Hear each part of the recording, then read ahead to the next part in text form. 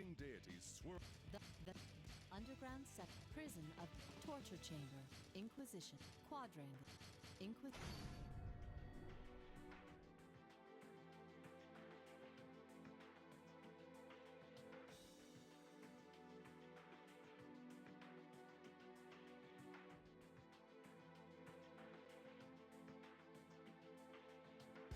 Round 1.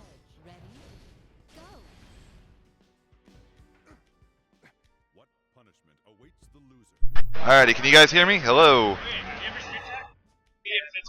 Yeah, I've got it right here. Oh, you can plug it in. Ask them how it looks, ask them how it sounds. Can you guys hear me? Hello.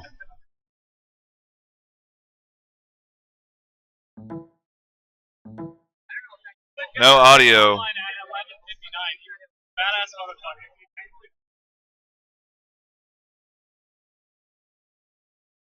Actually, we can pull up a stream window ourselves and just look at it. True, we can. Go ahead and... Definitely do that. Okay, cool, they can hear me. No game audio, okay. Game audio. It's either not, it might just not be very loud. So Me. let's, yeah, load it. Pull our own window. We don't want to balance our audio levels on our own. You know? Okay. Yeah, we're gonna drop frames. That's just gonna So happen. we want to lower the settings dramatically.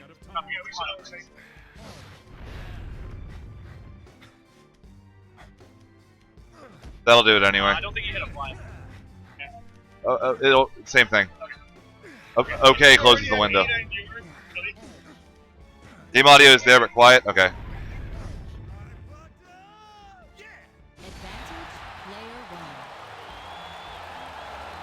Like how that's way quieter than we tested it last night. Oh. Alright, so that should be better for that. Yeah, it's going to drop probably 5% of frames. Okay. Alright. I think we're okay. Oh my god. It's too late to join. Maybe. Let's try it. Let's. Go over here. Sorry about all the issues. We're probably gonna drop frames over the course of the stream. I'm local recording as well, so we should be good. No, don't close all windows. Do it on your phone if possible. Spiral corridor. I need to do the PayPal on here. Okay. Just for a moment. The underground Yeah, we should prison probably like write torture that shit chamber. down. Close the Gmail window as well. We're about to find out. So it is technically like just past the window, but possibly it'll work anyway. Cries of the Underground cemetery. only those who keep their heads amidst the screams of the dying around them will come out on top.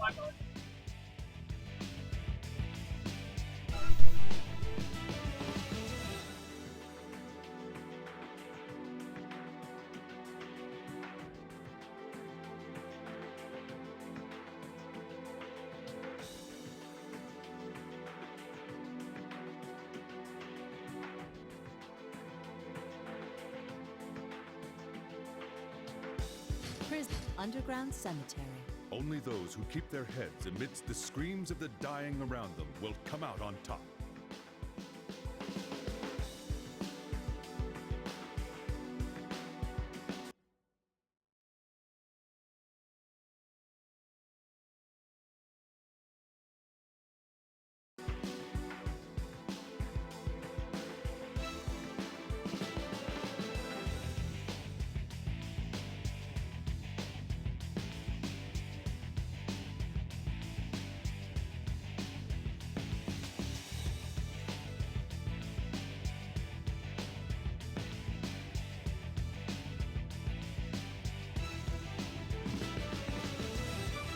Prison of despair. Torture.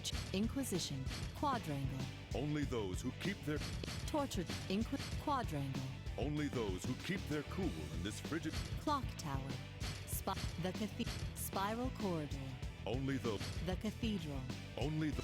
Clock tower.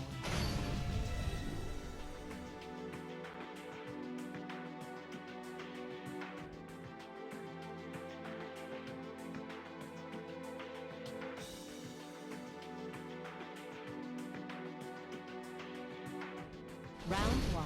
Ready? Go! What awaits the loser?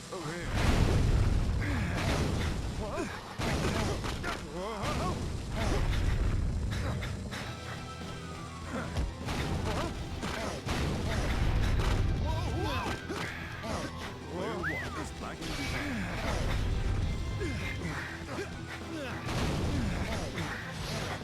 Players must be ready.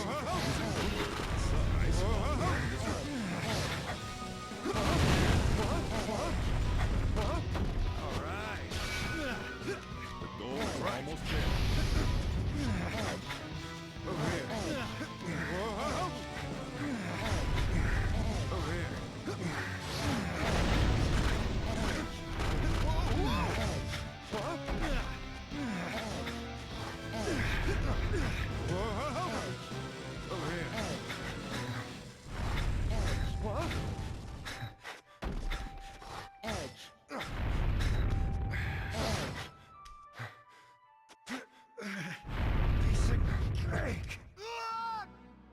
Today's mine. Advantage.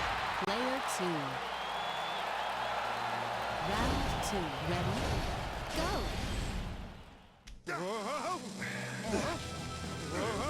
Running out of time.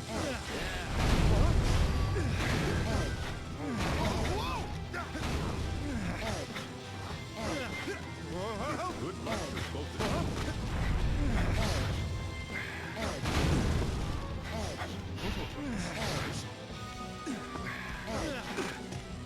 Player 1 is still in the lead.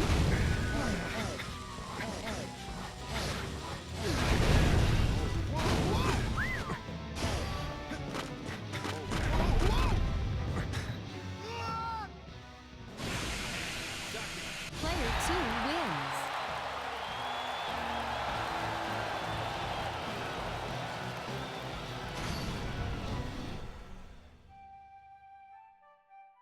Round 1. Ready? Go! Edge. Awaits the loser.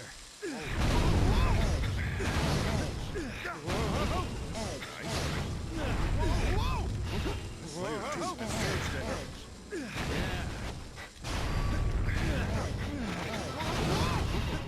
Nice. Player 2. Here it comes.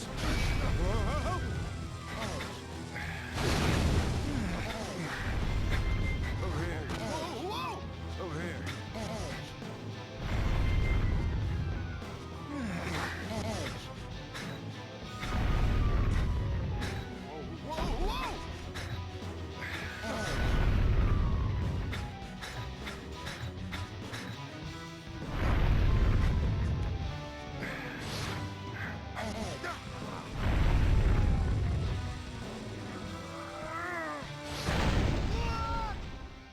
Advantage. Player 2.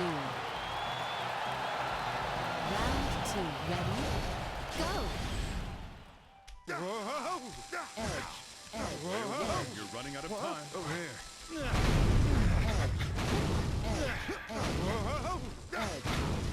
Over here.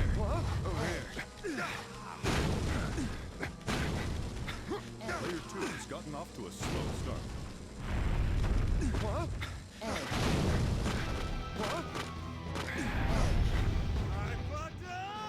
Hey. Advantage. Player 1. Round 3. Ready? Go!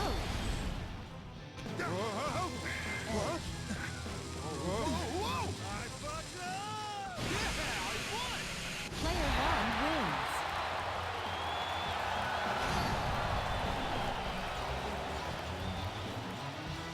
Round 1. Ready? Go!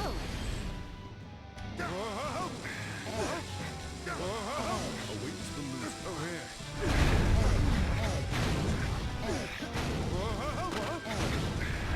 Over here. Over here. Today's mine. Advantage. Player 2.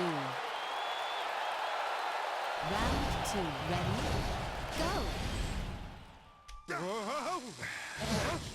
Player 1, you're running out of time.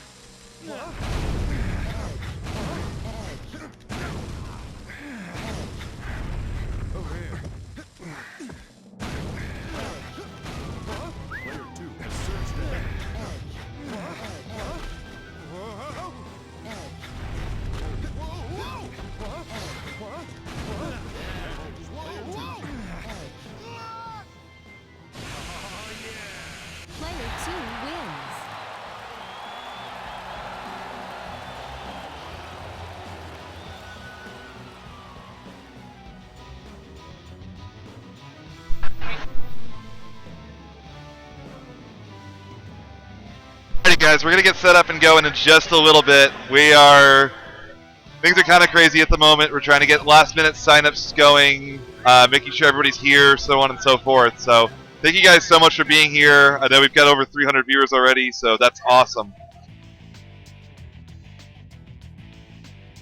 Yeah. Clock tower.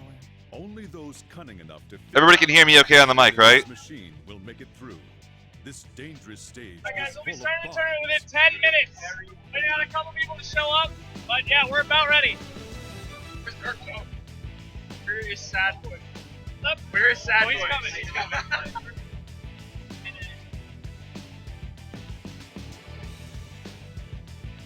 Mic's a little loud? Okay, cool. Do something more like that, probably good. How is noise canceling? Is there like a bunch of background noise in the mic or what?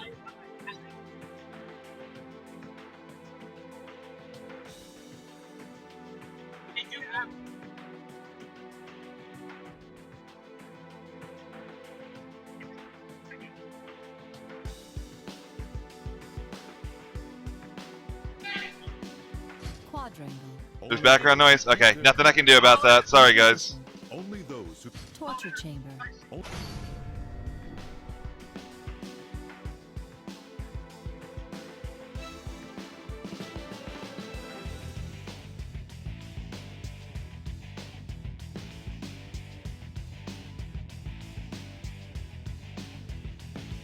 Round one. Ready? Go! awaits the loser.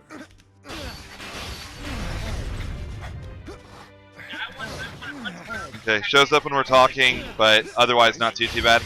So the noise canceling on the microphone apparently works okay. Sounds like there's going to be commentary when the matches start, so you guys are going to have to deal with a bit of background noise, but that's to be expected in an event like this, so sorry about that, guys. I'm also working with different equipment too, so. Advantage, player one.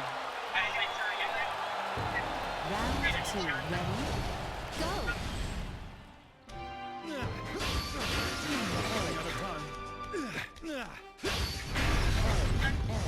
Things are good, everyone's happy? Yeah, they're working on a bit of mic audio stuff with Mike apparently is a little bit loud, so turning game audio up a little bit. I think though we're pretty good to start whenever you're good.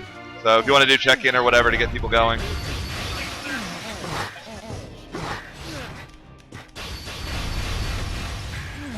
trying to find out if there's a smash thing, you know? Okay.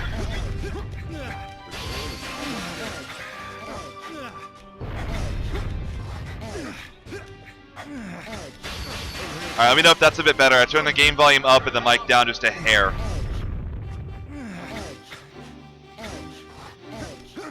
Matches are going to be 2 out of 3 until I believe winners finals, losers finals, and grand finals.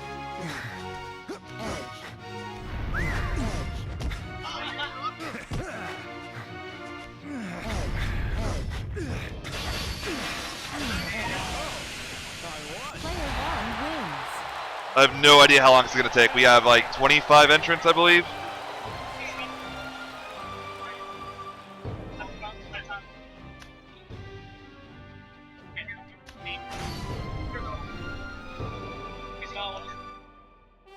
Round one. Ready? Go! Pause.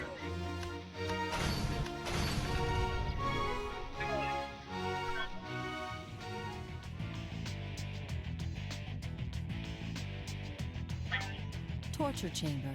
Only those who can ignore the pleas of those who could not escape their executions will. Inquisition. Quad. The spiral corridor.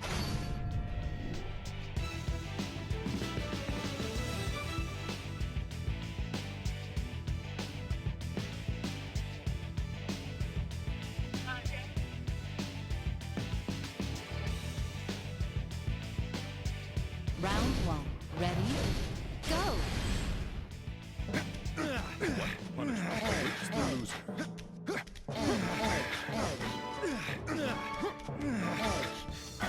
Good luck to both of you. It looks neck and neck.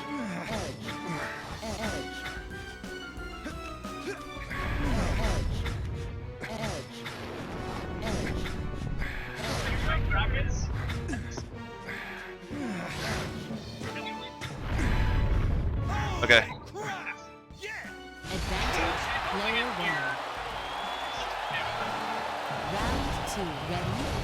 Go! Player 2, you're running out of time.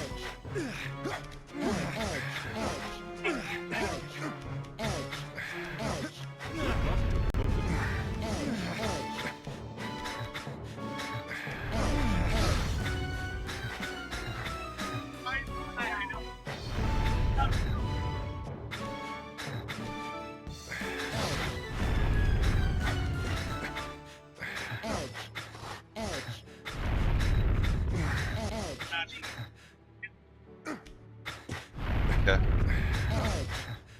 Totally ready. You have it seated? Looks pretty good. Where am I? Didn't see it, but Okay. yeah, pretty. Yeah, that's good, pretty honestly. decent. You're 1 seed, that's all we need, really. Everything else is pretty irrelevant. Everyone else is pretty much in the right places too. Like For it's player 1, shockingly good what randomly. do you hate Okay, about cool. player You want to start? Yes, sir. Alright, looks like we're going to get started in just a little bit, guys. All right, last match, then we're starting the tournament. Holy crap! All right, we're starting the tournament. Yep, we're starting right now. Player 1 wins. See, let's... Yeah. Yes. Yeah.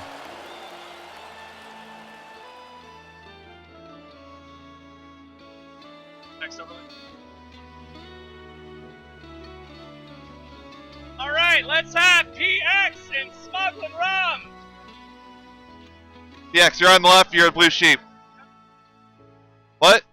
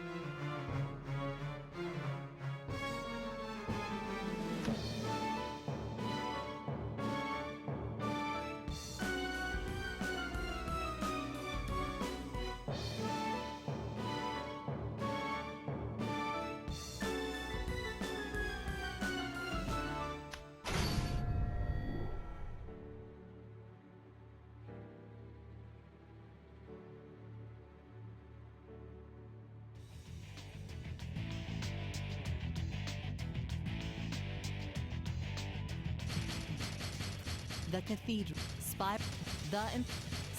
Clock. The clock. Spiral corridor. Only those. The clock. The Cathedral. Only. Clock tower. Quadrangle. Only. Prison of underground cemetery. Only those who keep their heads amidst the screams of the dying around them will come. Inquisition. Quadrangle. Only those who keep their cool in this frigid blizzard will win. This stage is full of slippery ice. Alrighty, looks like we're getting started on round 1. Here we go, guys. Did not get to see the stage. I was busy doing some layout work. Let's see what they're doing once we load in here.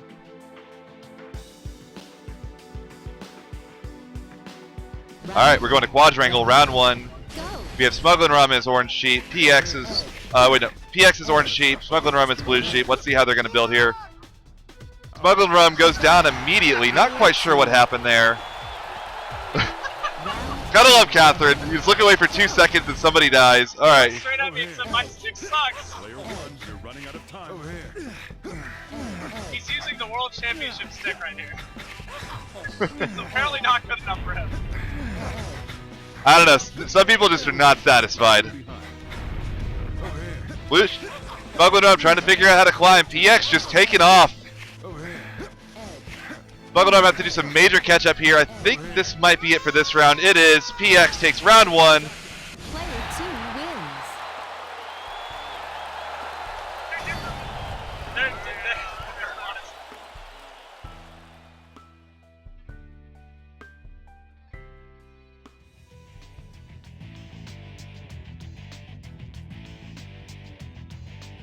quadrangle. Only those who keep their cool in this frigid... The prison torture chamber. Alright, looks like we're going Torture Chamber round 2. Smuggling Rum's counterpick. Again, Torture Chamber's the one with all the spike blocks. We'll see how he's going to handle these extra stage hazards.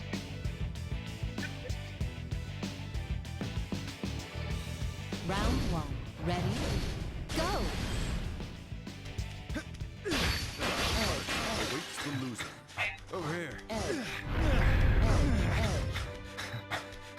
Alright, we got some basic climbing. Smuggling Rum almost staying on that too long. We have X Factor for PX. Pops it immediately. Starts climbing. He's off to the races, ladies and gentlemen. Oh! Smuggling Rum not paying attention, trying to catch up with the X Factor. He gets caught by a spike block. PX now on match point.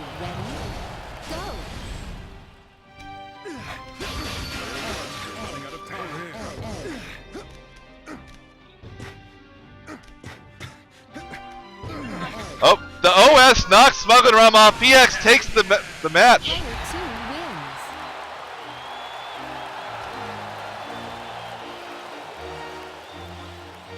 Good clean football. Alright,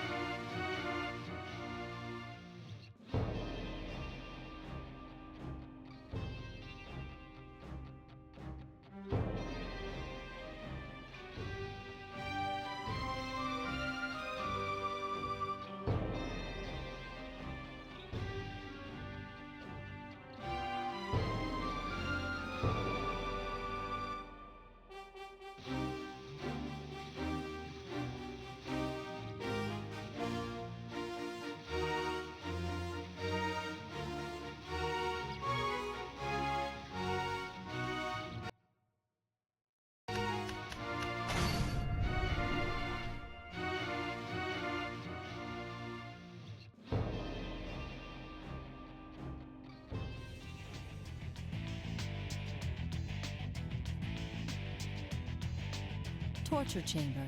Only... Inquisition. Only... Quadrant. Clock tower. Oh, Spiral. Clock tower. only those cunning and...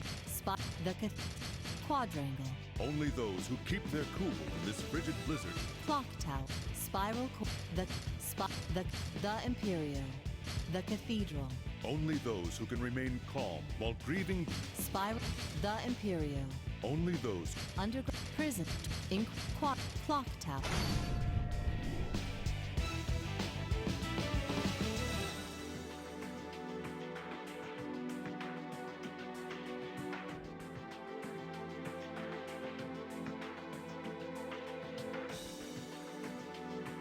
Round 1. Ready?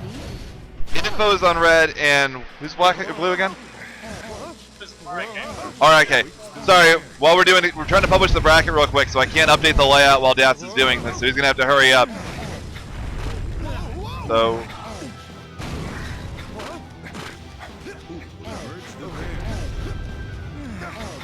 Yeah, I'll hold up. So he said Rick is blue?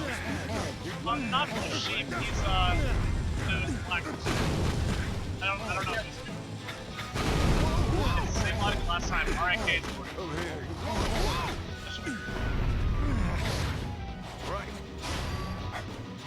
You reached the goal.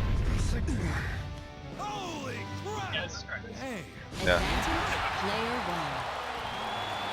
1. Shoot, okay, whatever. 2. Ready? I don't care at this point. Go. Okay, sorry about that, guys. Trying to do way too many things at once, and very short names are not working well with OBS. Anyways, we have Init took that game 1. Let's see, some pretty basic builds. You've got the drop kick right there, knocks him down. Rick in a bad situation, has to figure a way out of it. Gets the free block. What's he gonna do with it? Uses it immediately, gets another free dark block. Really getting luck with these items right now. Letting these bombs explode. The drop kick. Bad situation. There's X Factor though. Oh, knocks him out of the crack block. He goes down. Init takes round 1.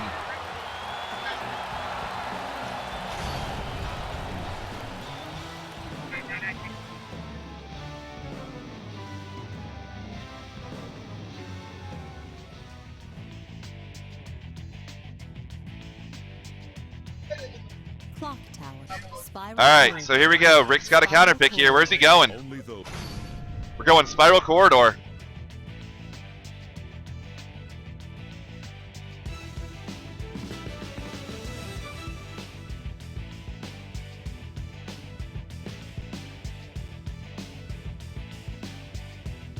Round 1. Ready? Go! What punishment awaits the loser? Player 2 has surged ahead.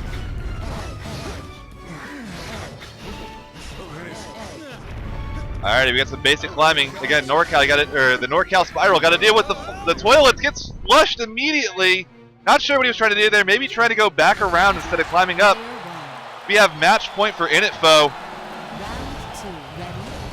Go! Alright, here we go. Basic climbing, going right on up. Both players deciding to pull that first block immediately. Init Foe gets the lucky start, although pulls the block away. Doesn't use it to do the stretch. Interesting choice there. How's he going to handle this?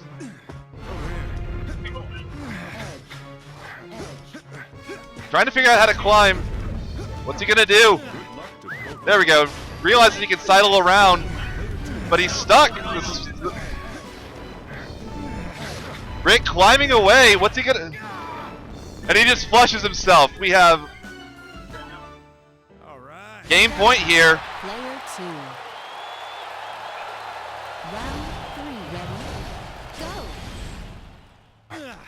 Who will be forced to accept punishment?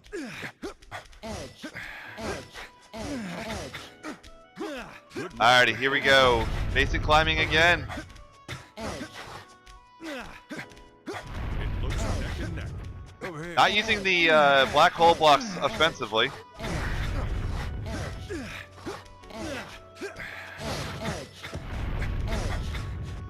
Init Foe drops down. Good climbing situation. Rick has the X Factor, pops it immediately. You've reached the goal.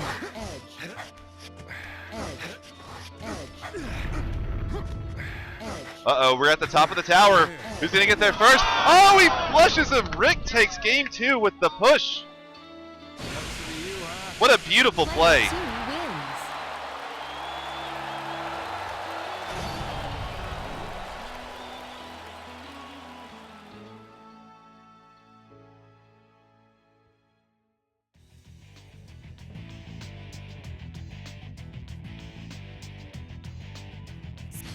The Imperio.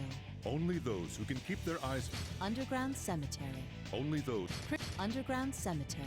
Only those who keep their heads amidst the screams of the dying around them will come.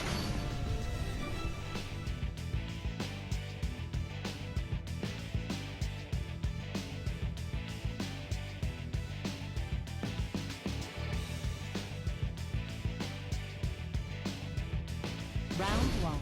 Ready? Go! Alright, going to Cemetery. This is the vanilla stage.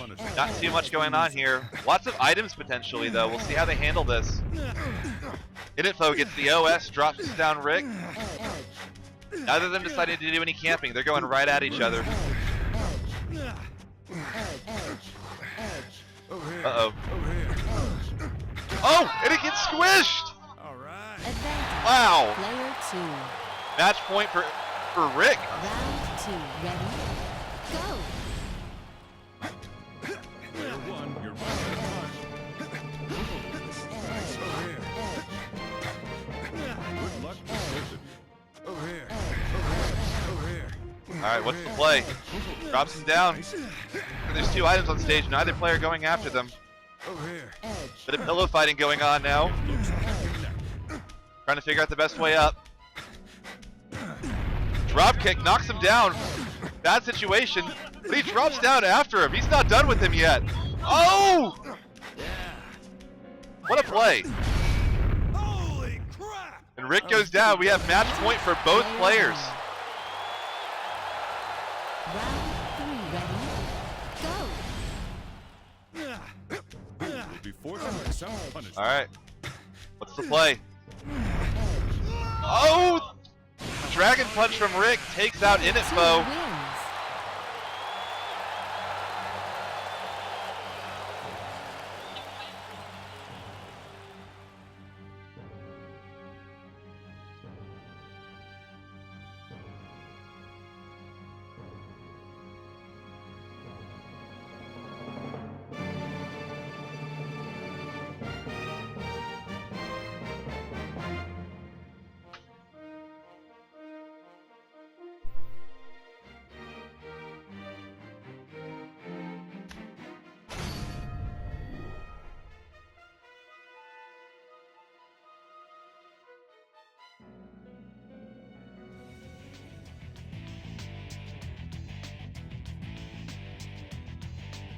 Underground cemetery. Only those who keep their heads amidst the screams of the dying around them will come out on top.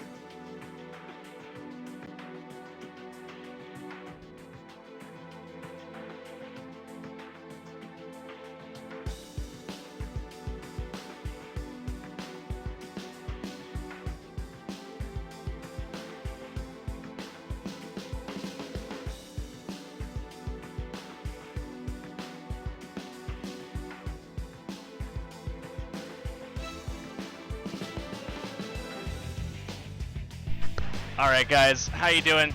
So our next match is going to be Mechasu and Contain. Mechasu is a Japanese player. He's one of our only Japanese representatives, maybe the only Japanese representative. He has a very tragic backstory. We played last year in Catherine, and I beat him in Catherine. And then we played in Guilty Gear Xrd, and he said you could beat me in Catherine, but not Xrd. And then I beat him at Xrd. So he has an extremely tragic backstory. I'm hoping that he can rise to glory today and become one of the confirmed Catherine greats of today. Yeah, I'm gonna hand the mic back to Ghoul, but that's your history lesson of the day. Clock tower. Only those cunning enough to figure out the traps within this machine will make it through. Under clock tower. Only those cunning enough to figure out the traps within this machine will make it through. This dangerous stage is full of bombs.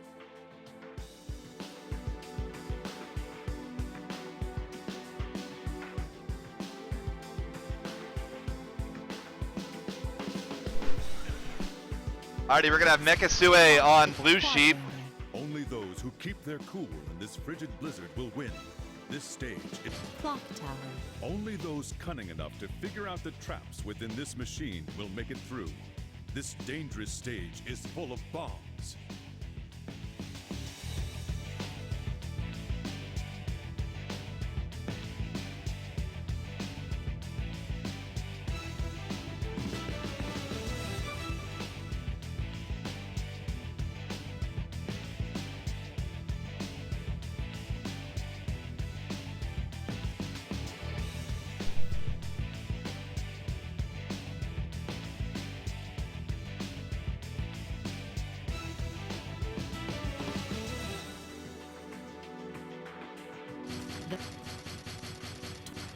Prison of Despair. Only those Inquisition. on- Quadrangle. only those who keep their cool in this frigid blizzard will win. This stage is full of slippery ice.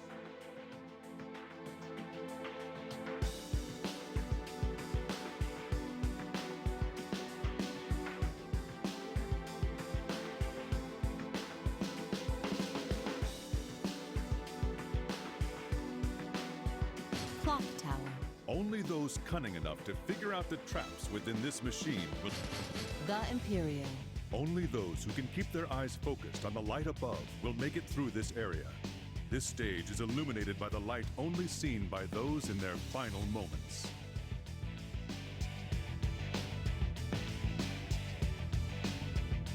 Underground cemetery. Only those who keep their heads amidst the scream. The Imperial. The Cathedral. Underground cemetery. Prison. Underground cemetery. Only those who keep their heads amidst the scream. Prison of Despair. Only those who can remain stable among the cries of the sinful will survive this crumbling stage. Torture chamber. Only the Inquisition. only Quad. Clock. The spiral corridor. only those who grab at every chance they get to survive these slopes of death will win. This is an The Cathedral. Only those who can remain calm while grieving deities swirl about them will see the end of this stage. This is a complex and difficult area with many different block varieties. The Imperial. Only those who can keep Under prison. Quadrangle. Quadrangle. Quadrangle. only Clock tower. only those cunning enough to figure out the traps with Quadrangle. only those Clock. Spiral. The Cathedral. The Imperial. only those Underground's prison of despair. only Torture chamber. only those who can ignore Inquisition. Clocked. Clock tower. only those cunning enough to figure out the traps within this machine will make it through.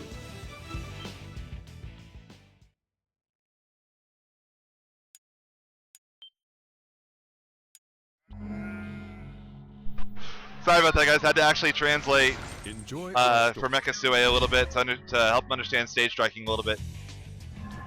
Especially for, we kind of use a Smash style stage striking system, so for a Guilty Gear player it's a bit weird to get used to that, so. Cemetery. Tortured prison. The Imperial. The clock tower.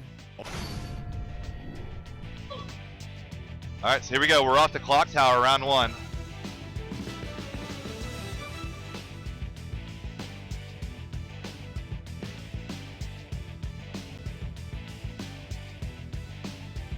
Round 1. Ready? Go! punishment awaits. Alright, Mechasu might want to be ready with that bomb box about to go off. Gets the item though. Rick in a bad spot though, falls immediately. Advantage, player 1. Round 2. Ready? Go! Alright, here we go, round 2. See what Rick does. Blowing up everything immediately. Weird decision. What's he gonna do?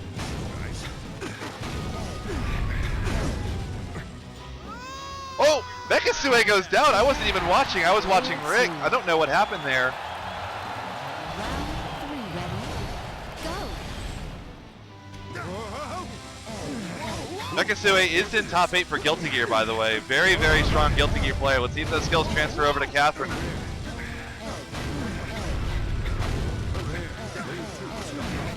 Mechasu just climbing away, using that Japanese technique of not doing any footsies, takes off. Mechasu takes round 1. Player 1 wins.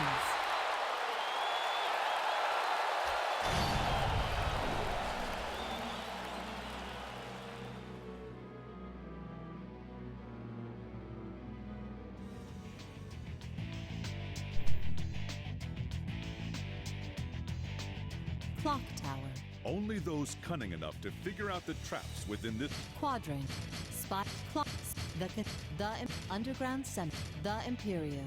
only those Prison of despair. only Torture chamber. only Hey, those my who bad, can not ignore Rick. the Rick was in the pleas of last those game. who could not Had to translate for Mechasu. Forgot to change Contain's those who name. Ignore the pleas of those who could not. Quadrangle. Only, Torture chamber. Underground cemetery. only those who keep their heads amidst the scream. Hey guys, this is Dacid Bro. I'm going to be relieving Ghoul on commentary for a moment. Currently, it looks like Mechasu is rising to the challenge, becoming the Japanese hero. 1-0 against Contain. Good morning, everyone. We are live with the Catherine at EVO 2016 World Championships. If you guys are here enjoying the stream, please hit us with the tweet, hit us with the host, give us anything you can, because this is a very once a year kind of like ordeal here. This is the Catherine World Championships. It's as official as it's gonna get at this point. Thank you guys for joining us.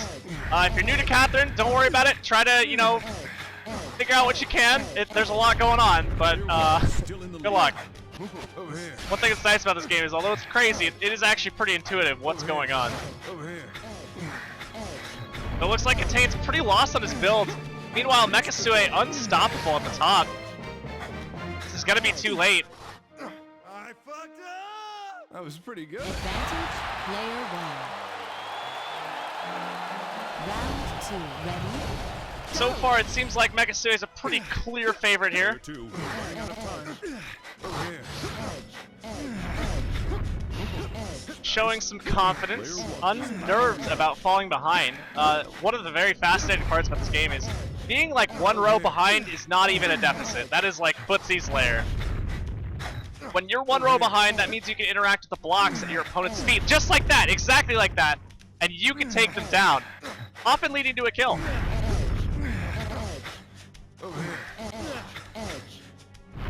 Nice build for Mechasu. Gets up. Contain's still looking pretty lost. And so far, it is the building of Mechasu that is determining this match, where Contain just cannot get started. Holy crap! That's going to wrap it up.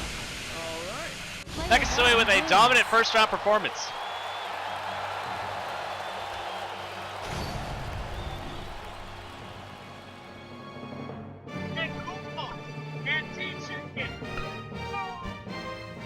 I got that. I got it. Underground cemetery. Only those who keep their heads amidst the screams of the dying around them will come out on top.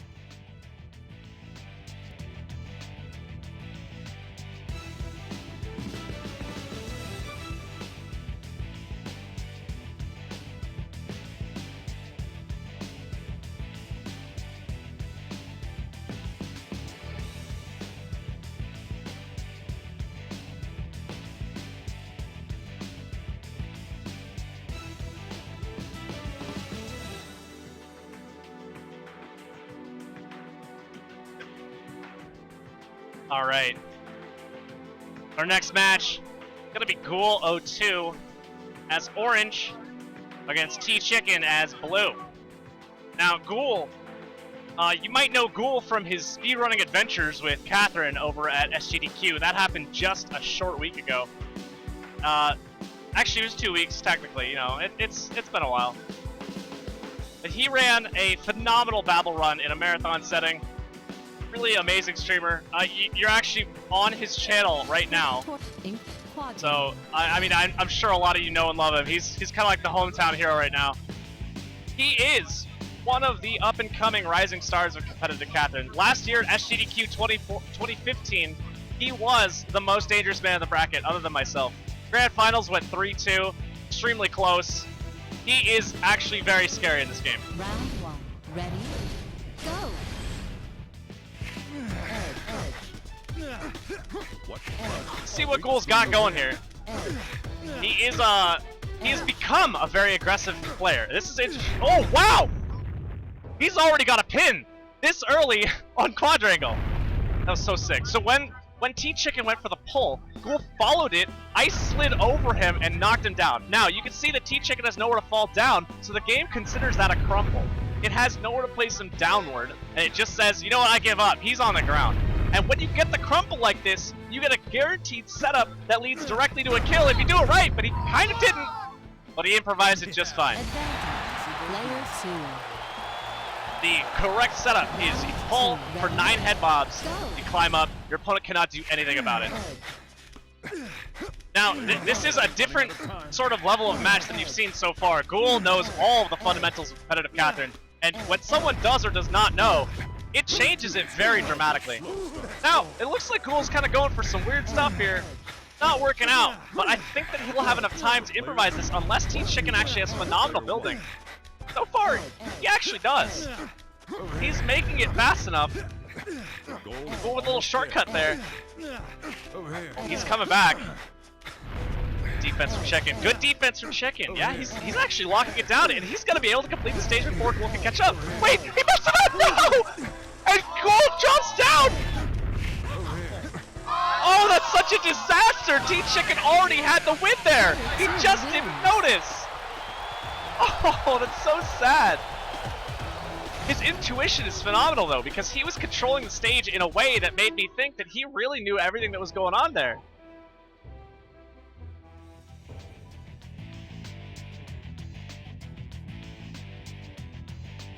Quadrant. Clock tap. Torture chamber.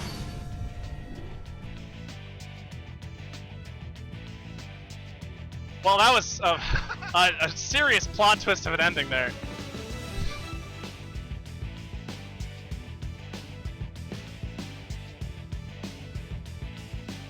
I mean, next time, you know, when T-Chicken's play on the ice stage, he should just, like, chill, you know? Just chill. So, it's a very dangerous stage because of the spike blocks.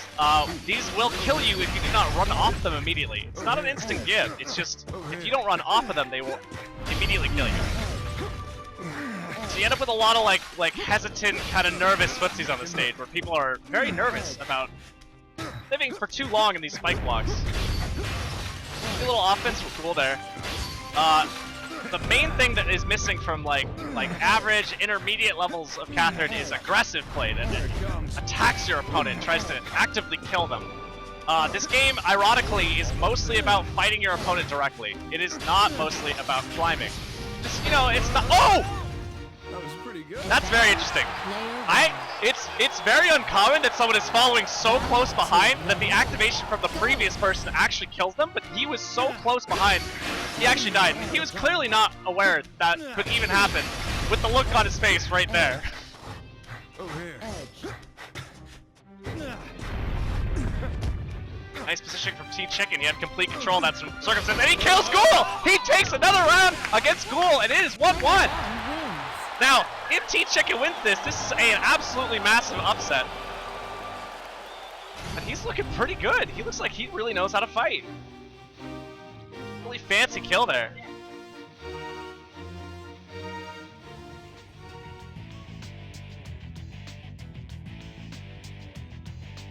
Torch, prison, underground. Yeah, this is a really interesting story. If Ghoul loses round 1, we could see the longest loser's bracket run possible. Round 1, ready? That is almost Go. a very entertaining story. Over here. Over here. You know, I still have to call Ghoul the favorite here. He's looking for a stage push. I'm going to say this very quietly because I don't want T-Chicken to know that one for me. But actually, he handles it quite well. And Ghoul is down again. T-Chicken is on match point here. T-Chicken kind of like bobbing up and down. He's like, I feel this, I can do this. Player 2, you're running out of time. Cool, look at the push again. Player 1 is in the But lead. T-Chicken adapts just fine. And Ghoul goes down! T-Chicken is your winner in this round 1 match. A major upset against the Catherine Babel champion of the world. We've already got some crazy results.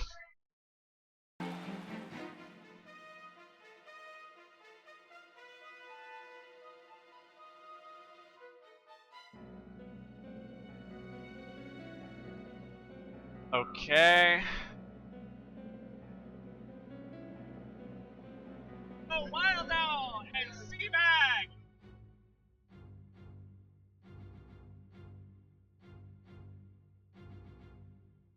Okay, our next match is gonna be Wild Owl and Seabag.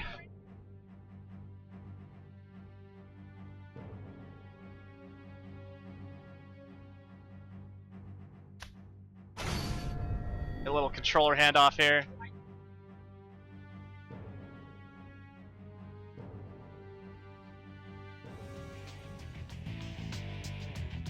Still a little shell shocked for the results of the last match. Hold on. So okay, we have. Let me change Keep the their names heads here. amidst the screams of the dying around them will come out on top.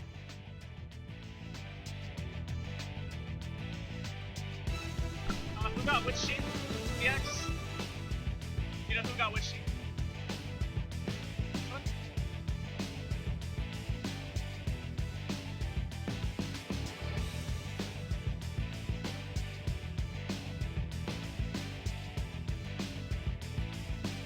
Okay, getting these names switched up.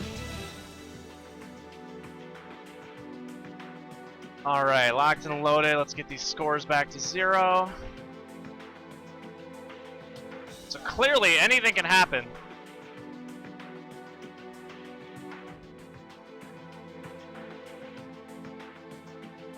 So Wild Owl is a NorCal local. She has not shown up to most Catherine events, but she has had some private trading with myself and Toph. Only those who So, can you know, her potential is yet to be unlocked, but she does have good Catherine intuition, so I actually expect some pretty good things here. Calm, while grieving deities swirl about them, will see the end of this stage. I see the chat lobbying for Catherine too. Please keep lobbying. Always destroy John Harden's mentions with talk about Catherine too. Just fuck him up, guys. just get in there, get in those mentions, fuck him up. Oh, he's gotta know, you know. Round 1, ready? Okay, we are going into it. This is Seabag Wild Owl. They pick Underground Cemetery. Very basic stage, a little bit erratic. This stage is a little dangerous. I always get really nervous on this stage. Ooh, nice push from Seabag. Got some aggressive tendencies already. You know, the average level of play here compared to last year is really dramatically different. I'm gonna say that right now because people are already fighting. People are fighting quite well. Holy crap! Yeah, I won! Player 1 wins. Also, I just checked the viewer count. It's like 850 or something. You guys are fucking awesome. You guys are clearly spreading that link. Really appreciate it.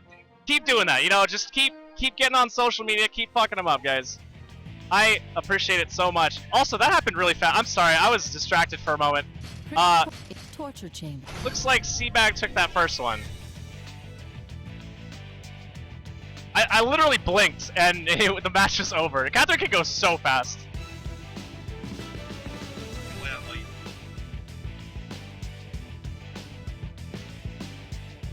Round 1. Ready? Go! Okay, we're going to Torture Chamber. Awaits the loser. You know, Seabag is really looking like a surprisingly clean player. He actually looks like he knows a lot about competitive Catherine, and I've literally never heard about this guy. He must watch a lot of videos. He's playing aggressive, he's playing defensive. Whoa! She stepped right through him, and it's gonna be enough to kill him! That was a complete bizarre fluke based on Catherine physics, and she completely took advantage of it. Seabag is still wondering what the hell just happened. Let me explain. When you sidle around a corner like that, you become invulnerable for a moment. And when I say invulnerable, I also mean not literally a body. So you can pass through that sidle change, and she did. And she used it to win the round. Completely unintentional, I promise. But you know, a lot of this game is just being able to notice the circumstance and adapt to it and make sure that it counts in the right moment. Advantage, player 1. Round 3, ready? Go! Match point Seabag. Forced to accept punishment. Oh, and he takes it. A quick kill. Seabag 2-0. Surprisingly good player. Who is this guy? Well, that's going to be really interesting because Seabag's next match is going to be against Toph. That could act like he's actually playing clean enough. There could be an upset there. Toph, as you know, is the quote-unquote rising star of the Catherine scene. He's trying to make big waves. All right, real quick, I'm going to grab the next match. Mike Muscles and Spoodle! Mike Muscles and Spoodle! Torture chamber. Only those who can ignore the pleas of those who could not escape their executions will find victory here. Spoodle!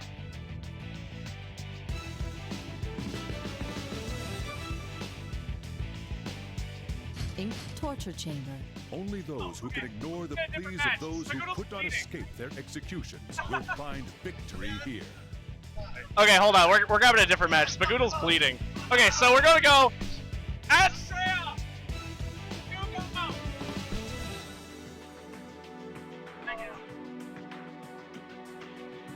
I want...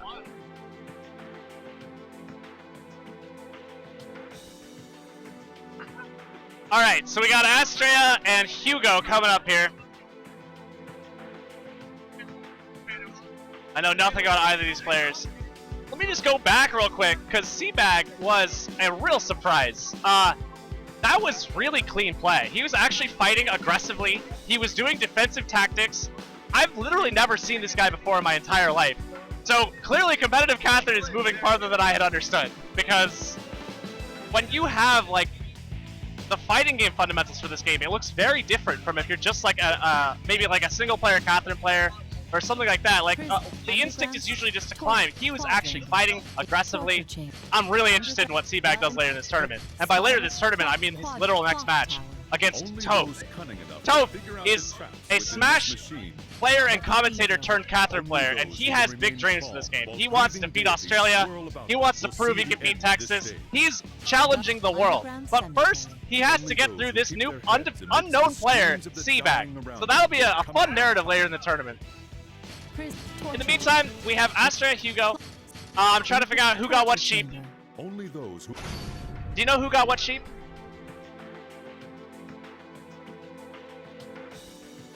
We need to find that out. Astra! Okay, we got it. Astra is gonna be orange, Round 1. Ready? and Go! blue is gonna be Hugo. And I'm going to change the scores real quick. Alright, we're in. We got aggressive play from Hugo already. Maybe a little bit of defense from Astra. Oh, a lot of bit of defense from Astra. Maybe too much defense from Astra. Oh, he's going to the back. Oh my god, where is he? He comes back. Able to think in 3D, it's really important. Oh, nice defense. Oh, the slip from behind. Hugo removed the base of the blocks in the back, and it was enough to kill Astra. It was too confusing to understand what was going on, because it still looked like there was a base there. However, there was not. Oh no, a slow turn from Astra. He just dies on the spike. A sad way to go out. Quick 1-0 for Hugo. It doesn't look like Astra is floundering. It just looks like, you know, there's still a little bit of unfamiliarity, or maybe just cold hands. Sometimes you play a tournament, it's just like, man, I gotta know where I am real quick.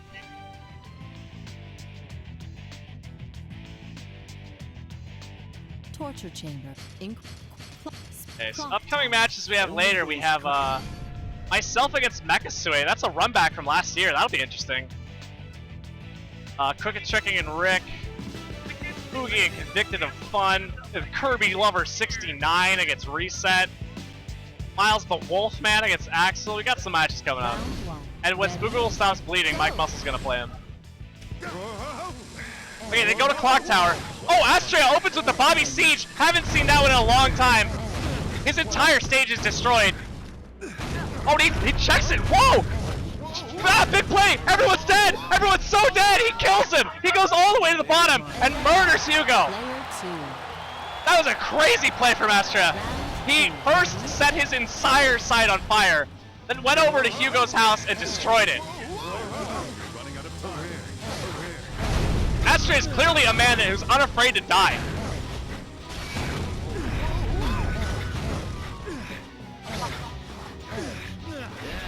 And it looks like this is Astra's stage. What a difference from last round. What was once a quick 1-0 for Hugo is now a quick 1-1 for Astra. And Hugo is gonna want to go somewhere else. Let me tell you, he's gonna want to go somewhere else.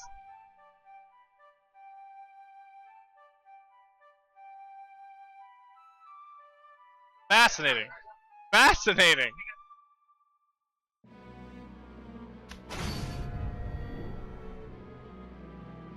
Oh, this is really interesting. I'm really interested in where Hugo takes it, because, like, I'm gonna say this quietly so I don't influence the decision. If I was Hugo, I'd want to go somewhere real stable.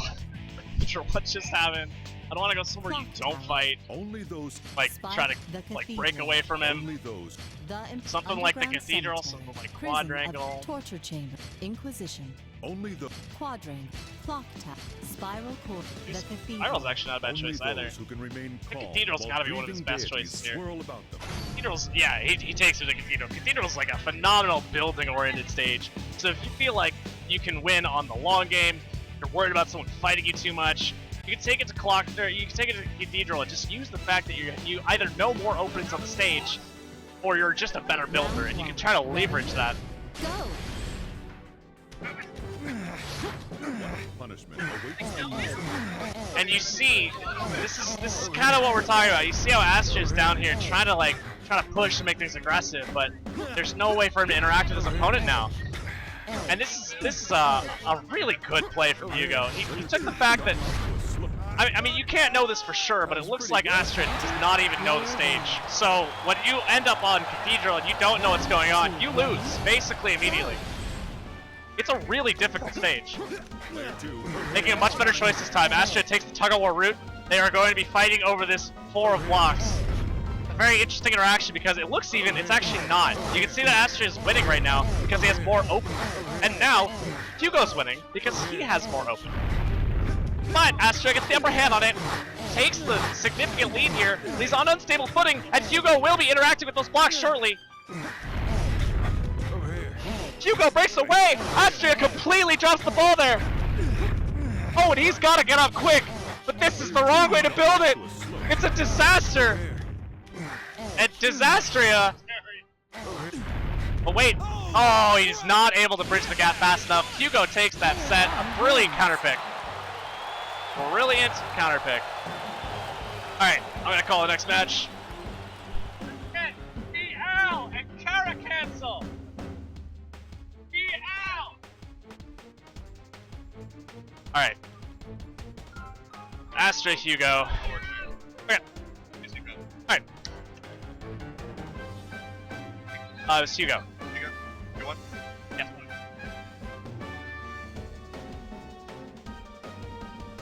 Okay. So Caracansel is a local player who constantly alleges that she will become a Catherine God.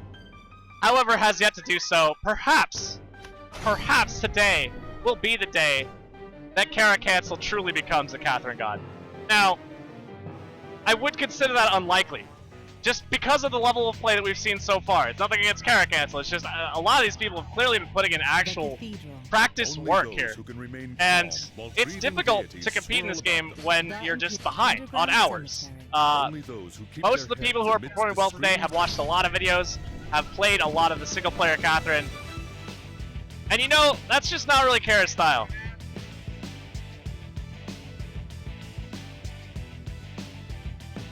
And BL is a total mystery to me. I know absolutely nothing about him. He is an enigma, trapped in a riddle. Did I say trapped? Shrouded and wrapped. Alright, so we have Caracansel sidling around in the back. Caracansel's favorite motto is that she's going to fuck up someone's house. However, she has yet to do so.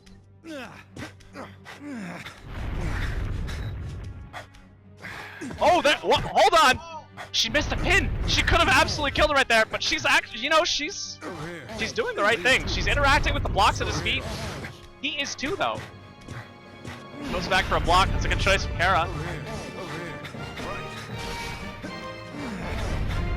She's looking a little lost. Oh, but she makes it up and actually great. What I love about that is she took the block away from BL as well.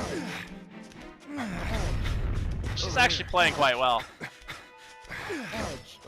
Oh, BL takes that from her. Mercilessly beating her with the pillow. She goes down, she hits him, she's got the crumple!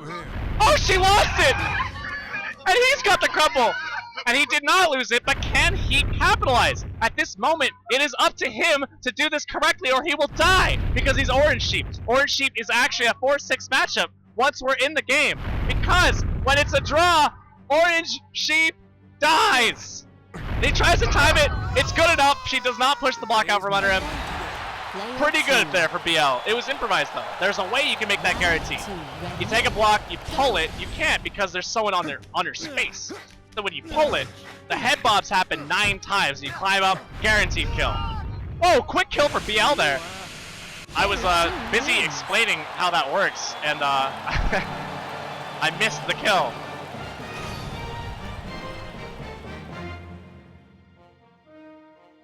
We'll see where Kara takes this. Thank you guys for joining in. This is the Catherine World Championships at EVO.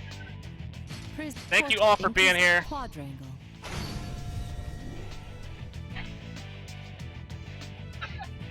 Did she just say Australia?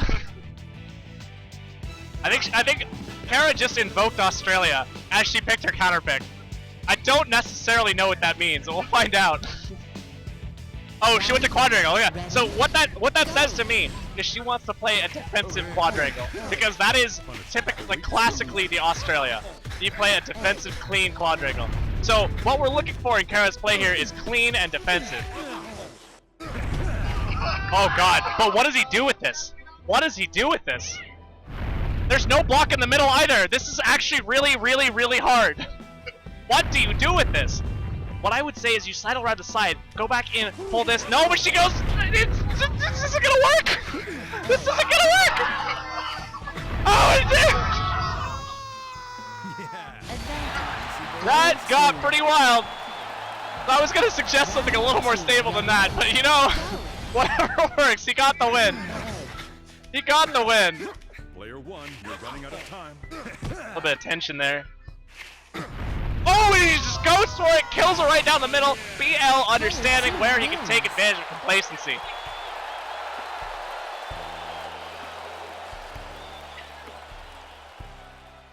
All right. Quick match. Quick set. Kara, yeah, she can still prove it in losers. All right, let's get. Lone Star and Next Lover. Lone Star. Quadrangle. Only those who keep their cool in this frigid blizzard will win.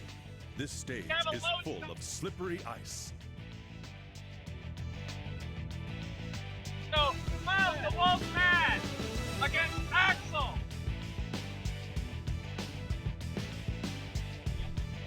Our next match is going to be Miles the Wolfman versus Axel. Let's check my phone real quick. I'm gonna hit retweet on the stream one more time. Thank you guys for spending it so much. I can tell by the viewer numbers that you guys have been really, really hitting this up on social media. Greatly appreciate it. This thing basically can only spread by word of mouth, so really appreciate everything you guys have done for us. We're trying to put on a good show for you. Trying to show you what Catherine's all about. I hope you guys are enjoying it. If you are, you know, let me know. If anything could be better, let me know. I don't actually think anything can be better today. This has been fantastic. But, you know, sometimes we miss things.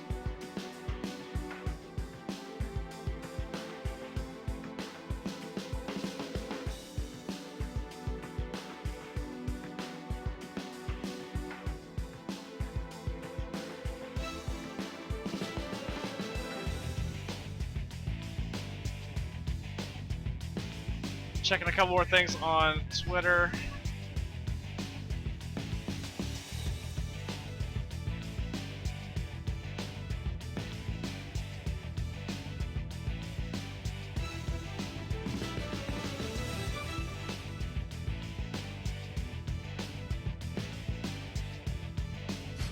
Spiral core. The cathedral. All right. Under prison. Torture. Got things chamber, updated on Twitter. Inquisition. I hit the retweet on the dank stream link. Spiral corridor. Clock tower. Only Clock tower. Okay, so we got those Axel cunning enough to figure and out the Wolfman. Funny story about Wolfman. He shares a name with an Only account those that who was can ignore the posted cries on of those John who cannot Oliver's escape their show executions will that said, sometimes I masturbate to the Little Mermaid. And that immediately was appropriated to be put onto my face and then thrown onto Twitter. Now, if you don't understand what that means, you can just check out the hashtag mermaids, the number 4, and the Dacid. Mermaids for Dacid. It's become a part of my life, and I've come to accept it. You know, it's just like, at some point, you just have to own it, and that's what I'm doing. Alright, so that quick aside, Miles the Wolfman versus Axel. They're starting on Cathedral. This is a very sophisticated start. Pretty uncommon, you see two players completely willing to play on Cathedral. Oh, that's a huge, huge, huge mistake from Miles. He let Axel get the upper ground, so much so that he has literally nothing going on here. But he actually makes pretty good of it if he sees what's going on here. You can pull that out, you know, go up there, grab a dark block, sidle round, didn't see it, you know. You gotta think real quick on Cathedral. This stage is really unforgiving. This stage also has about 6 very good commonly used openings. It's a very open stage. Oh God, what has Miles done? He's let it happen again. Oh, it's a plan. He planned it. He wanted the energy drink. Oh, he overrode the energy drink. Oh no! What are you doing? he can still do this. He just needs to climb down, sidle around. No, he doesn't see it again. Oh my god, my heart's breaking. My heart's breaking for what? No, it was a plan again. He planned this whole thing. It was a setup. He set us up. He had me complete. Oh, he's dead. Good defense from Axel. Player 2 wins. Wow, that was a roller coaster. So many emotions, so little time. Ugh. So it looks like Axel's kind of got the upper hand on building, as far as I can tell. Like he kind of understands what's going on a little more. And this is a good pick by Wolfman then. If you know your opponent's a bit stronger at climbing, maybe a little more seasoned in the game, you can take him to Cemetery. It's a great choice. This stage is wild as hell. Everyone could die in this stage at any moment. I wouldn't trust this stage with anything of mine. What punishment awaits? A little bit of Seidel invulnerability there. Seidel invulnerability actually functions a lot like Melee's Legend vulnerability. You have to consider, like, if someone's on the edge re-grabbing it, you just can't touch him. But you can hold a block that they're using, and that can be very effective. A little bit of feet interaction there from Miles. He's trying to attack Axel. Axel is doing really well at just always having the upper hand, though. Seems like Miles... Oh, that was actually good. The bridge off the side there is great for space economy. But he just keeps looking a little bit too lost. And he's not seeing the base in the background of that block. It looks like he's like kind of confused why that's still floating. Oh, the trap card. That was so sick. He put the card on the table and was like, oh, that looks nice. And then like walked off the stage towards the thing that he himself set. And it's like some schizophrenic trap right there.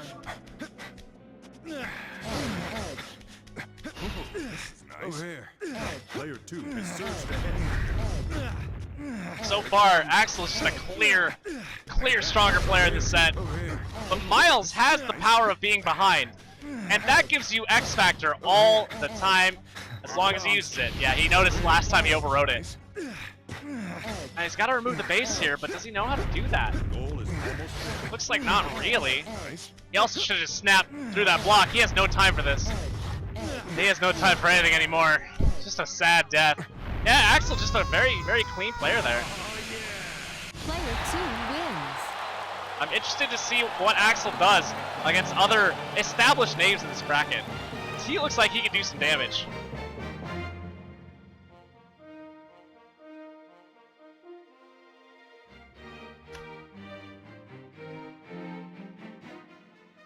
Alright, let's get Spoodle and the only Mike Muscles in the bracket.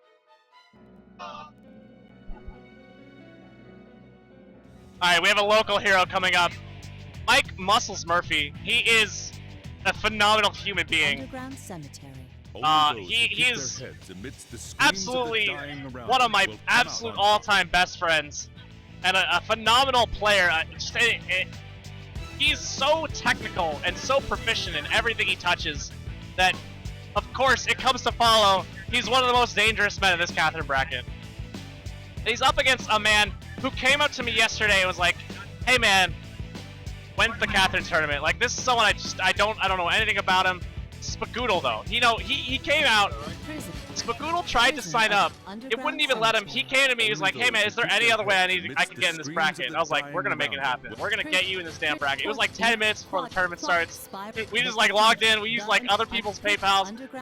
We found any damn way to get Spoodle into the bracket, because if anyone comes to throw down a Catherine, we want them to be able to throw down a Catherine.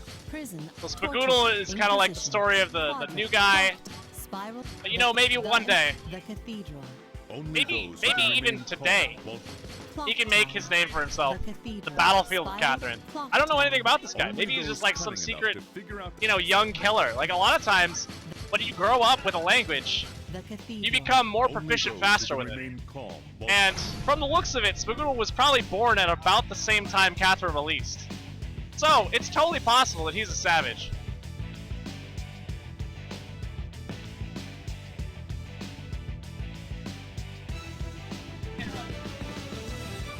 Round 1.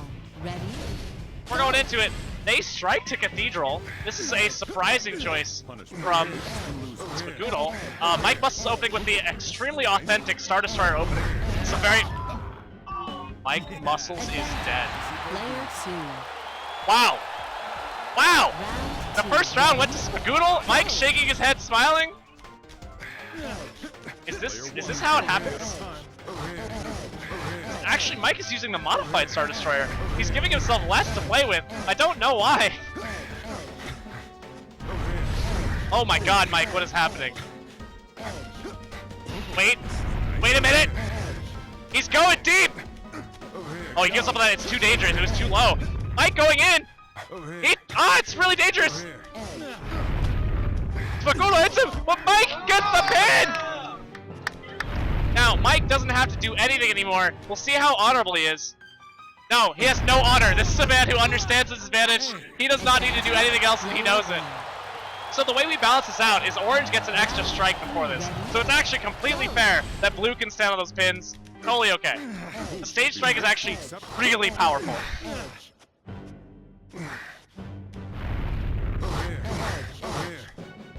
Dangerous position for Spoodle there. He realized it. This is actually quite a good player. Like, I do not know who Spoodle is, but it seems like I was correct to identify that he might actually be very good at this game.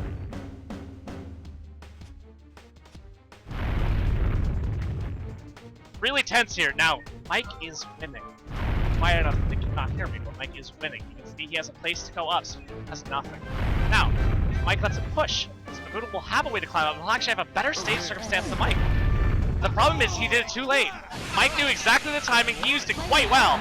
Really, really solid timing for Mike Muscles. That is honestly much harder than it looks. And a clean, quick win. Good presence of mind from Mike Muscles. To not panic under the pressure there. He had a pretty fancy win right there. I'll call it that. Very clean. It's very sophisticated. It's like a high class win. Like that's the kind of win you get when you're sitting there with a monocle and like a neat 12-year scotch. It's 1-12. You need to sip on that win. Ready? Okay, so Spoodle takes it to Spiral Corridor. They're playing all like very good stages. Like I would call these like the most interesting, compelling modern stages of Catherine. So one interesting thing to say about Mike Muscles right now is it looks like he's playing a little hungover because all of his openings are not correct, and that's uncharacteristic of him. They're kind of like a little bit of interesting extra info to the narrative here. It looks like Mike was probably drinking a lot last night. Now, what's fun to me is that he's still improvising them very well. He had Spoodle in a very bad spot there, even if he had not killed himself. You can see that the foundation there was pretty weak.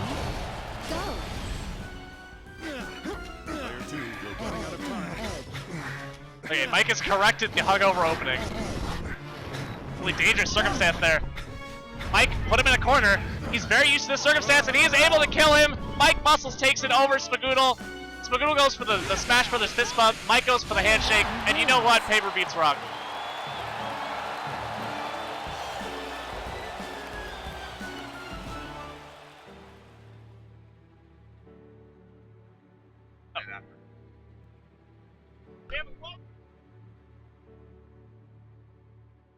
It's Axel over. And then X.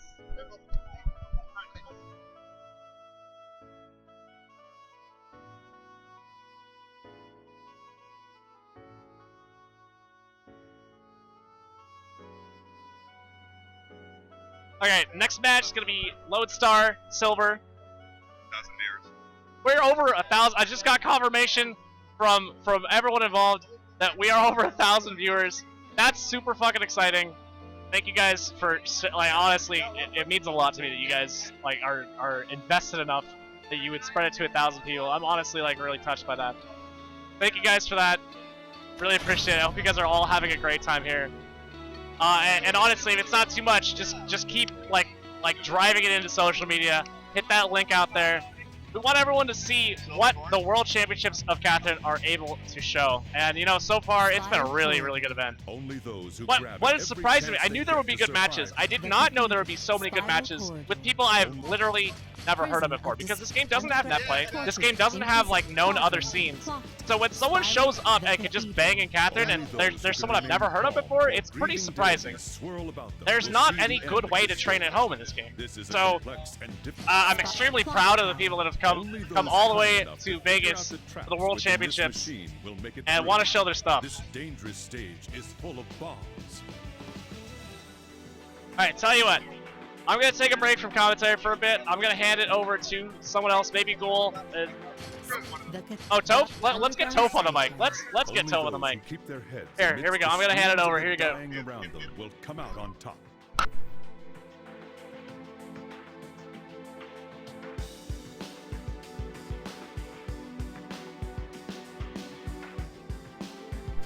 I'm going to throw Mike on it.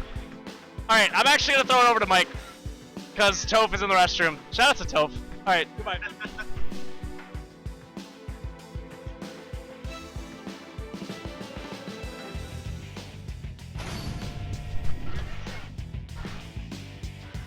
Hello, ladies and gentlemen. Sorry, Toph is not here, but I am, your one and only Mike Muscles.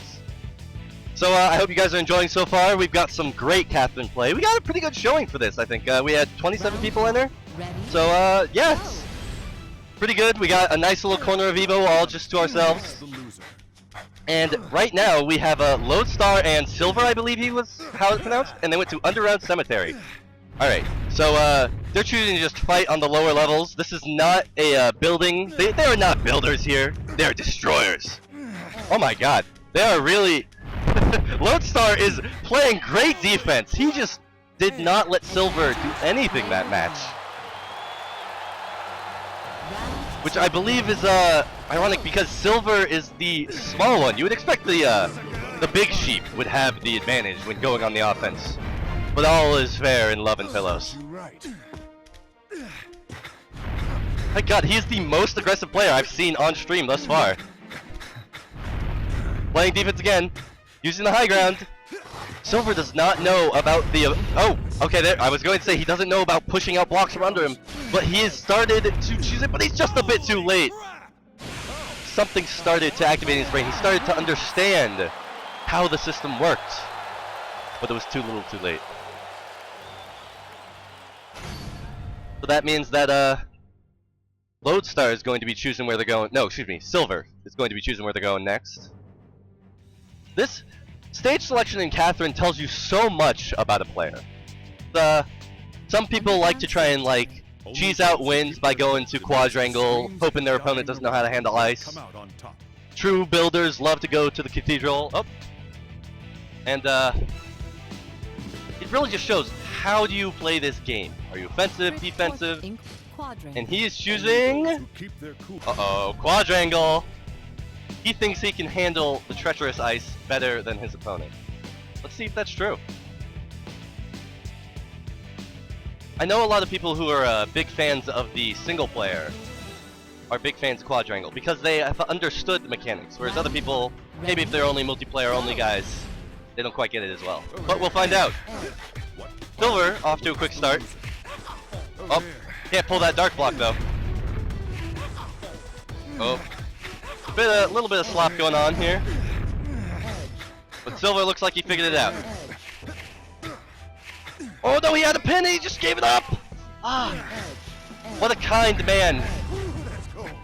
Knowing that he can win without that. And he could! Player 2. Round 2, ready? Really showcasing just how big of a heart Silver has. He doesn't need fancy tricks to win. He just needs pure, unbridled Catherine skill. Wow! Alright, that was a little bit of Catherine shenanigery there. So, Catherine is a great game, but sometimes unexplainable things happen in the Catherine zone. I don't think anyone, no scientist has been able to explain it yet. Maybe one day. Learn exactly how Catherine works. Alright, Loadar is Loadar is trying to hold this upper level, but Silver just waits him out. Oh! He stole that block! So, Loadstar's in a dangerous position. He cannot walk to the left or right. If he do, he will die, unless Silver was there. The ice will make him slide off the edge, and Silver is just letting him get out for free. Loadar is choosing to play this very patient, only going on. Oh no! Went a bit too offensive there. Player 2 wins.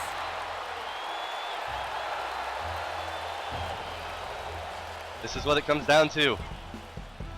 So we had Quadrangle, we've had Underground Cemetery. Where will Loadar go?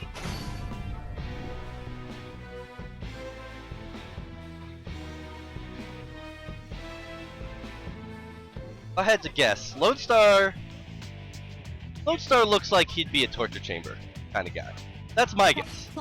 I don't know if I'm right, but oh, Prison of no, he's looking around. He's window shopping right now. Spiral corridor. Uh-oh. Every chance they get We might be going to the bathroom, getting some toilets. We are. For those of you that don't know, on this stage, the unique mechanic is there's blocks with purple spinny, I don't even know how I should describe it. Basically a void. And they will eat anything. Sheeps, blocks, dark blocks even. So, if they're pushed under anything, that thing is gone. And you can do a lot of really cool setups to try and kill your opponent with that. Let's see if they know any of them. Oh, Silver. Oh, he's so close. He pushes that one over right now. Oh, ho, ho. Loadar got a little confused there. He didn't know that those blocks worked. Falling all the way down. It's safe though. Oh. Silver playing good defense. Dark block! And Loadar just chooses to commit seppuku. Advantage. Player 2. Round 2. Ready? So, Go. there's another cool thing about this game where items can appear if you push or pull a normal block. And it works kind of like Mario Kart, where the further behind you are, the more items and more powerful items you will get. So, there is some strategies in this game where you can fall behind on purpose and get these powerful items like the X Factor, like these dark blocks, and use them to stop your opponent from advancing. So, in the meantime, Silver has messed up his side, and lets Loadar just completely decimate himself. Turns out, Loadar, with he thought he could handle Spiral, but Spiral handled him.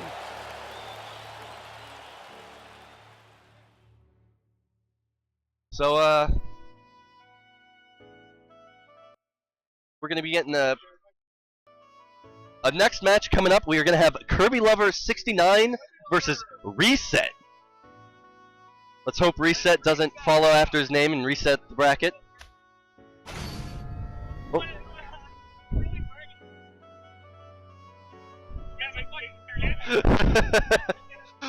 Dacid Bro a bit confused, didn't think Kirby Lover was here. He was standing right in front of him, disguised by the aerial wig. Spiral corridor. Or as he will say, the Aoko from Melty Blood wig. But beauty is in the eyes of the beholder, and David only has eyes for Ariel. Mysterious stage. Shoutouts to Disney. So, for those of you that don't know, Kirby Lover actually made it to top 3 Catherine at CEO Taku, where he faced off against, oh jeez. I mean, so there was David and, oh no, I cannot remember who the last, oh, I feel so bad right now. Shoot. I'm very sorry, stream. I tried to deliver you high quality Catherine stats, and I failed you. Only those cunning enough I will try and make up traps by within delivering the this most stage heart-pounding to get through. commentary I This can. dangerous stage is full of bombs. So we're gonna have Kirby Lover on Blue Sheep with Blue Sheep advantage. Yeah, 69. The 69 is very important. Clock tower. Only those cunning enough to figure out And then the traps Reset within this going to have machine. Orange Sheep. Orange Sheep with the ban advantage. For those of you that have not heard about how bans work in this game, there are 3 always ban stages: Pi, Prison, Imperio, and Inquisition. And then from that, the remaining stages, Orange Sheep gets to ban first, and we'll have last ban, so basically have stage pick. And it looks like they've gone straight to Cathedral. Or they're doing a button check? I'm not quite sure exactly right now. They're just walking around. This has got to be a button check, because this is not any semblance of normal strategy.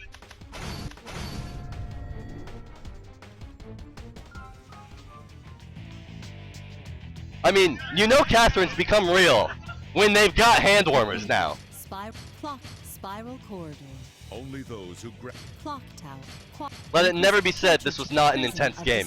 You gotta make sure pushes and pulls are crisp. The cathedral. Only the underground cemetery. Prison. And it actually is important because one wrong input in this game can lead to a very quick death.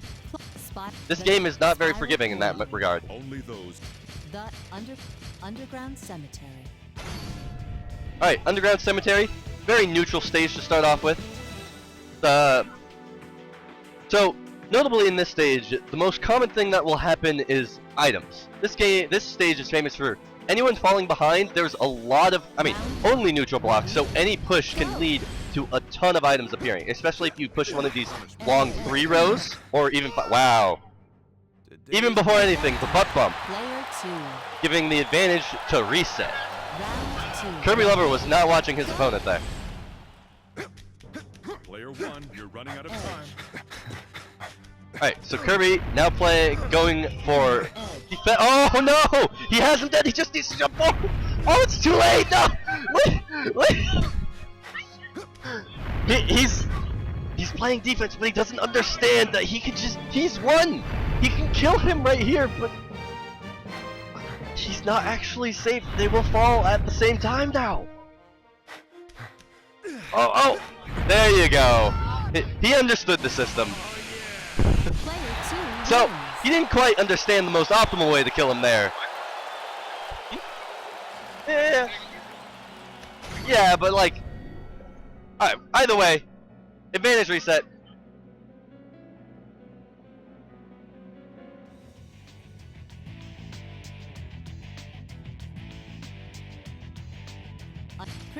In quadrant. Ooh, Kirby instantly going to quadrangle.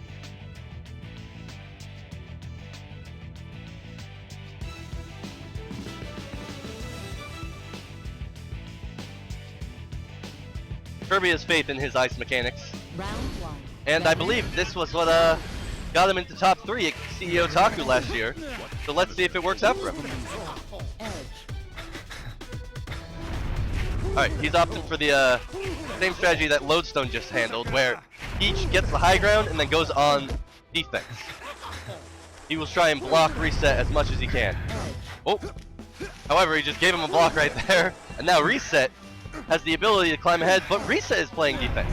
This has been the most aggressive quadrangles I've seen in a very long time.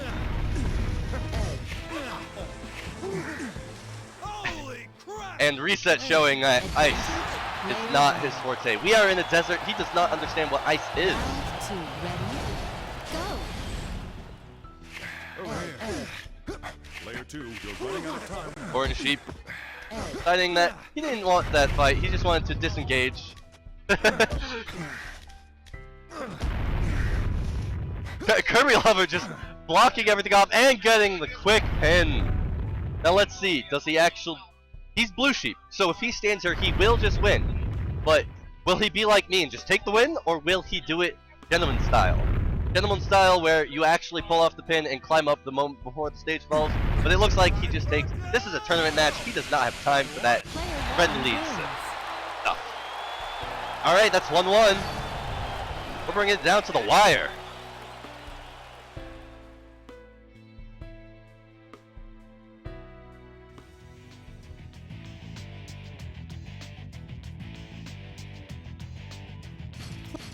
The torture chamber.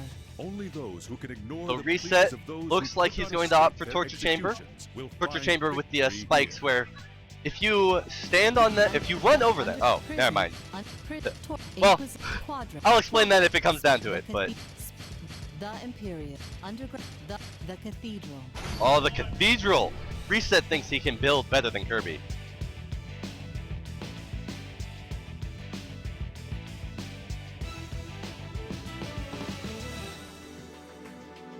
So Cathedral is infamous for, if you don't have a very solid understanding of how to build with things above you, this stage will just make your life a living hell. So Reset going for the most common strategy where you climb the staircase on the right and just push over to their side, like so, and now you have a stable foundation above them. So this can get awkward though, because Kirby Lover is below Reset, and if he does the right things, he can really make life hard, or just go over and steal his side instead.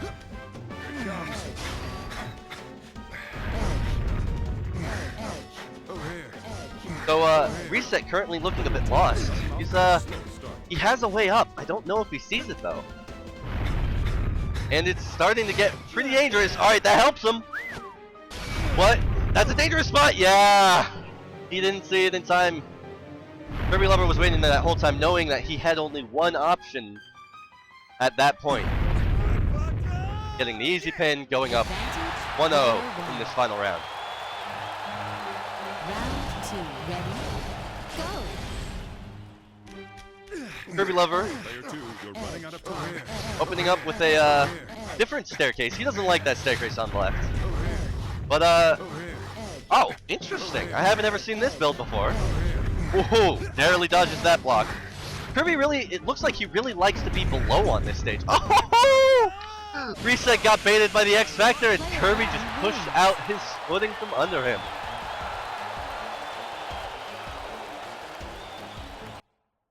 Two-1 from Kirby Lover, very nice. Showing that his standings at CEO Taku was not a fluke.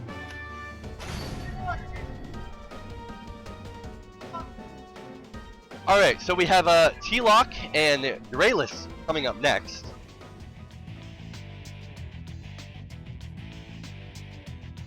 Only those who can remain calm. These two have had a fairly long history with Catherine. But we might be choosing a different match because we can't see either player here.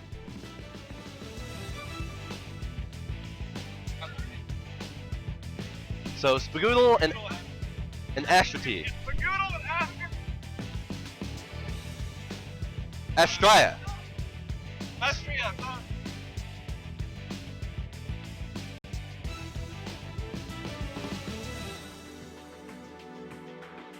So we're going to start going into some losers bracket now. And I really hope everyone, if you've been enjoying this stream, please tweet it out. This is this stream can only survive through the help of viewers like you. So thank you everyone for tuning in. Get your friends, get your family, and let's see some more wonderful puzzle fighting game action here at Catherine EVO Tournament.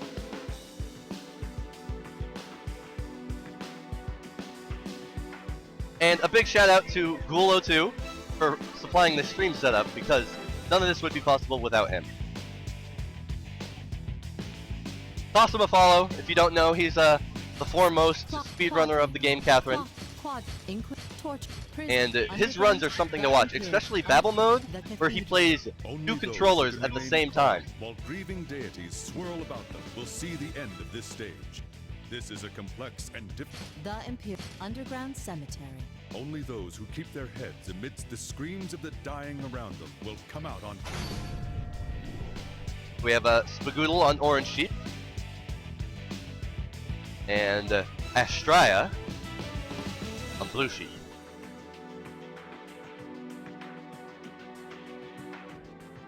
Round 1. Ready?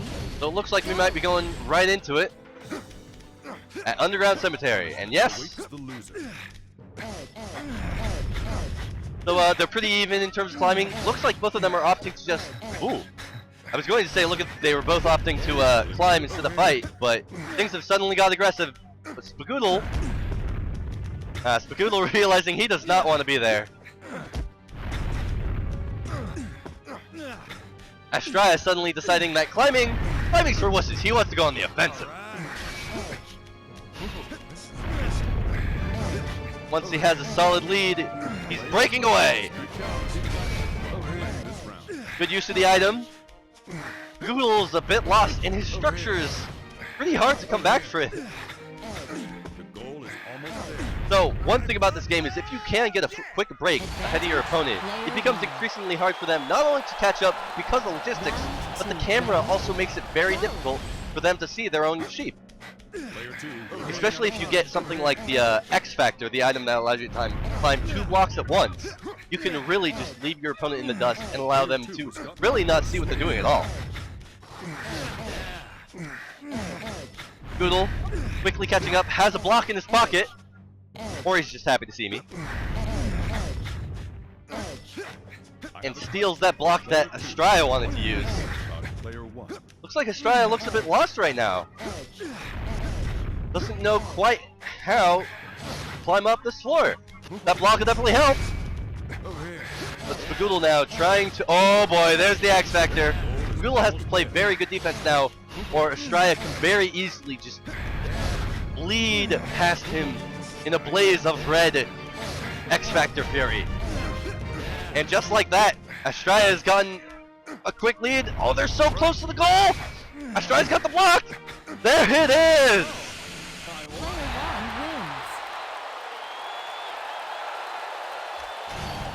Great navigation from Astra there. Saving that block till the moment he needed a very quick breakaway to the top.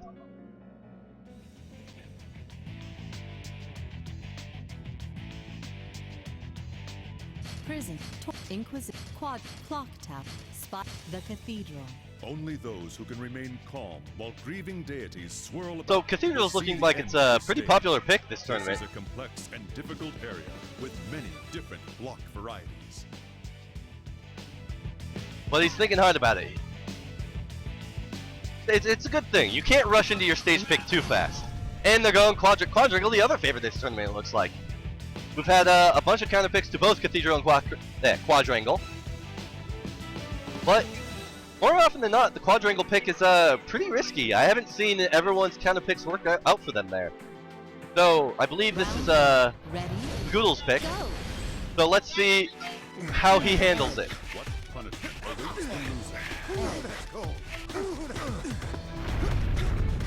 So ice blocks are unique in that if you step on one, there's nothing to stop you like a block or a person. You will keep sliding until you either fall off or hit the edge. So the way to normally circumvent this is by what's called spidering, where you grab the edge and you just rotate around like so, like Spoodle is doing now. He could climb up anywhere on the ice there and he would just stay on that block safely. But in the meantime, Astrea's got a pretty quick break and has blocked off the path fairly well, forcing Spoodle to take some time to like fix in such a way that he can climb after him. And Astra, if he keeps going, like, I don't know if there'll be anything Spoodle can do. Yeah. So here, this is a counter pick not working out in his favor. Let's see if he can make the adjustment, because he's on the verge of being eliminated in this Catherine tournament.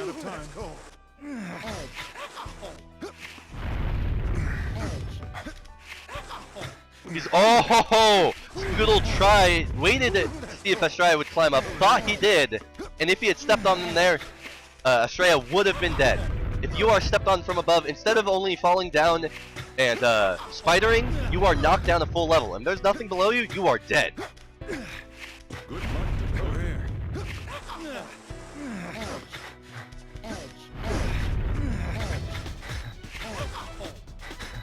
So this is a much more even match. Astra is barely ahead of Spoodle. And that's a pretty big hit though. That knocks him back fairly far, but it looks like Spoodle managed that pretty efficiently to catch back up.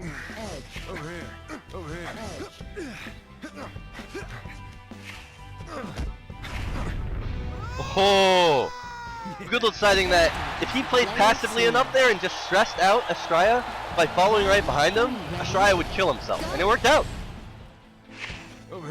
And sometimes being one row below your opponent can be the most stressful position for both players, because not only can the person above jump on you and knock you down, but if the person below you pushes out a block you're walking onto, you will fall down and they will be allowed to either hit you into a pin, or if there's nothing below, you will just fall and die.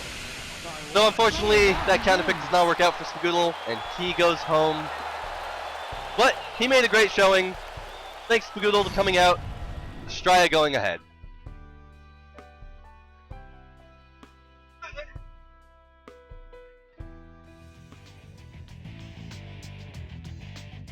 So coming up next, we have the one and only NorCal Only Caracansel those who keep their cool versus this Reset. blizzard will win.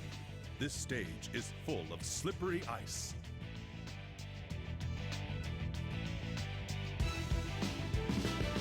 Kara, known for her interesting play and crazy counterpicks. We'll see what she has in store for us this time. Meanwhile, Reset, I believe last time we saw him, he was playing a very defensive game. We'll see if he adopts that same strategy against Kara.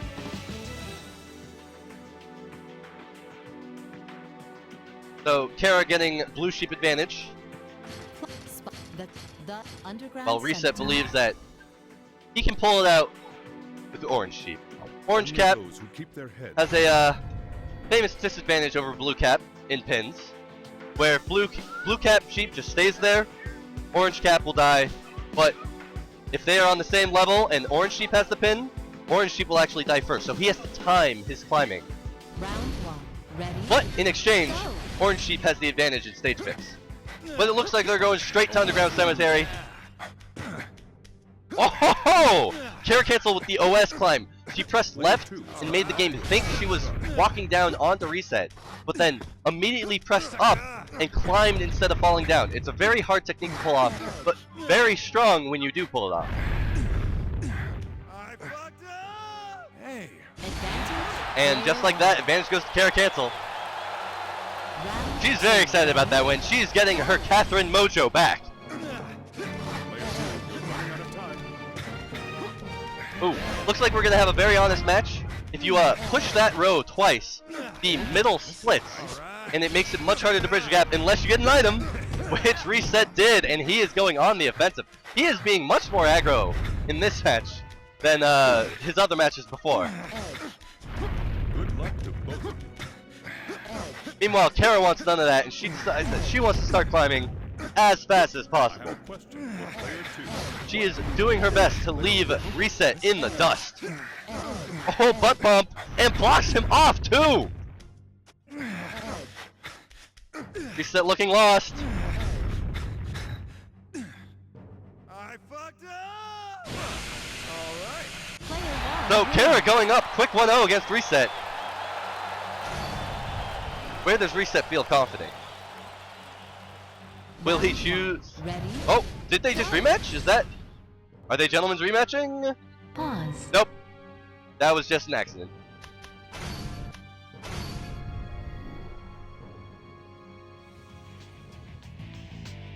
So, we've seen so far the most popular counterpicks as Quadrangle and Cathedral. In quadrangle. And there it is again, Quadrangle counterpick. Kara receiving support from the world champion, Dacid Dwayne the Block Johnson Brolight.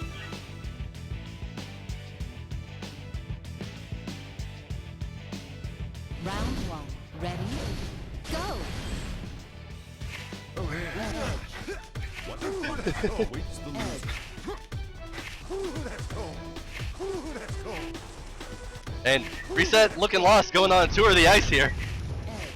Just following this block back and forth. I don't know if this counterpick was working out in his favor. He is having trouble right now. Kara is content to watch this Looney Tunes. Oh, there we go. He figured it out. And Kara knocking it back down. Ooh, and she is now guarding on the dark block. If she stays there, she was at a very strong position. This is the most aggressive quadrangle I've seen thus far. Advantage. So player Kara with a very excellent sliding defense, allowing Reset to eventually catch up, but he was not able to compose himself in time to handle the iron wall that was Caracansel.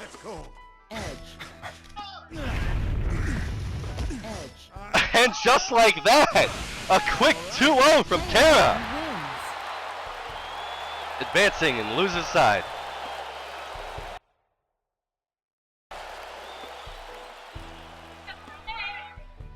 Alright, I am up to play. Everyone, thank you for tuning in. I am transferring off now.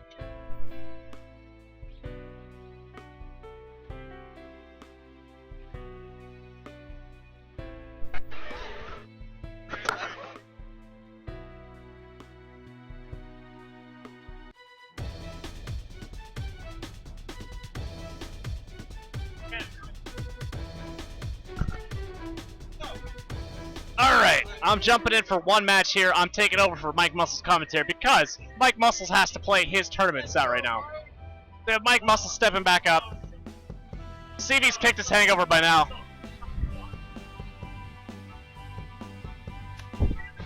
And coming up after this, I know he's like a serious crowd favorite for commentary, so we're gonna get Toph on the mic after this. Thank you guys for tuning in. I've been really enjoying these matches. What has been surprising to me is that like there's people who show proficiency in certain areas I wouldn't expect, and then what's interesting is then there's like huge gaps of knowledge elsewhere, and like it's so interesting at this level of player. It's like Reset actually had the upper hand on Kirby Lover 69 for a while, and Kirby Lover is actually like a pretty good Catherine player. He's played me like in money matches and things like that, and then Reset plays against Caracansel, and it becomes immediately apparent that he does not even understand how ice blocks work, like how to get around them. It's like, that's just bizarre. Like, for someone to be pretty competent in some areas of Catherine and just like literally no knowledge in others, it shows how much you have to know to actually make Catherine work. And it's easy to underestimate how much there is to that when you've been a player for a while. So this is like really, really fun for me. Looks like we're going in. I haven't updated the names yet. Blame me on that one. So it looks like we have Mike Muscles on blue. Yeah, he's using the actually correct Star Destroyer now. So I was watching Mike play earlier. I was like, this is weird. Like some of his openings are just actually factually incorrect, which is uncharacteristic, non-characteristic for Mike Muscles. See, I mean, he looks like he's got it now. It's not really bad for him to be this far behind. He's not really in any kind of danger. And when he's behind, he can impact the foundation, which he has been doing. And it's actually working out for him. He takes Hugo down just by structure removal. You see how many times he manipulated the structure there. And how he was not willing to relent that position. He was just like, yeah, this is fine. I'm not stressed about this at all. That shows a player who understands structure, who understands footsies.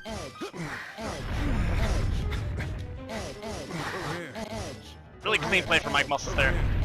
Minimizes his danger there by just walking away. Pretty good choice. Reconnects the two sides. He's willing to just climb away at this point, it seems. And he has left Hugo in kind of a bad place. I like the way that Mike intentionally went to the literal highest point that he could there, and it's not because he wanted to build there, he just wanted to stretch the stage further down. And the farther ahead you get, the more the stage shunts the bottom levels out. So he was literally leveraging the fact that he was that far ahead as an actual weapon. And it gave Hugo, I think, one less layer, which was the critical layer. Very nice, very subtle play there.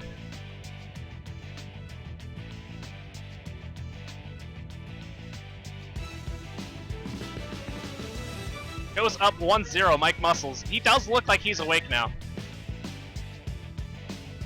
Round one. Ready? I will say, with the way that Hugo looked in the previous set, and how much Mike just ran away with that previous set, he's back. Oh, he's definitely back. I wish he would just kill him, yeah. He said he wanted to see first. Now, I know this is an incorrect statement because he can just option select that. He's making some kind of crazy excuse. So, there's an option select in this game where if you're doing the dive kick combo, you can do down and then to the right. Wow, he actually almost killed him right there. Hold on. I'm going to stop what I was saying there because he almost pushed the spikes to follow Hugo and kill him right there, which would have been really cool. But the dive kick combo has an option select in it where if you do down and then up and away, you will hit them, and if they push the block out from under you, you will option select that and walk away. It's an awesome option select. We're gonna get tech up about it online. Keep your eyes peeled for Toph's channel. We're gonna start doing like tech videos and stuff like that.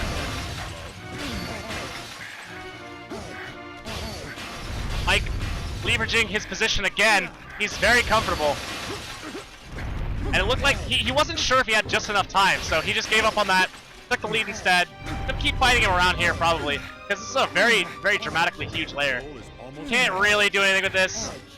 Just kinda, oh, snaps kinda to like the more aggressive situation there. Hugo navigating this quite well. Mike with a big hit there. There's no real good place for him to go. He needs to manipulate the structure or go around the back. He's trying to. Can he do it?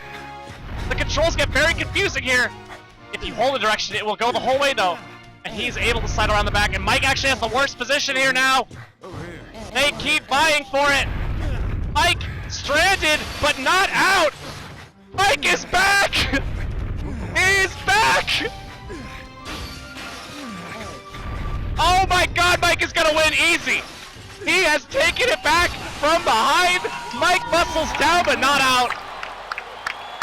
A ferocious, patient, and persistent player. You cannot count this man out.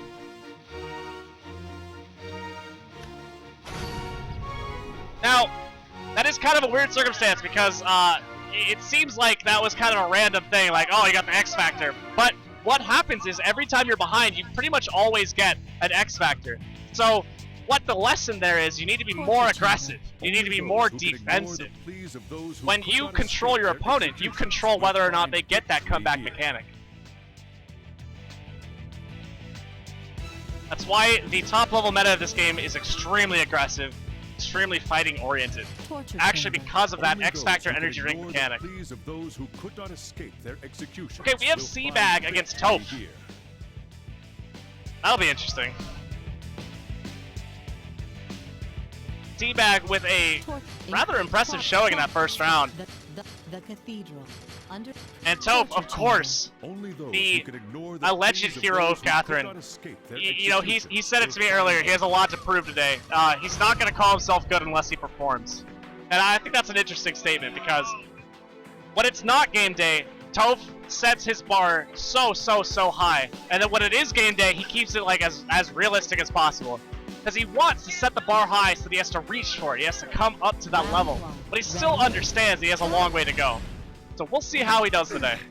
Punishment awaits the loser. Toph with a very traditional opening. A lot of control over Seabag's position. You see how he just screwed him? He really made Seabag's position horrific. And he's really, you see how many aggressive choices he's making here and how hard he's making it for Seabag. He kills him. He just murdered him. Toph, amazingly clean play on Spiral Corner here. You see how controlled he was? Round 2, ready? That was meticulous. That was clean. He's here to play, folks. He's got it again, Toph! Quick snap 2-0! Is this how the hero is born? You see the difference of this match compared to the matches we've seen. These are setups. These are clean, practiced openings, and people are dying.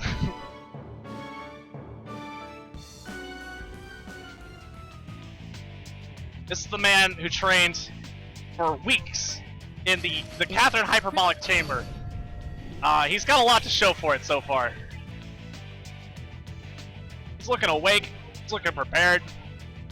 He came for blood.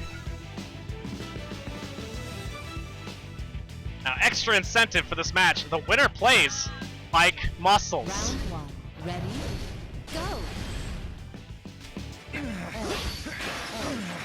The loser. Toph breaks his spike. A little bit of safety. Checking for pushes. Oh, removes that block. No blocks allowed here. Oh, avoids, narrowly avoids getting killed. Like, does it again. Takes the aggression. Nice hit. Puts him down all the way. He's playing defense. He holds it. No! A setup from Seabag. Got the kill, but couldn't hold it.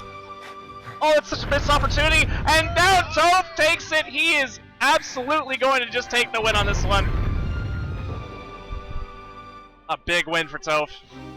Oh, it's really heartbreaking for Seabag. Because he already had that win. Actually, it would have been very difficult because he was orange. That would have been a really difficult setup. Toph on match point here. Showing what it means to be the Catherine hero. you right.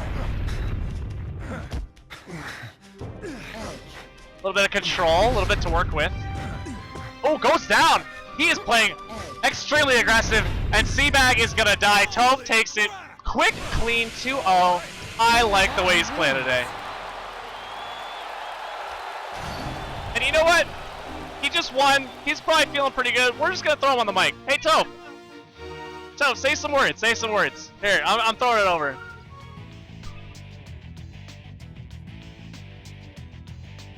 Torture chamber. Only those who can ignore the pleas of those who could not escape their executions will find victory here.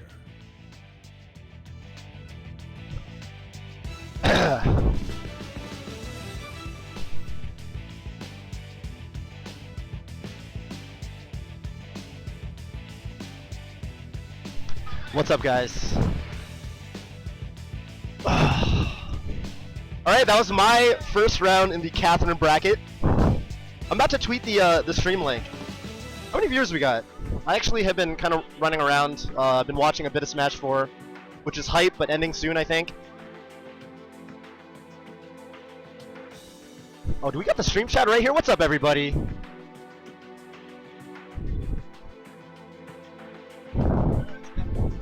One second. I'm trying to get it popping right now.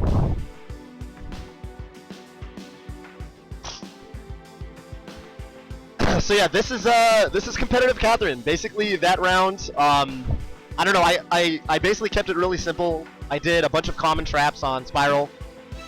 There's a lot of ways you can just kind of force someone to make like errors and just exploit them for that, and that's basically what I did. I didn't really do anything, you know, crazy. Playing this game a fair bit. I'm a big fan of yeah, okay.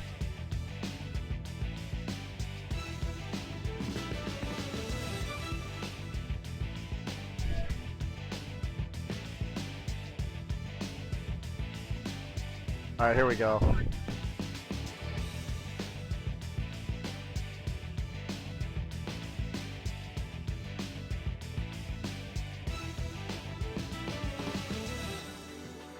Alright, how am I wording this tweet? Commentating competitive Catherine now on twitch.tv /Ghoul02. Got a photo tweeted.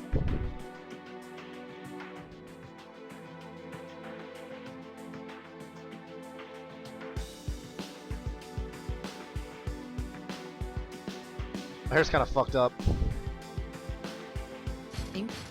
Should try to get some of the crowd in this photo. Only those who grab at every... The cathedral.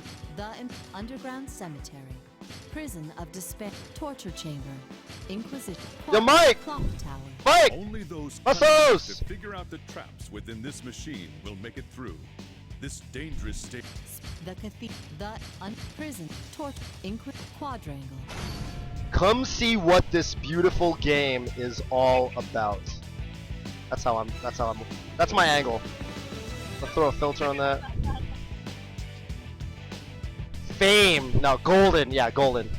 Because it's the Golden Theater. Round one. Ready? Go. Alright, beautiful. Alright, we got Loadar versus Miles the Wolfman. So, Loadar orange, Miles the Wolfman blue. So, what we've seen a lot on Quadrangle Days, people who have not been playing this game a lot are unfamiliar with how you should move on this stage. So, if you walk on an ice block, you slide, and you can't, you're not free to do anything until you actually you slide off the level or land on a dark block. So what you kind of want to do a lot if you want more fine-grained navigation here is you want to drop down and sidle over. Microwave this a little bit. Is it loud?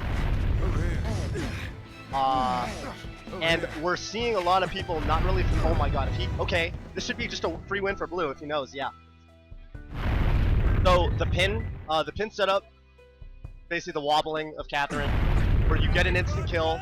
That was pretty good. It's actually, regardless of your sheep color, you can just get it if you know the timing for the climb up. But if you don't know the timing for the climb up, you can just chill there if you're blue, and blue actually gets the auto work.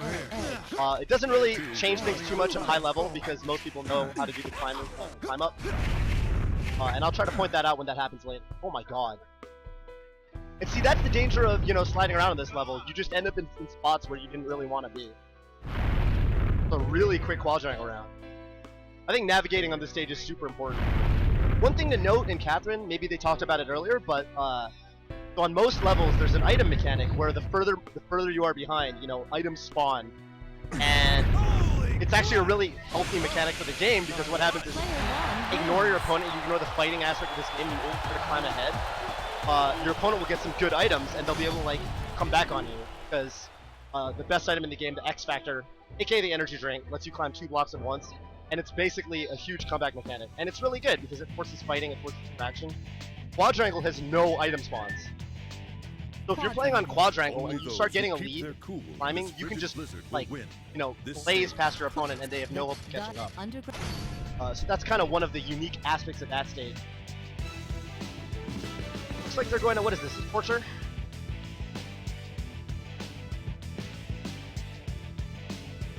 How's the audio now? Better? Let me know if it's too soft, too loud. I'm working with no audio feedback in the headsets. But I mean, again, huge props to Ghoul. Legendary speedrunner. Check out his run this year and other years at GDQ, where he took on the how would you describe Babel?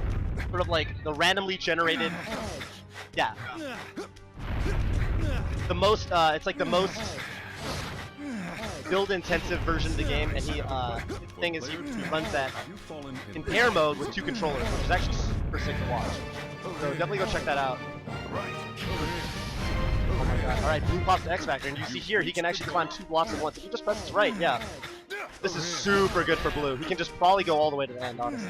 There's the goal, but he didn't even need to get to the goal because he was so far ahead. Orange just. Round 2, ready? Go!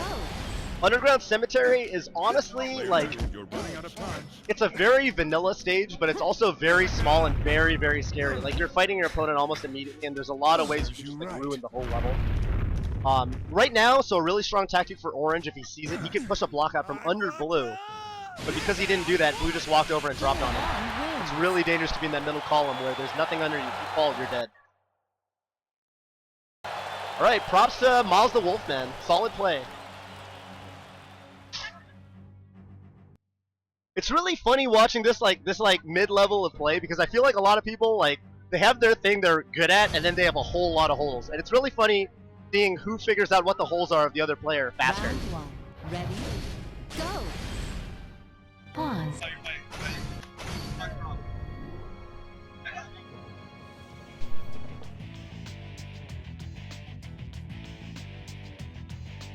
Underground Cemetery.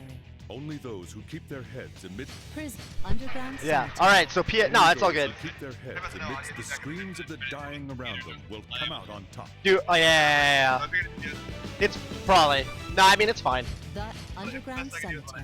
Yeah. Only No, those this is who good. keep their heads This is amidst the definitely a lot better than we had at screams CEO. of the dying around them will come Overlay's out pretty on sick top. too. All right, PX and Urelius. I've actually seen Urelius do some sick stuff. She had so a little bit of trivia, some tidbits on basically the current state of the Catherine scene. The strongest player right now is definitely Dacid Bro. He's kind of always been the king of Catherine. He's just got a lot more game knowledge. Oh, is he sitting down to play right now? Is Dacid Bro up? So besides Dacid Bro, the commonly accepted like best scene and best region overall is definitely Australia right now. Australia actually has 2 to 3, I think 3, really sick, strong players that actually pushed the meta, invented a lot of tech, and are just really, really solid. And Spiral corridor. it's basically the onus has been, outside of Dacid Bro, the onus has been on the USA, sort of catch up to them, I guess. That's what I'm trying to do. That's kind of my goal right now. But yeah, as it stands, Dacid Bro is definitely the favorite to take the tournament.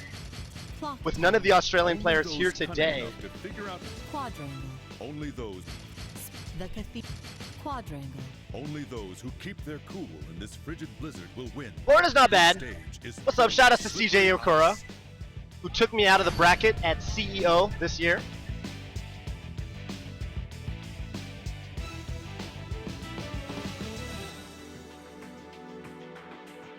What's up, Pen Ninja? I see you in the chat.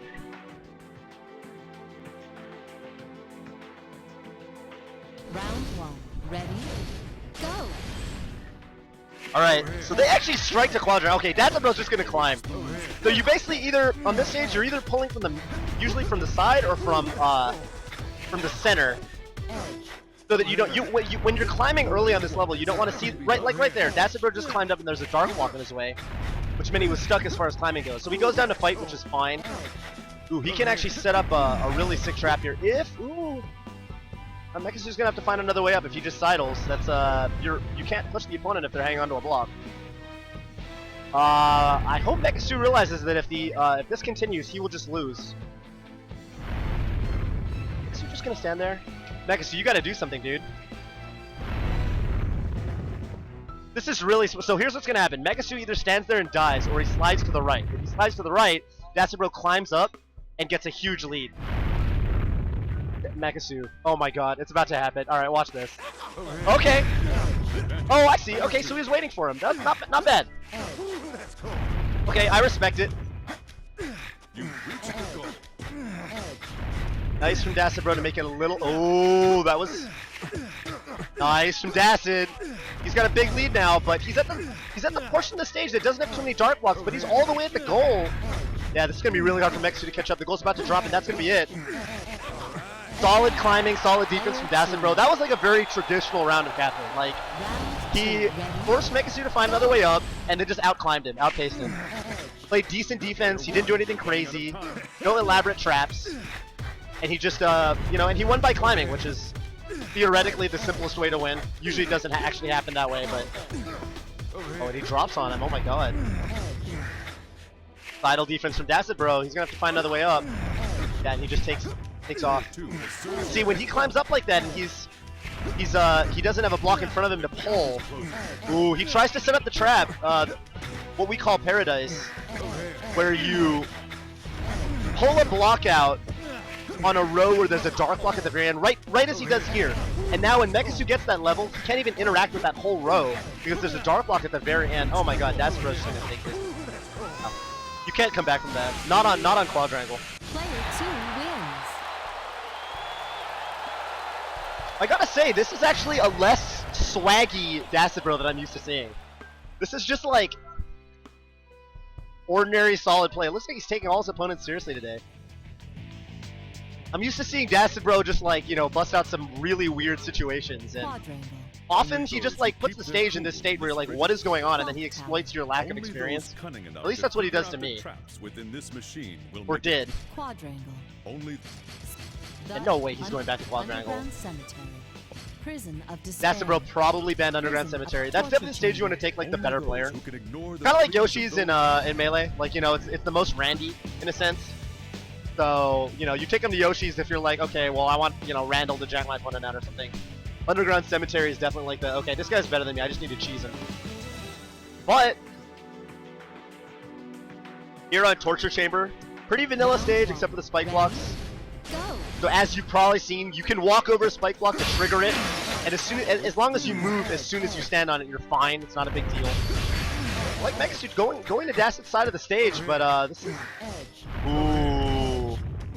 Oh, and Dacid Bro's trying to bait him over there. Hey, he's gonna push, yeah. Good from Mechasu to not... Oh, this is really scary. This is really scary for Mechasu. Oh, if he just stayed there, if he just sidled, oh my god, Mechasu, you gotta push there, dude. Dacid Bro actually had a guaranteed win if he just stayed sidling. He actually missed that. But, you know, there's so many ways to win in that situation, especially if Dacid Bro's keen on using the option select, you know, dive kick, climb up, where you can sort of go to combo someone and they can try to push the block out from under you, but you can push to the side as you sort of do the... Oh my god, Mechasu. That's rough, dude. That's the equivalent of... I mean, that's just an SD. That sucks. Dacid Bro just looking like a much more solid player. Yeah, a lot of little tactical awareness bits and pieces here that Dacid Bro has that his opponent doesn't.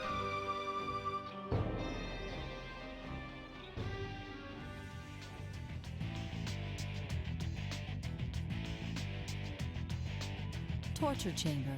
Only those who can ignore the pleas of those who could not escape their executions will Ooh, find do I have muscle victory sex? here. Oh shit! I didn't know I had him next. I figured we'd be further away on the bracket. This is scary. Yeah. Alright, that's fun. Muscles is like the funnest person to play for me. Prison underground cemetery. Only those who keep their heads amidst Oh, the screams shit, of I the have muscles dying next. around them will come out on top. I need water. I actually need water in a bad way. I can sort of help man the, you know, Obia. Okay. Do you want me to man this and you try to find me water instead? That would be super sick. Alternately, if you go behind the stage, just walk back there like you own the place, there's a fridge of Red Bulls, and you can just grab me a Red Bull. Over here. Over here. Okay, yeah, you just, okay. Thanks, man. So I'll handle this. Alright, PX versus Urelius. So PX, I know PX is supposed to be pretty good. I know Urelius is not bad either. I watched Urelius almost upset Pen Ninja, who's arguably the strongest Australian player right now. Oh my god. At CEO, but... Yeah, no. That got a little too dangerous. You gotta be careful, because, like, you know, being on top of someone in this game is good until they start pushing, and then you gotta be really cognizant of when to get out of there. Right there, Urelius went a little too hard in the paint. PX pushed the block out from under her, and then it's GG. You need to be ready to, like, dip as soon as possible. Was it EVO? Okay, thank you, Pen Ninja. Who will emerge the victor? Over here. Okay. Ooh, the climb cancel from PX, which might have been unintentional. Alright. Nice! Okay, I like it. He's got an X Factor. He pops it a little prematurely, I gotta say. I would have played a little more. Okay, well, it's fine. Not great for you. If I was Urelius right now, I would actually just farm. I would actually farm. No, yeah, you're not gonna catch up playing like that. Over here. Yeah, she can't even see herself anymore. PX seems to have lost his way, but it doesn't seem to matter. He's entered into three-dimensional space. The third dimension, a dangerous place to be in Catherine, where sometimes the camera just plays tricks with you. But yeah, that's that X Factor, dude. Brett Sampson, yes, you should play this game again.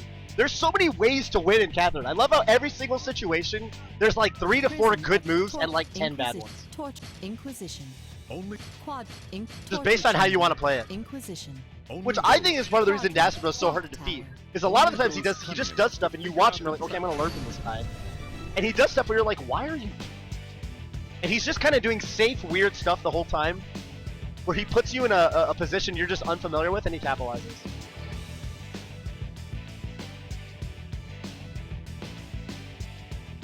Round 1. Ready. All right, Clock Tower. This is a very classic NorCal counter pick. Let me update this.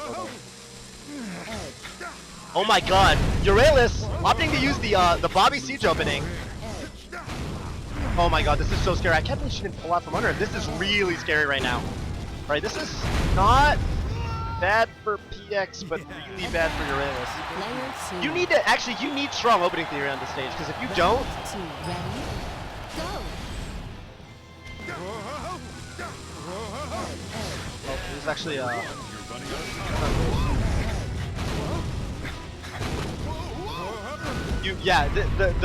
The beginning portion of this level is just so dangerous. You see those bomb blocks, as soon as you trigger them, they just explode from under you. Ah, he's gonna fall. This is really bad for P. Yeah, he's dead. He's dead mean. Oh, you're so dead there. Or sorry, Urelius. Wow, that was really dangerous stuff. Okay, so PX just kind of edging it out. Good stuff to PX. How do I mark the winner on Smash GG?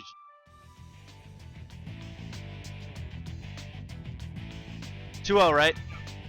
Clock Tower. Only those cunning enough to figure out the traps within this machine will make it through. Alright, PX2 over Urelius. He'll be advancing to fight Dacid Bro next in winners. In winners quarters, it looks like? Yeah, winners quarters. Pretty good. You're in, you know, top 12. Actually, we had a decent turnout today. We had a 32-man bracket with only a few buys. Fuki, I have not seen him lately. Twitch people around. Fuki's my coworker from Twitch. I have no idea where he is right now. He's been MIA as far as. Let's call. We could do crooked tricking versus Rick. Okay, is Rick around? Oh, you are a god. You are a god. So we could do crooked tricking versus Rick. We could do. This is holding stuff up, and Fuki's honestly not here. I say we DQ him to loser. Yeah. Okay, so I'm just gonna do it. Convicted of. Yes, Init. I got you. I got you. Alright, so we could do Convicted of Fun and T-Chicken. We could do Crooked Chicken and Rick. We could run some of this stuff. I said we just do. Huh? Is Rick here? Oh, yeah, perfect. Let's do it. Crooked Chicken and Rick. Let me know which one of you is orange, which one's blue. When you guys figure out who's orange, who's blue, just let me know. Okay. Alright, we're gonna play some winners rounds. How you guys doing, everybody? Okay, yeah, okay. I was handling business.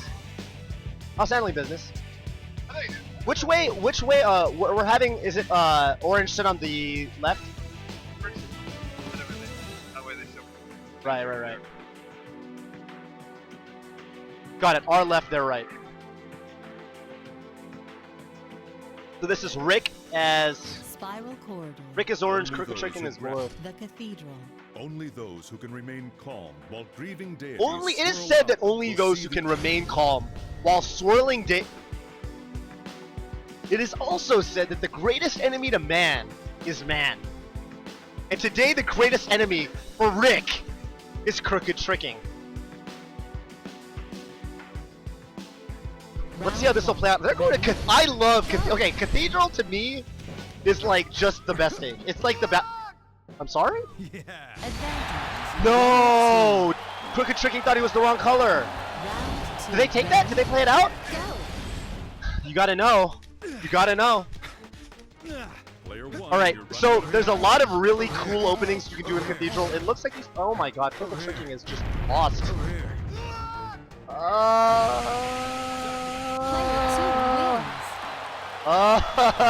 Is that. Was that like a butt check? Was that real?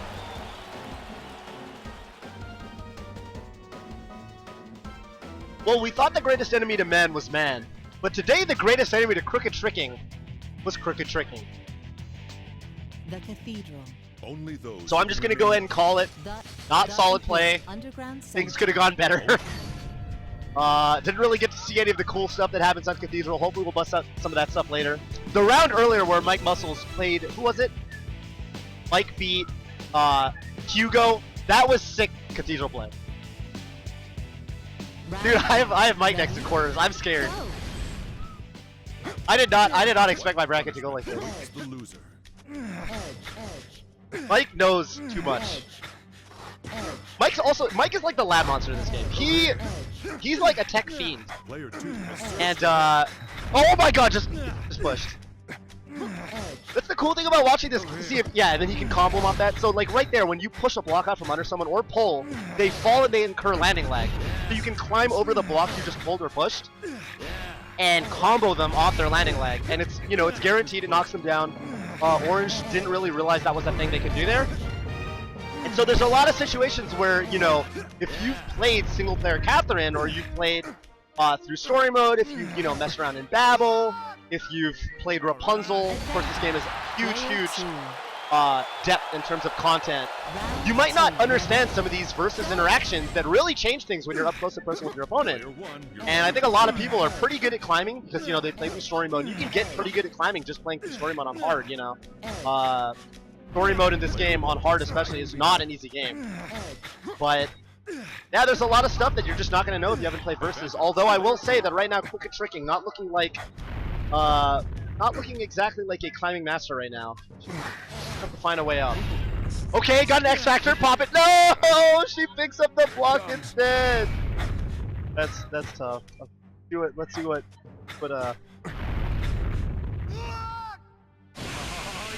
well, that's Player rough. 2 wins. That's rough. Good stuff to Rick. Didn't really, nothing special. Just kind of stayed one step ahead of the game. It's hard, man. Yeah, Convicted of Fun versus T-Chicken. Underground Cemetery. Only those Okay, who keep Ghoul, their heads you against the actually streams lost of to the T-Chicken dying in winners, around them will and you're come out losers. on top. Is T-Chicken just like hella real? Yeah? I no, I'm sure. And this game is super crazy because it's like we're playing 2 out of 3 in like a game where you screw up once you're dead. So like upsets will happen. But T-Chicken is looking like a player to watch out for. He advanced in bracket over Ghoul. That's oops, sorry.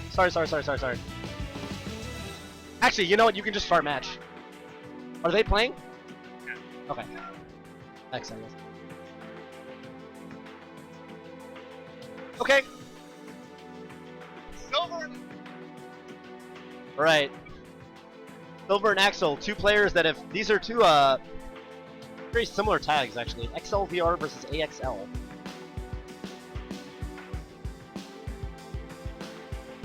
Ghoul lost to T-Chicken in winners. Okay, T-Chicken not gonna step up quite yet. Ghoul looked... Yeah, I think, dude, Ghoul's gonna make a loser's run. We all know what Ghoul's capable of. No, because sometimes you sit down and, you know, you're not warm and, like, you know, you get janked out and you're like, oh, crap. And it's 2 out of 3 and it's literally Catherine. Yeah, right. Ghoul also is like T.O. Johns, Streamrunner Johns. Like, there are factors here. Ghoul is not to be slept on. Everyone knows this. Everyone knows what this man is capable of. I would say definitely a favorite for top 3, if not second seed behind Dacid Bro, basically. Only those cunning enough to figure out the traps within this machine. Alright. Quadrangle. Only. But right now we got Silver. I guess that's pronounced Silver. I don't know. And Axel. 2 tags that look very similar. 2 players that look kind of similar. A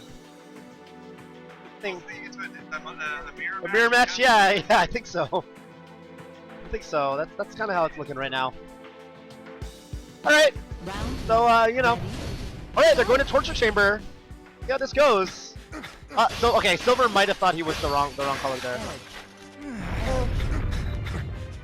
Oh no, yeah, okay, so very common situation on this stage. If both players pull the block out from the middle to climb up, which is the fastest way to get up, the middle column will fall out. So if you walk out of the middle column, you will die. Oh my god. Oh my god. Early bracket Catherine, ladies and gentlemen. Let's go. Let's go. Cool, do we know when we're at what point we start doing 3 out of 5? Final. So winners, losers, and grands. Okay.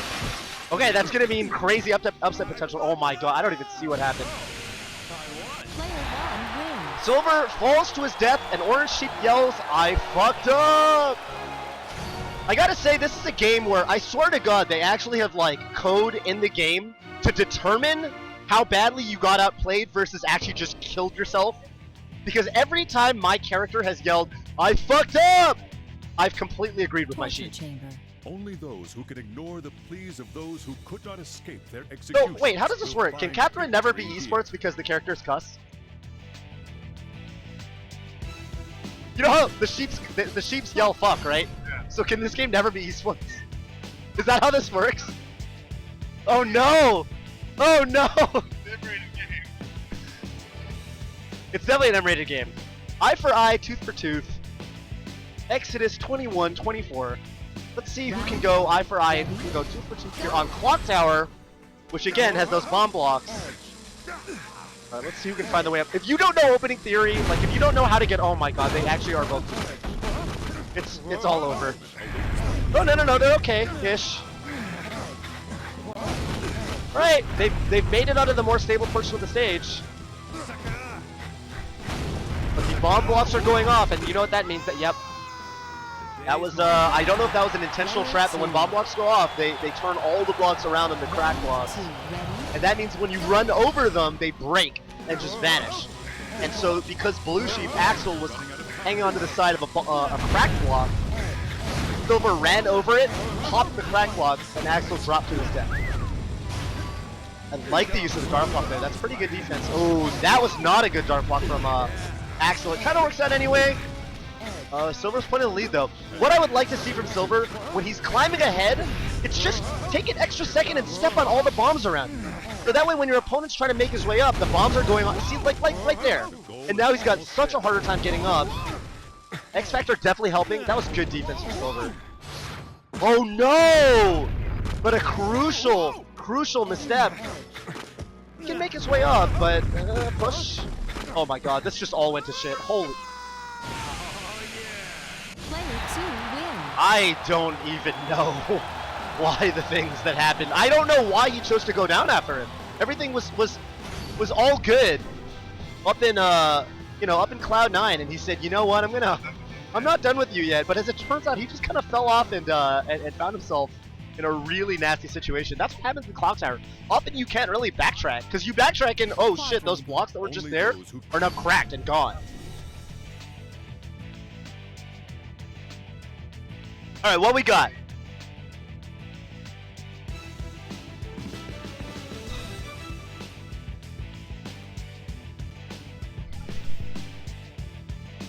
Round 1. Ready?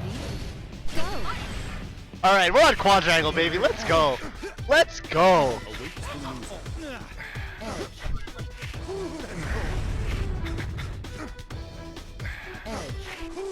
Oh my, dude, I love watching people on quadrangle where they don't really understand you're supposed to sidle, so they just slide everywhere, and they're just sliding into the DMs all day.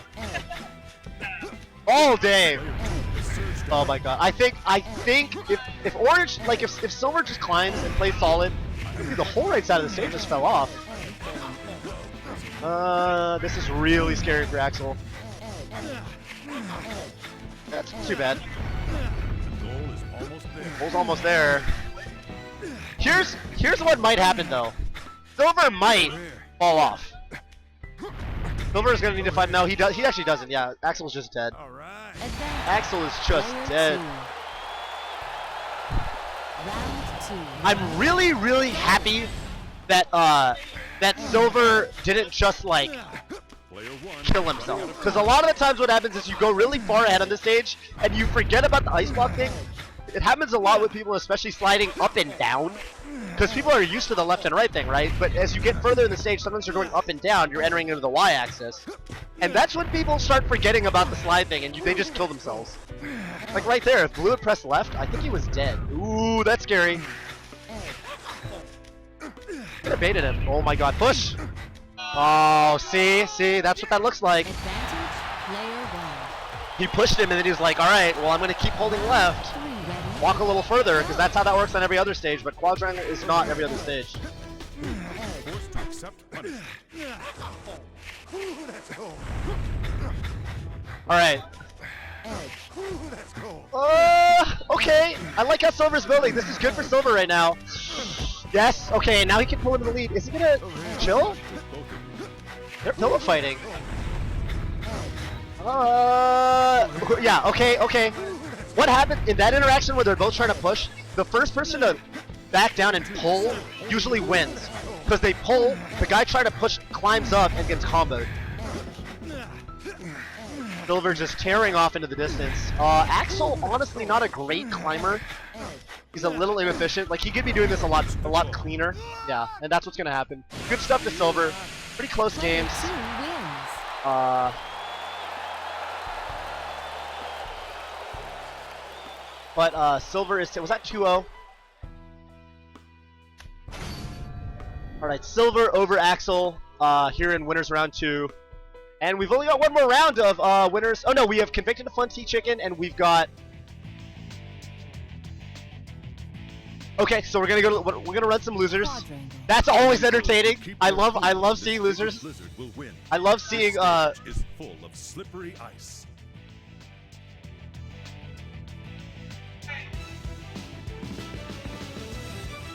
Pen Ninja, I'm so happy you know that Slim Jim reference.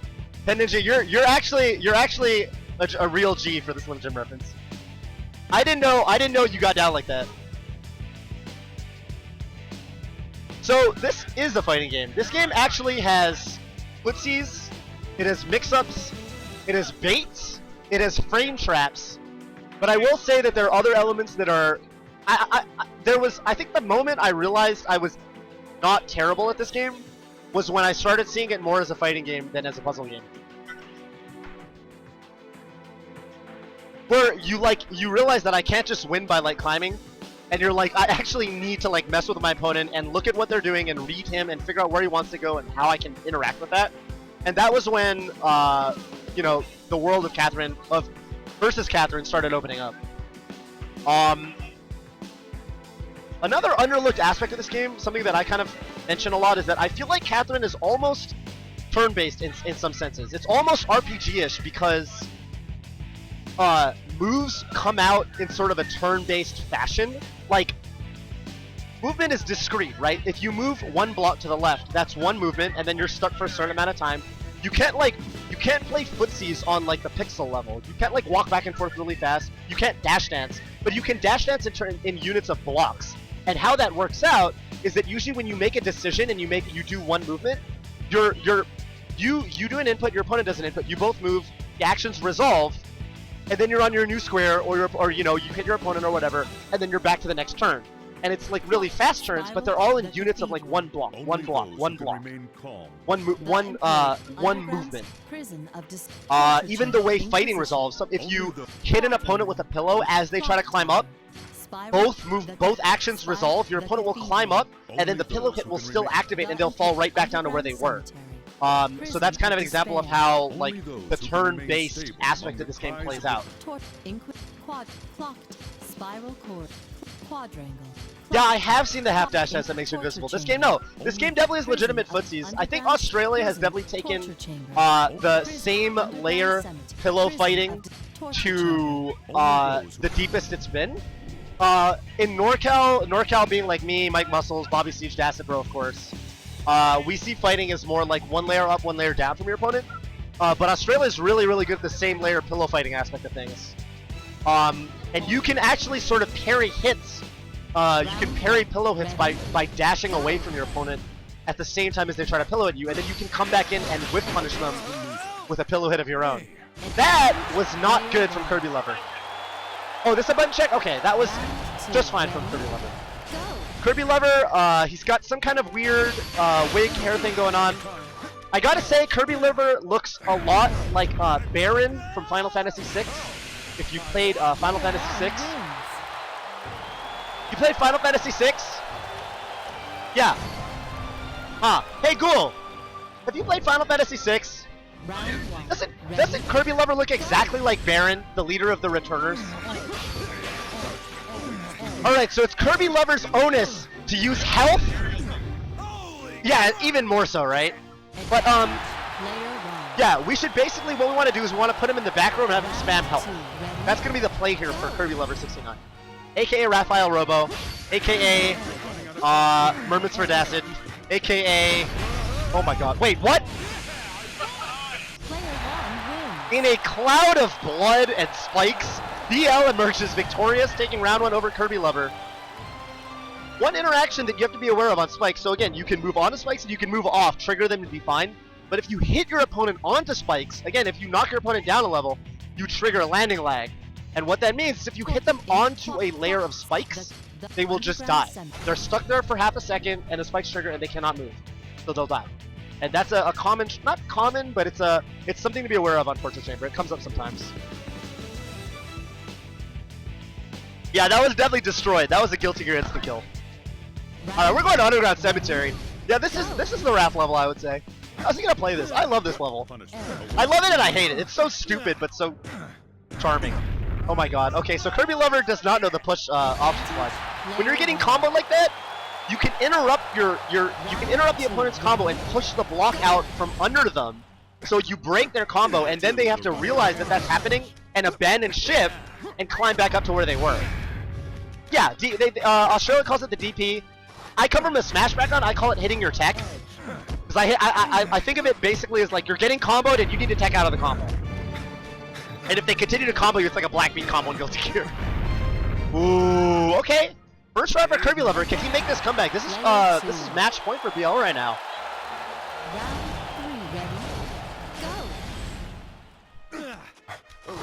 Yeah, it could be like DPing out of a block string or... Okay! Yes! Let's go, Kirby Lover! Watch out! Push, push, push, push, push, push, push! Oh my god, this is so scary right now. Oh my god, he went for it, and I really like the play. But BL found his way to the column. So Kirby Lover was going for a very dangerous setup there where you push out the entire level. You destroy all of the blocks that are holding the stage in place by pushing them out. And that would have killed BL if he hadn't sidled to the center column. And he dropped on them. And actually, that was good play from BL. He made that really hard for Kirby Lover by dropping right on him and forcing a fighting situation on only 2 layers of blocks. That was really, really scary, and he handled it better than Kirby Lover did. I think Kirby Lover kind of tried to cheese him a little bit, and BL responded correctly. So that was good. Alright, this is T-Chicken, correct? Okay, I expect big things out of this man. You can't just beat Ghoul and then bust her out. Beating that's like pulling the West Balls, beating Mango and then losing the next 2 rounds. I mean, we need T-Chicken to go far. This is T-Chicken versus Convicted of Fun. I don't know Convicted of Fun very well. Do we know where T-Chicken's from? Okay. The spiral quadrangle, torture, underground cemetery. Only those who keep their heads amidst the screams of the dying around them will come out on top. It is said that only those who keep their heads... Fuck. It is also said that revenge is profitable, but gratitude is expensive. Now, I don't know what that means, but Edward Gibbons sure does. Round 1, ready? That's what it's all about. Here at Catherine EVO 2006, let's go! I'm gonna tweet again. I'm so hyped right now. Actually, I'll do this match first. Alright, so TJ is just climbing. Is he a climber? He's a climber, not a fighter, right? Okay. Yeah. That's, yeah. I hear you, dude. That, rings all too familiar.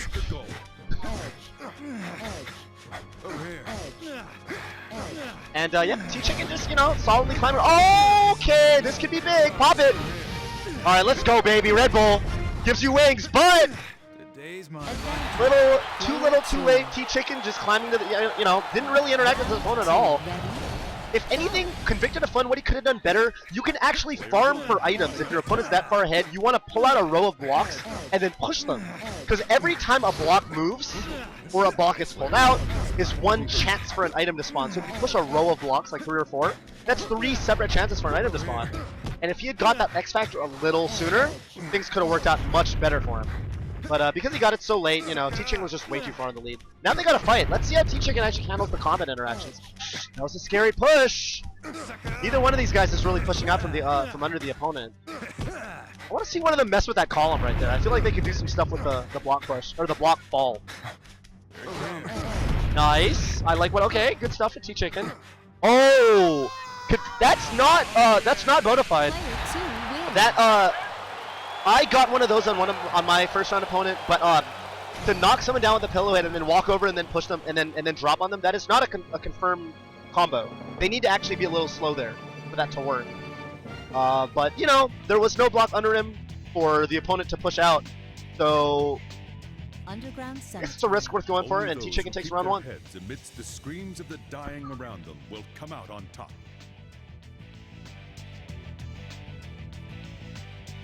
I like T-Chicken's play so far, man. Only those. I think there are probably some interactions he's not used to, but he's got it where it counts. He can climb, and he's not. He's definitely he definitely can hold his own in the combat interactions. So this is gonna be on Convicted of Fun. Takes him to quadrangle, and usually what that means is I want to try to out-climb you. Oh yeah, see, T-Chicken, no, okay, yeah, and he's actually sidling up. This is one of the first opponents we've actually seen use the sidle correctly to get around the stage on. Ooh, but the pushes there, that's falling behind right now. Nice from Convicted of Fun to block him off. Convicted of Fun really far ahead right now. But, not the most efficient way up. Yeah, he can pull. Let's see if Convicted of Fun knows the defense you do here. Pull, is he gonna push? Oh, okay. Yeah, I think a lot of people don't know about it. You want to push the block out there, and then they can't. Oh no. Yeah, see, exactly what I was talking about earlier, where one guy gets really far ahead of the stage and then forgets about the slide rule up and down. Everyone forgets about sliding in the y-axis. They're so used to the x-axis slide. They're like, yeah, you know, I remember I'm not supposed to push left or right here. But, you know, then that happens and they just die. Well, this is scary right now. Okay, T-Chicken. Yep, that's the beautiful pull there. Unfortunately, you see right there, he loses a lot of time because he climbs up and finds himself facing a dark block. And that means he's got to find another way up. Alright, now Convicted of Fun. Push? Oh, no. Alright, Convicted of Fun, trying to wall him out, but, ooh. Oh my god, T-Chicken. Alright. Player 1. Round 3 ready. Go. Guys, looking a little shaky on Quadrangle. This is kind of to be expected. You know, you see this sometimes. Quadrangle, just the movement here, the interactions are just a little different than they are everywhere else. I just want to see some pushing, because like when he's sliding, oh my god. Convicted of Fun, just gives it to him. Player 2 wins. 2-0. 2-0 for T-Chicken.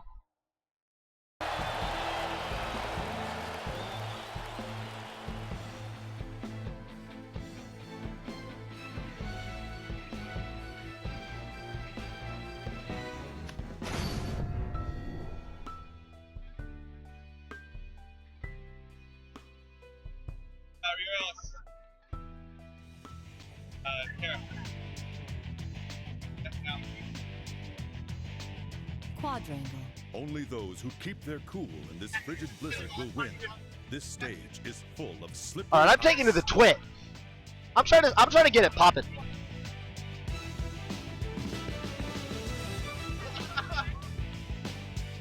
Ladies and gentlemen,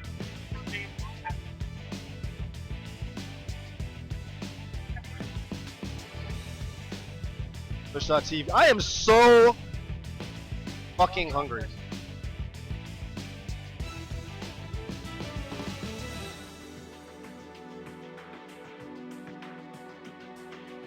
Clock spot the cathedral. Only those who can remain calm while grieving deities swirl about them will see the end of this stage. The prison torch the spiral corridor. Clock quad inquisition torture chamber. Only those who can ignore the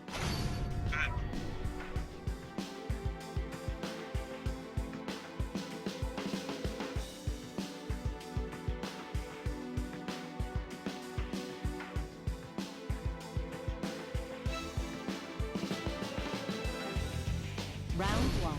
Ready? Go! awaits the loser. I am about to drop a juicy tweet. Hit me with the young retweet if you're trying to get it popping. That's what it's all about right now. What is this? This Kara versus Urelius? Oh my god! So these are two NorCal homies. Both actually pretty good. Urelius definitely knows her stuff. Kara, we thought, was not that great, but then we were proven, like, sadly mistaken when she had a clean 2-over reset. And, yeah, she definitely came to play. So I think Urelius is probably the favorite in this set, but Kara, like, you know, she's, like, I gotta say, she's playing really well today. Okay, good defense from Urelius. She's gotta be careful of the push from Kara, and Kara definitely knows about that. Everyone from NorCal knows about the combat interactions. If I'm Kara right now, you know, honestly, I might just farm for items. It's a really easy setup to pull some blocks out. Right there, there's an X Factor. And now the onus is on Urelius to wall her out. This is... Oh, she misses her turn. That's a fluff, that's a fluff, that's a fluff. She knew. She knew. She knew. Round 2. Ready? Go! Alright. That's rough. No. That was, I mean, that was good play, you know, for the most part. I would have just tried to get the X Factor sooner. One really powerful thing you can do is if you spawn 2 X Factors, oh my god, Kara, be careful. That's the push. That's the push. When I keep saying, oh my god, just push, that's all you gotta do.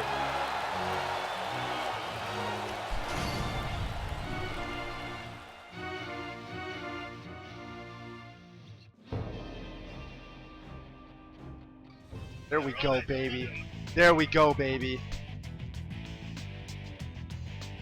Torture chamber. Only those Inquisition. who can face the deafening silence of the condemned will make it through. Quadrangle. Clock Tower. The underground. Going to Underground Cemetery? Oh my god.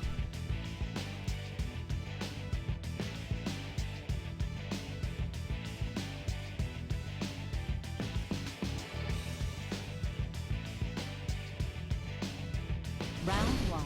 Ready? Go! Alright. So let's see what let's see what the strategy is here. Kara takes her to Underground, which a lot of people are like, you know, this is gonna be, yeah, there we go. Thank you so I'm gonna retweet that. Thank you so much. Over here.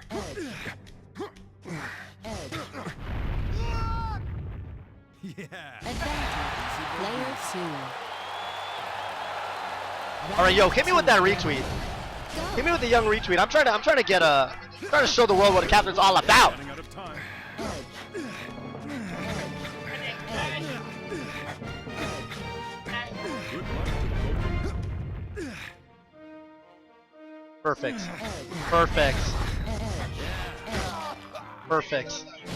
That is rough. Player 2 wins. That is rough. That is rough. Okay. I spent the entirety of that match tweeting the stream out, which is called taking a short-term L for a long-term V. You know, you want more people to watch? Sometimes you gotta not look at the screen. You have no idea why one player won or the other player lost, but I will say, again, Kara is like looking pretty goddamn good today.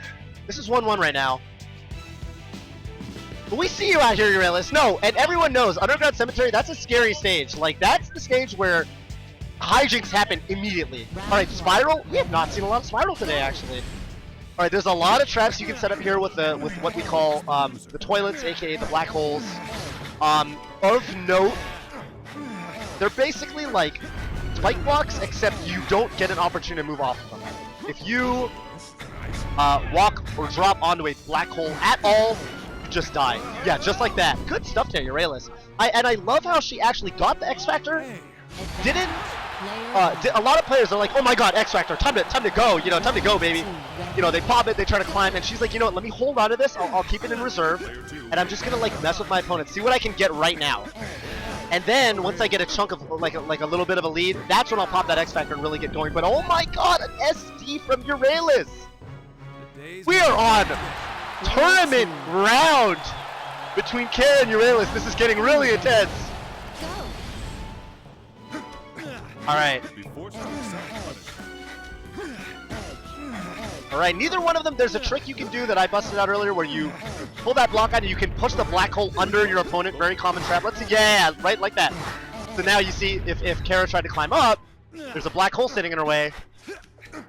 Alright, how's this gonna go? Oh my god! Good stuff to Urelius. Good match! If only I had seen what happened that one round that Kara won. That was it? Please, yes. Please shit yourself. Alright. How many viewers do we have right now? Also, how's Smash 4 doing? I was watching that earlier. I've not been checking the Twitch situation at all.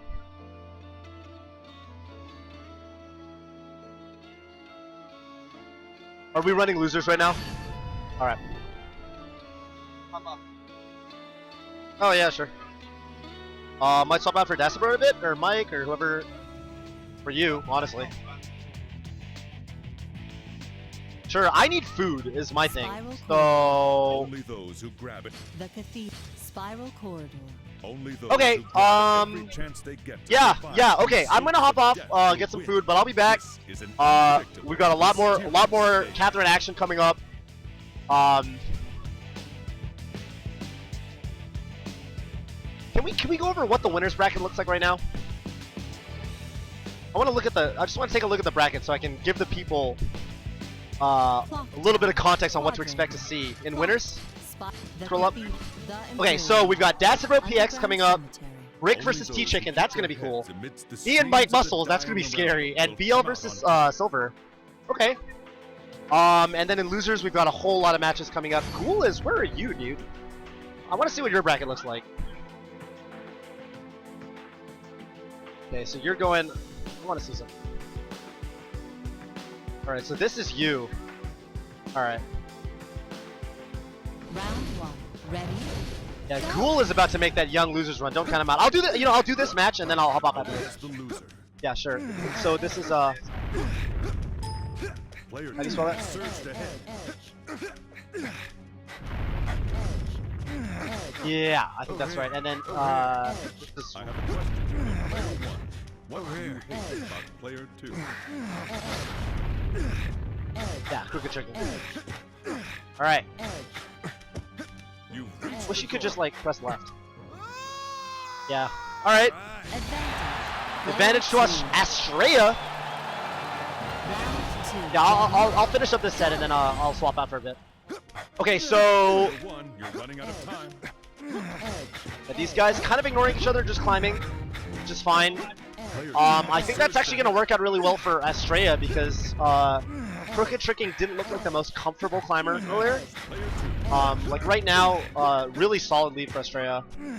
He's actually, he can just kind of climb up. There's a staircase for him. Over here. Over here. Yeah, there's the push and the pillow hit. Yep, that's a combo. Over here. Over here. And Astrea just kind of, yeah, you know, Comes. being one step ahead, Over here. but not too far ahead if Crooked Chicken wants right now. Okay. They're getting really close to the top of the level. Oh my god, push, and that's the goal. Astrea taking game 1 here over Crooked Player 2 Tricking. wins. Alright. Stage select, where are they gonna go? We've seen a lot, I gotta say, you know, we've seen a lot of Underground Cemetery, we've seen a lot of quadrangle counter picks. I don't know why. Everyone's going to quadrangle. Or like Torture. I don't get it. Like people like go to quadrangle then start sliding around. I'm like, Prison of why? Despair. Why Torture did you gotta chamber. pick this Only stage? those who can ignore the plea. Inquisition. I think Torture's a good. Oh my god, are you going to Clock quadrangle? tower. Spiral corridor. Only those who. The cathedral. The Imperial. The spiral corridor. Only those who grab at every chance they get. The prison. Torture chamber. Only those who can ignore the. I'm gonna go eat some food after this.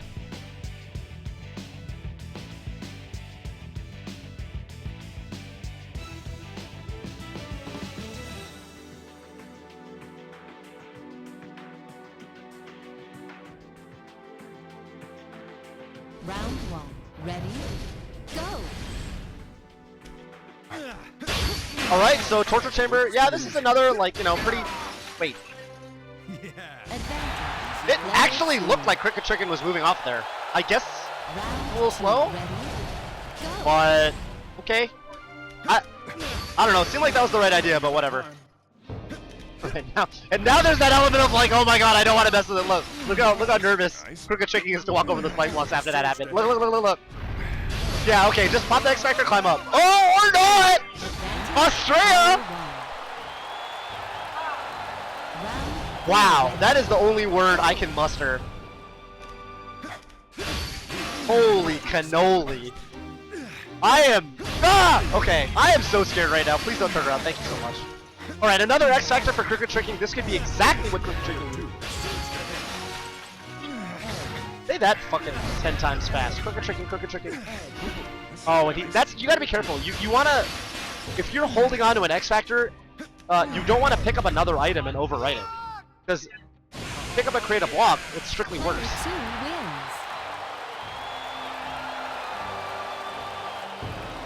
Alright, so that is a 2-0 for Astrea. And I am gonna go... Wait, I'm gonna play Mike now? Holy cannoli! Alright, let's go, baby. Alright, and then I'm gonna eat some food after that. That way you can go get some.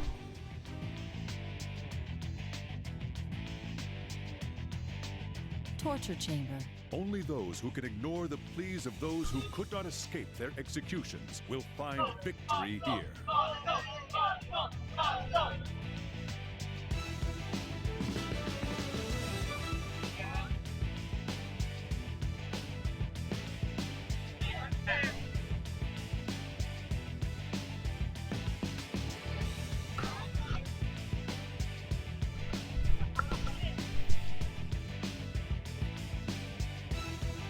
Okay, this is a serious motherfucking match. So, Toph versus Muscles is a match that will decide a dramatic amount of the history of this tournament.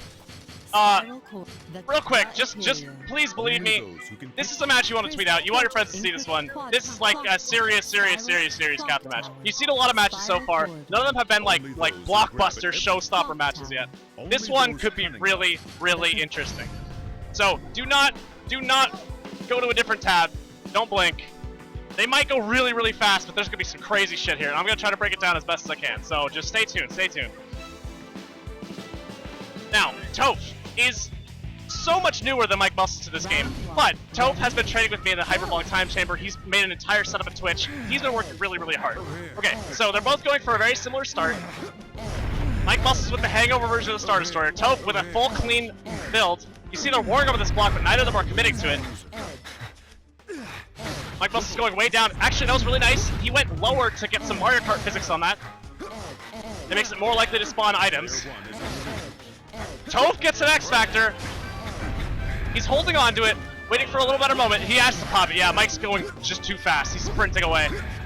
Toph trying to get to where Mike can't control him as much. But it looks like he's gonna have to take some time here. Whoa! Almost takes Mike down right there. The drop! Mike tries to kill him, but now Mike is way low, and Toph has nowhere to climb. They're gonna have to fight right here.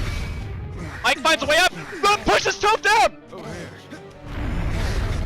Toph is actually no! Oh my god! Mike just gets away from that! And Toph goes down to Mike Muscles! Incredible navigation! This is an absolutely insane stage, and they are doing all the dirty shit! Oh my god, that was a lot of places they could have died. They're both using the Star Destroyer opening. It is an extremely solid fundamental Catherine opening on Cathedral. A good push from Toph. He tries to kill Mike. This is going to happen really fast. They have nowhere to go. And he gets him down. Toph takes that round. Mike, Muscles, and Toph are going so even right now on what could be the most interesting stage in Catherine. The Cathedral openings are so insane.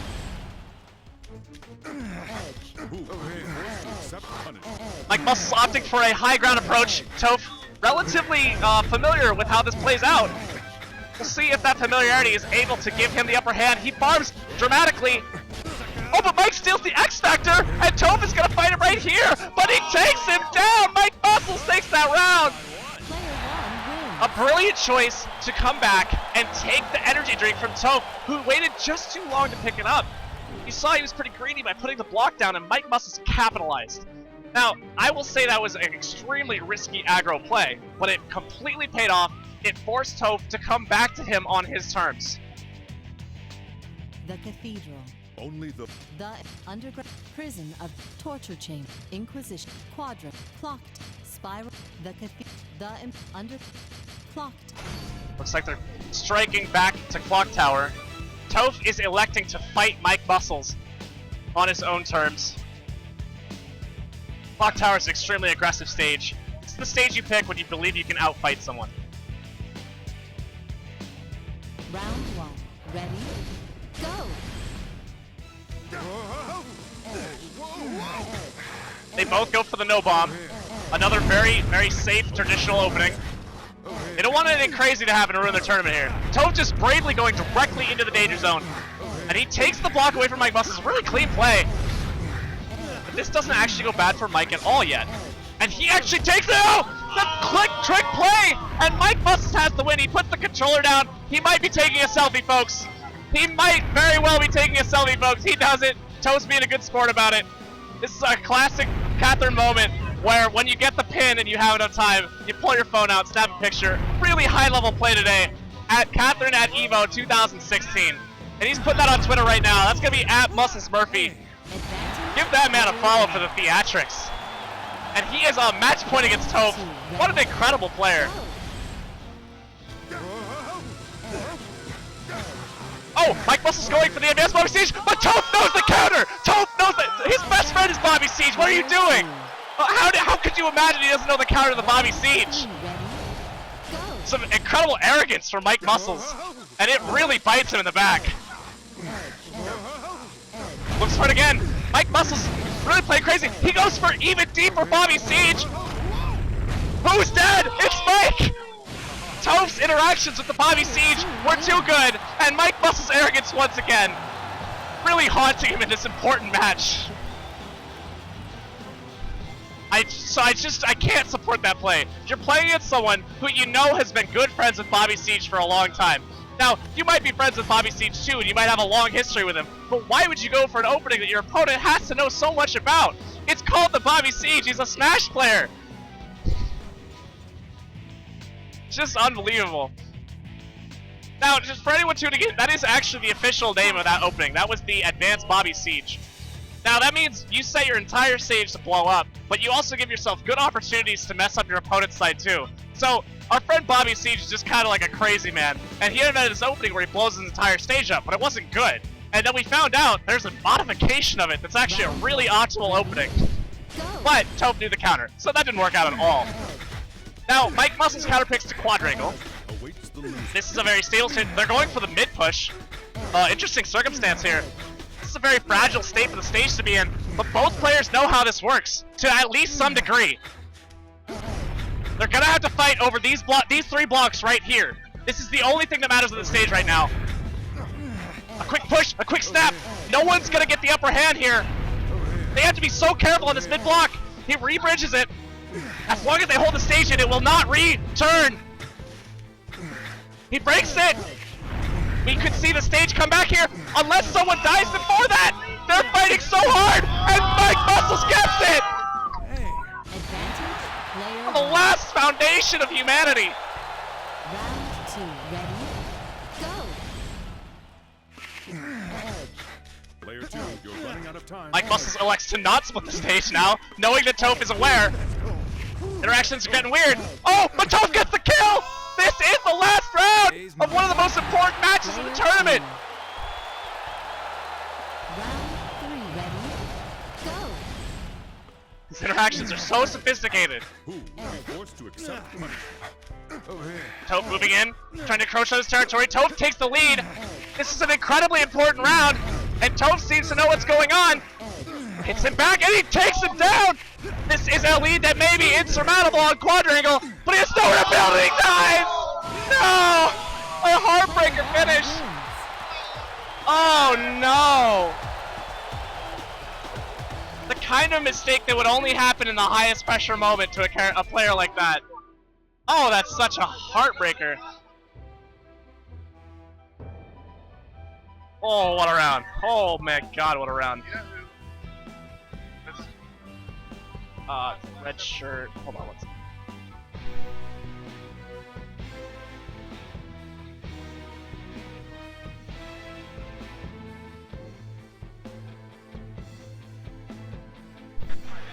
Oh man, so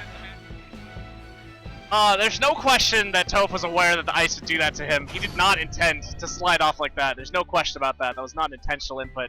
Something got a little weird, and it got away from him. And you know, this is a game that is really all about just like rolling gut checks.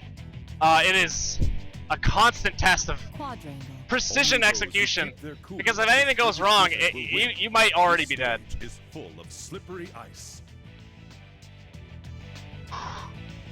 Okay, I can breathe again. It looks like up next we have Ghoul versus Seabag. This could be another really interesting one.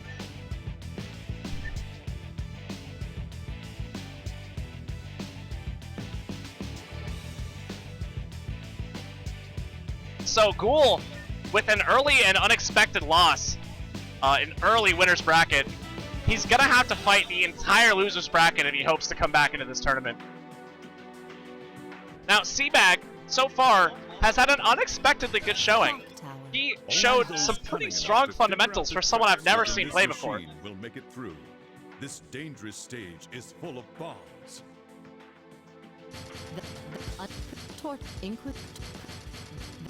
The cathedral. Only Man, last round is absolutely going on some highlight reels. Torture We'll be getting that one on the internet, don't worry about that. Inquisition, quadrangle, clock, spy, the cathedral, prison, underground cemetery. only those who keep their heads amidst the screams of the dying around them. Giving him the thumbs up.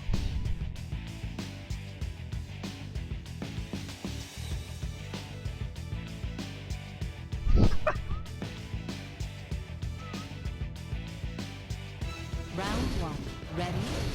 Go! What punishment awaits the loser?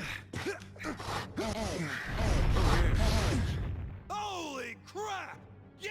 Oh, I'm sorry. I looked away for a moment, and Ghoul took the first round like lightning. Go!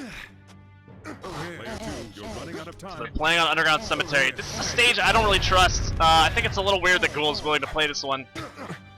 But maybe it works better for him than it does for me. You know, so far, he does seem to have a better understanding of it than Seabag, and Seabag goes down. You know, that quick foundation trick. This stage is held together with, like, rice paper, you know? Like, it just falls to pieces.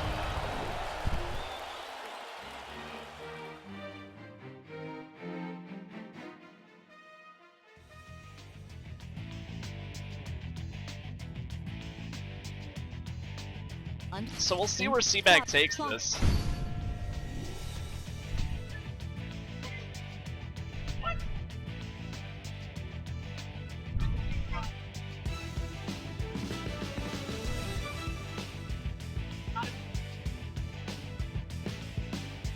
Round 1. Okay, takes it to Clock Tower. They both start very traditional, although they both pull the middle, which is very strange to me. The middle's not supposed to be the best way to do that. Seabag in a dangerous position here. He has to be very careful because now where does he go? Okay, he can use the block. He correctly chose. Had he done that to the left, he would have immediately died. He's got to get up really quick though. And he chose really the wrong road for that. Oh my god, he did pick up the X Factor!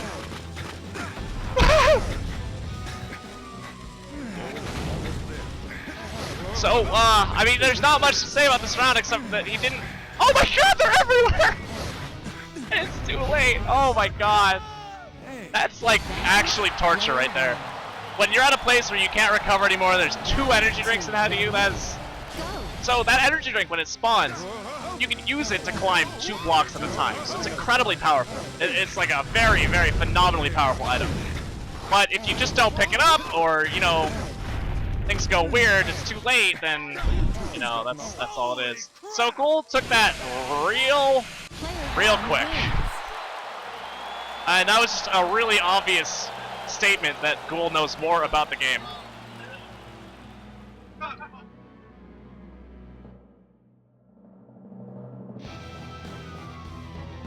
Alright. Let's see what's coming up next. I'm probably gonna actually have to start taking some people out of the bracket now. There's a couple people wandered off.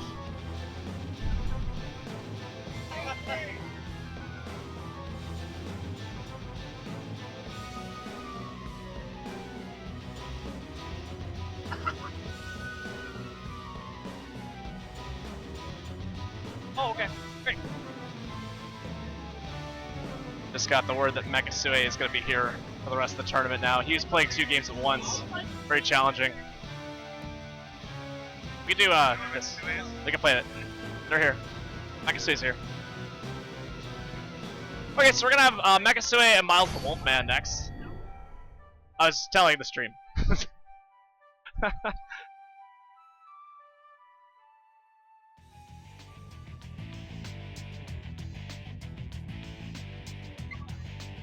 Clock Tower. Only those cunning. So to quickly remind you of Megasue's backstory, he is our Japanese representative of this tournament. He was here last year and he had a lot of fun. He did have to play me. I was able to get the upper hand on him, but now he's here in losers bracket. And you know, I can't help myself. I gotta root for the guy. You know, he shows a lot of heart, a lot of passion. You know, I feel like anyone that shows that in a tournament has my support. He clearly just like really enjoys this game. So we have a moment. They're gonna figure out their stage bans and strikes and everything. If you guys could hit up social media, get this word out. It is pretty much exclusively word of mouth that gets this onto the internet, and so far you guys have done amazing for that. We've I haven't seen the viewers in a while. We were over 1,000 a while ago. Sorry, we're at 1,200 right now. That's fantastic. So it's still climbing. And if you guys Only those keep tweeting it out, cutting keep putting it on up Facebook and everything like that, it's gonna grow even more. What this really is a celebration of Catherine, everything that Atlas has done for this game, and everything that this community has brought to the table today. So I really appreciate all you guys celebrating with me today. It's been a lot of fun so far, and it's only gonna get better. These matches are gonna start to get really, really compelling here. Only those who can ignore the Inquisition. Quadrangle. Only those who keep their cool in this frigid blizzard will win. This stage is Okay, it looks like they have successfully struck, and we're going into the ice stage. Quadrangle is a very delicate stage, but extremely fundamental. As long as you know what's going on, it is a very stable and defensive stage. If you get a lead on the stage, it's very, very hard to come back from. Round 1. Ready? Go!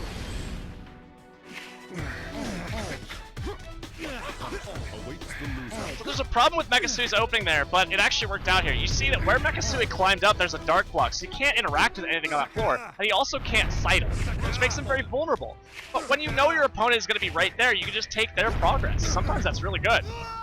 And some compelling defense from Mechasu confirms an early kill. So far, his understanding of where he wanted to live compensated for the fact that his build is, at best, erratic. You can see how much better this position is for the player that did not climb into that dark block.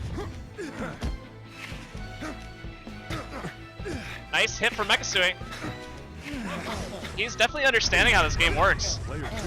He did this last year. He was just like a player that liked Catherine, and he sat down and was just like, oh, I see all the ways that this game is like Guilty Gear and other games that he plays. So he was able to pick up the fighting game fundamentals of it extremely quickly and be a very aggressive player. Player 2 wins.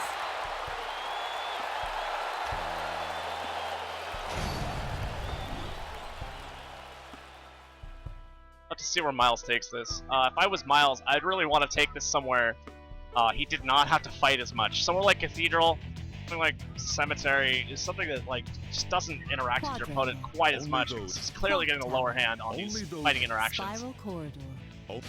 The Underground Cemetery. Only those who keep their Hey, it takes the Cemetery. I think that's a really good choice. Just a little bit of structure knowledge. This stage can be pretty easy to remove. See who actually is aware of that and where that ends up going. punishment awaits the loser. Seems like for the moment both players happy to just leave the opening area. Player 1 is lagging behind.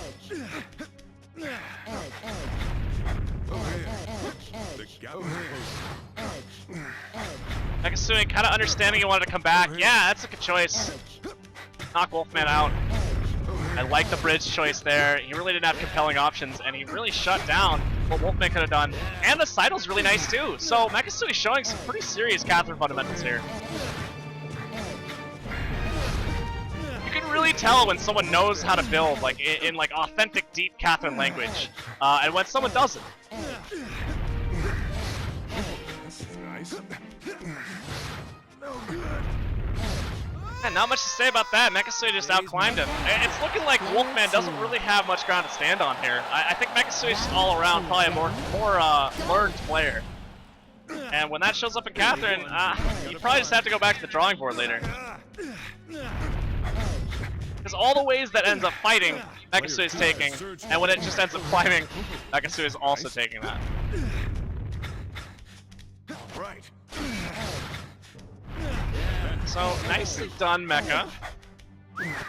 Oh, whoa, that got weird. Yeah. Let's put some in the arch. This is just bad manners. This is a little weird. This seems like the instinct to push is not quite there yet. Because when someone's one row up, it's actually very dangerous for them as well. A big hit from Miles. Mecha thought he was down, but he's actually not out yet. He gets a draw. Even Mechasu is like, what? What just happened? Well, the fact that Miles went down there was able to bring Mecha back. A pretty questionable choice. Over here. Whoa, Mecha almost went down there. But again, Miles not able to seal the deal. But you can see that the instinct to push is not there from either player. They need to interact with that block at their opponent's feet for the kill. When someone's one row up and someone's one row down, that is absolutely Catherine Footsy's time. The one row up is in danger of being pushed out and dying, and the one row down is being in danger of dive kicked and dying. There are a lot of times when the upper row is actually in more danger, because right there you see that didn't kill Mecha. That doesn't do anything. Until he's dead, it doesn't matter. Mecha finds a way out. This is gonna work out. I mean, there's a serious part of the game missing here. I'm just gonna put it that way. Oh, hey. Player 1 is lagging behind.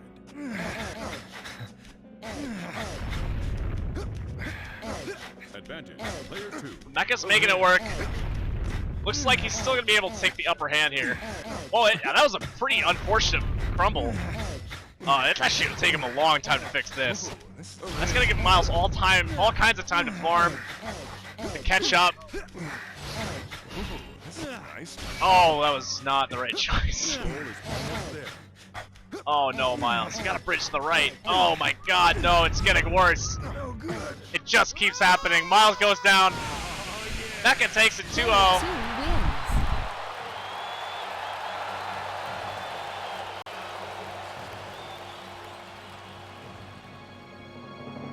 Love to see who's coming up next.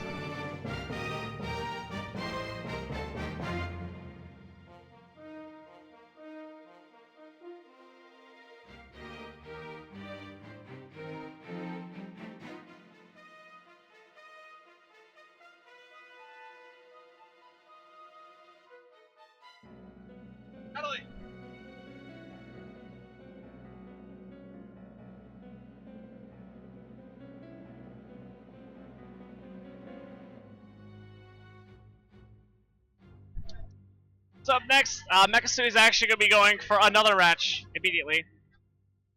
He will be playing against Urelius. Urelius with a surprisingly good showing in EVO 2015 Catherine. She almost knocked out the player that got second place. So Natalie, you know, she's actually quite serious. Do not underestimate her.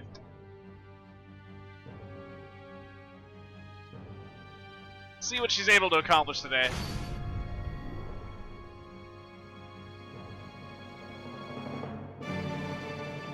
If anyone's just tuning in, this is Catherine at EVO 2016. Thank you all for joining us today. Underground Cemetery. Only those who keep their heads amidst the screams of the dying around them will come out on top. Okay. So they're working on their strike right now. Despair. Only those who can remain stable among the cries of the sinful. Torture chamber. Spiral corridor. Only those who grab at every chance they get to survive the Quadrangle. Only those who keep their under the Looks like they're figuring it out. Only They those are cunning enough banning to figure Clock out the Tower. tracks within this machine will make it through this dangerous stage. Thinking really hard about it. Prison. Underground cemetery. Only those who keep their heads amidst the Cemetery's screams of banned. Prison. Torture chamber. Torture chamber. Only those. Quadrant. Clocked. The cathedral. Only those who can Stage remain bans are actually very important here. Torture chamber.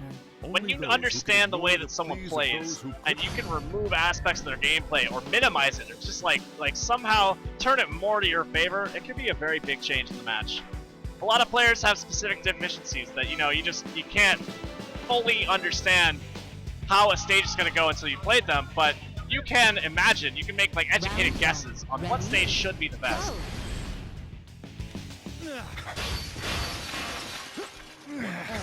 Pretty unconventional start from Natalie. It's splitting the stage down the middle. It's actually pretty cool. Although it is worth noting that despite the fragility... Oh my god, she's actually taking him down! A really quick early kill from the fact that she split the stage so weird. This is actually a great lesson in Catherine. If you could just make the stage weird as hell, and your opponent does not understand what's going on, sometimes things happen like this, where she just literally made the stage so weird, and she may have known what was going to happen, And she actually gives me the shrug, like, I had no idea. So, you know, at least she's being honest. But still, that sort of bizarre interaction is what can win games in Catherine. And a round is a round, you know? You take 1 point of damage in this game, that's a round. Over here. Over here. Mechasu interacting with fighting quite well. Oh! Take him off the bottom. Advantage. Player 2. Round 3 ready. Go!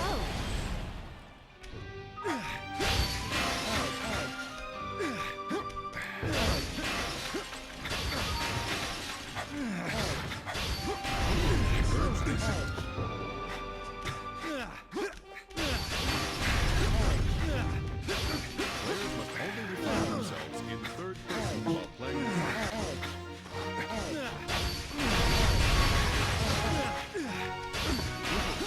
Nice.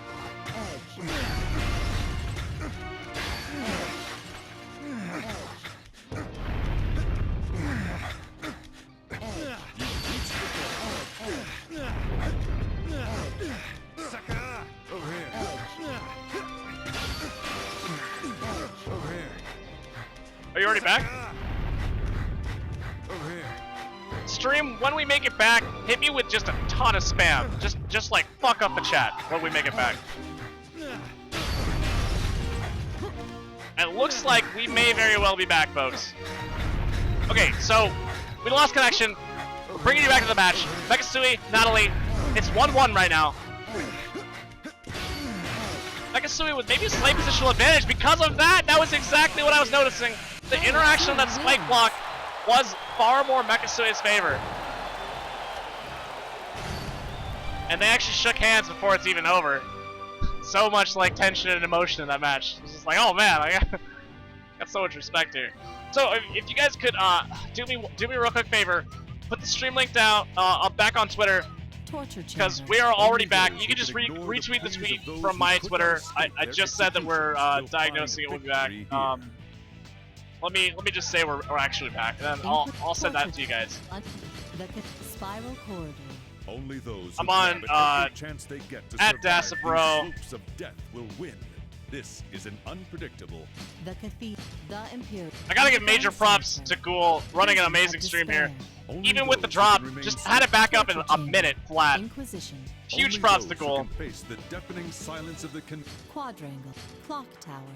Only those Quadrangle. who keep their cool in this frigid blizzard. Clock. Spiral. The cathedral. Only Clock. Quadrangle. Only those who keep their cool in this frigid blizzard will win. This stage is full of slippery ice.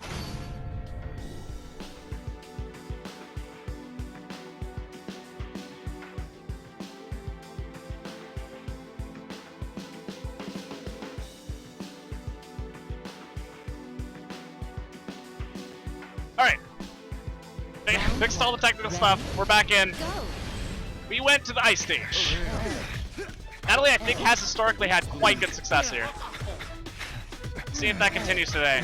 Actually takes the lead. She tried to kill him right there. If you slide the ice block over someone that's climbing up, it will insta-kill them. Let's go.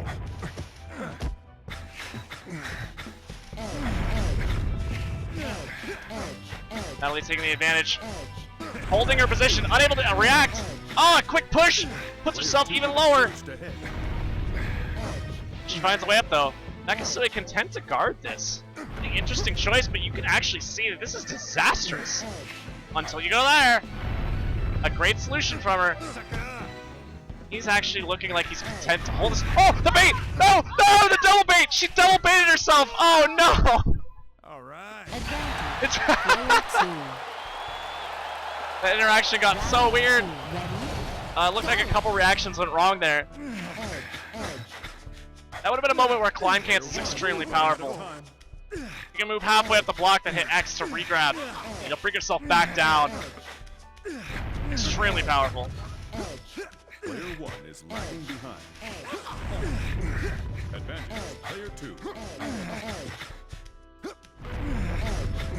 Mechasu with an incredibly dramatic lead, and it might just be too much to come back from. Yeah, Mechasu is gonna take it. A very good 2-0. Player 2 wins. Clean play. I like the way he's growing as a player during this tournament. He has learned quite a bit already. Alright, let's see what our next match is.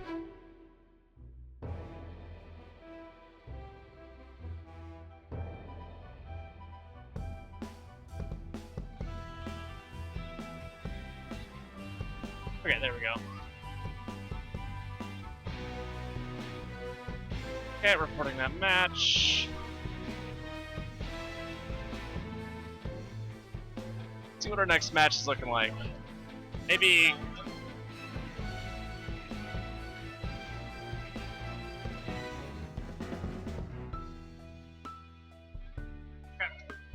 I can play Hugo then.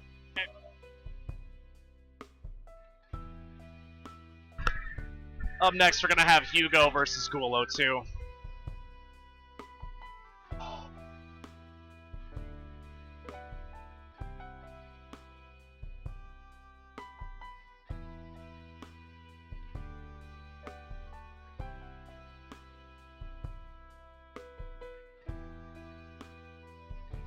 So, Ghoul versus Hugo. You know, Ghoul kind of has the hero's narrative here. An early loses bracket match, and then he's supposed to be the favorite in basically every match he plays. But this puts a lot of pressure on someone, and it puts a little, you know, it actually can wear you down. When you play that many matches in a row, you can just be exhausted by the time you get to the later tournament. And also, in between, you can't underestimate anyone. You have to keep playing very, very clean, because in Catherine, there's only 4 rounds away from losing at any point. Quadrangle. Only those who keep their cool in this frigid blizzard will win. This stage is full of slippery ice.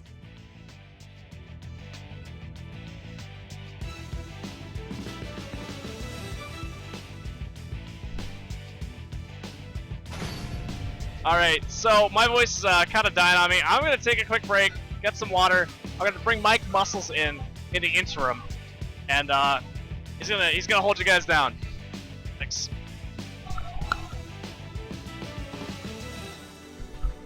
Round 1. Ready? Go! Hello, ladies and gentlemen, I am back! Sorry about earlier, I have woken up now, as you have seen. But, enough about me! Let's go to you, and by you, I mean Hugo and Ghoul. Ooh, Ghoul going for a really strong defense. This, if you pull all those blocks, this makes it incredibly hard for Hugo to... I mean, you can see right here, Hugo's lost. He doesn't really know what to do to climb up against that defense. And this is a stage where if you climb ahead of your opponent, there is no comeback factor. There is no X factor here. You will just peel away at the speed of ice.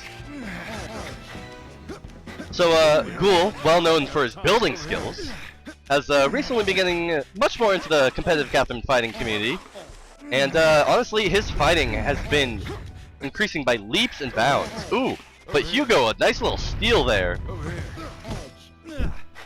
Looks like that little fighting interaction definitely made the stage a bit less livable for both of them.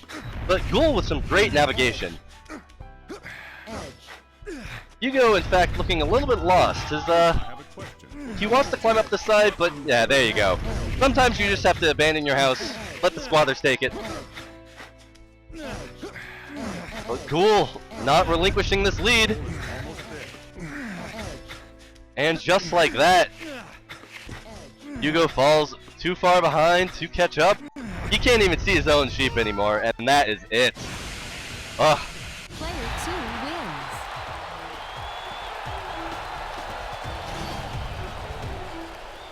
There's one thing to take away from this. Be very, very careful about challenging a known builder to a stage where building is the best way to win. Let's see what Hugo can take away from that. Did you recognize any of Ghoul's weaknesses? Under prison. Where will he go? Inquisition. Underground cemetery. Only those. Alright, underground. Very vanilla stage, however, comebacks are entirely possible on the stage thanks to the sheer quantity of items that are liable to appear. Ghoul, however, looks calm and focused. Round 1. Ready? Go!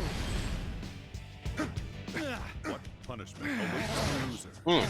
So Ghoul very quickly starting off by pushing the entire stage out from under him.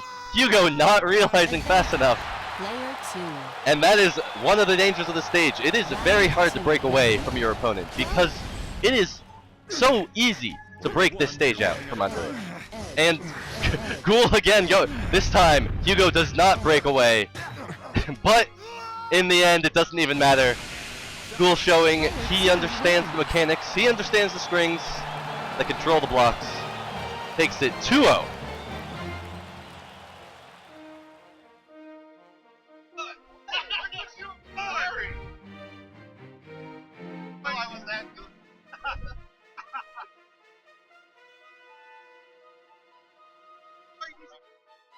So, we're gonna try and pull up another match for you pretty quick. We're getting fairly far in the bracket. I believe we're at top 16 right now. And coming up, we have a treat. It's Dacid Bro versus PX.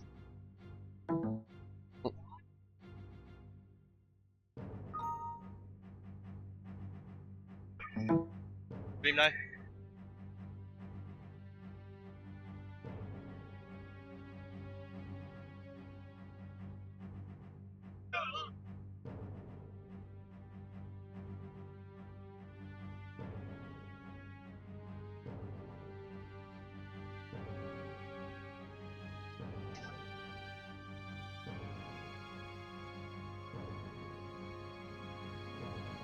Alright, I believe we are back on stream. Sorry about that little hiccup. So, like I was saying, coming up we have Dacid Bro versus PX. Dacid Bro playing Orange Sheep, and PX playing Blue Sheep.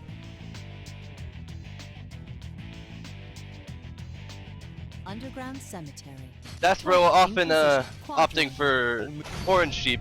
He doesn't need... He considers himself above the Blue Sheep advantage. And that was an early pick to Quadrangle, I believe.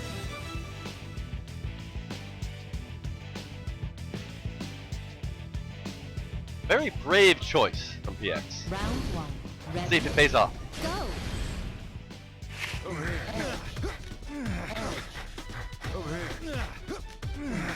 So this stage is definitely one where, like we mentioned before, if you climb incredibly quickly and leave your opponent in the dust, you can just... There's not much they can do about that. And right now, Dacid Bro has a very, very strong advantage. Oh, he let go. Wow. I am very impressed. But when you're sidling there, he cannot be pushed off by a pillow hit. And thus, force PX to choose a different interaction. But in the end, Dacid Bro still pulling ahead. Ooh. Good pull from PX there. Actually stole the block that David wanted to climb on. Ooh! This is getting a very becoming a very aggressive quadrangle very quickly. Oh, but we're almost at the top. He has to challenge him. No! Player 2. David was already in position there, Round and 2. PX is just a slight step behind. For how aggressive that was, though, I am very surprised they reached the top. So now we've split the middle, and as long as both of them keep pulling that center block, the center will keep falling out, making it incredibly hard to turn it into a fight. However, Dacid Bro with the fake out. Player 2. Gave him a landing spot and then took it right out from under him. This is not your beautiful house. Not anymore, PX.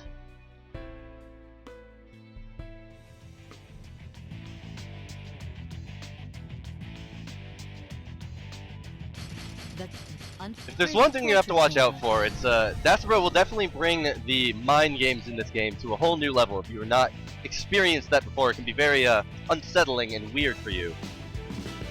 Something to watch out for. And for those of you watching at home, take note, what is he doing, and more importantly, why? There's a reason behind every one of his actions. So, PX opting to go Torture Chamber. Torture Chamber is not a very interesting stage with a fair amount of waves to kill your opponent. So PX taking the fight to David, but again, David just pulling that ground out from him. PX has really got to start to watch for that. If not, this will be a quick 2-0. Because Dacid Bro is on match point. So Dacid Bro opting to make his side of the stage unlivable, forcing the fight to oh no, is he trying to push the entire stage? He is! Will PX realize? Will he push it in time? This will be close if he climbs it too high. Yeah. So PX there was in danger of having the entire stage falling out from under him. However, he believed that he could climb fast enough to make the bottom of the stage fall out before David had time. And it worked out! Sometimes you have to gamble, and when you're in Vegas, gambling can sometimes pay off. Woo. So, that was very close, because if David had tried to climb up to the left there, then PX would have been in his way, and he would have been staying on the spike block, resulting in his death. And now, this is a really awkward situation. The dark block, well, if David hadn't had a dark block, then that would have been very, extremely easy for PX to take the lead by just climbing incredibly fast. Oh no! Oh, he's still alive! Can he navigate out of there? It is a very awkward situation where he can barely see anything. Ah, he is sidling. We see the cap. He is out front, but just a bit too late. Dacid Bro taking it. Player 2 wins.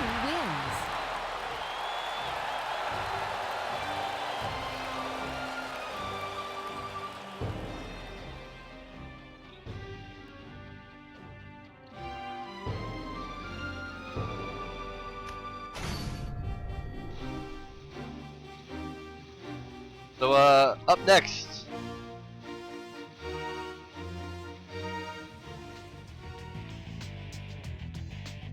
Up next, we have Rick and T-Chicken.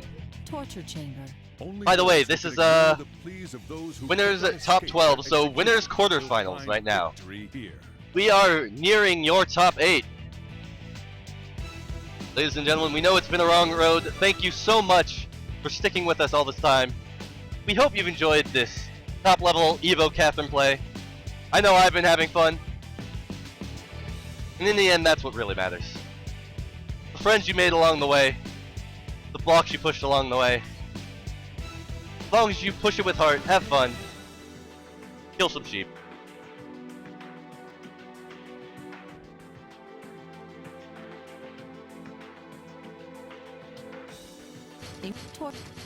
Underground cemetery. So Rick and T-Chicken, I haven't really been watching their matches, so this is going to be interesting for me as they, seeing all this up and coming.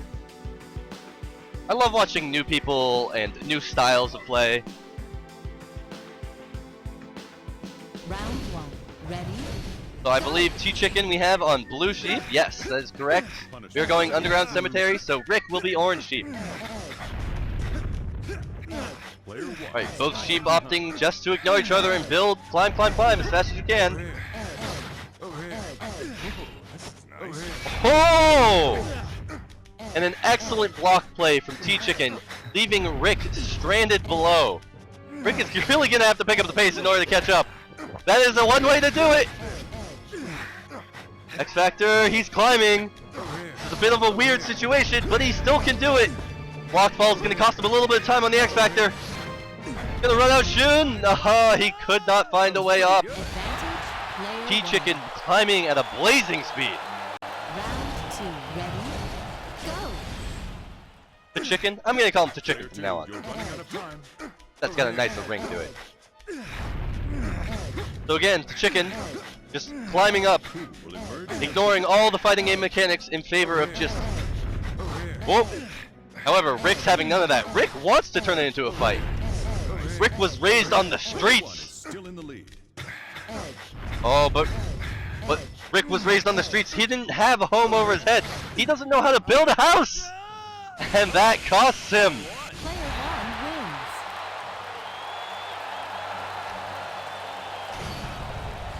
So now will Rick take him to the streets? Where is the streets of Catherine? I don't even know.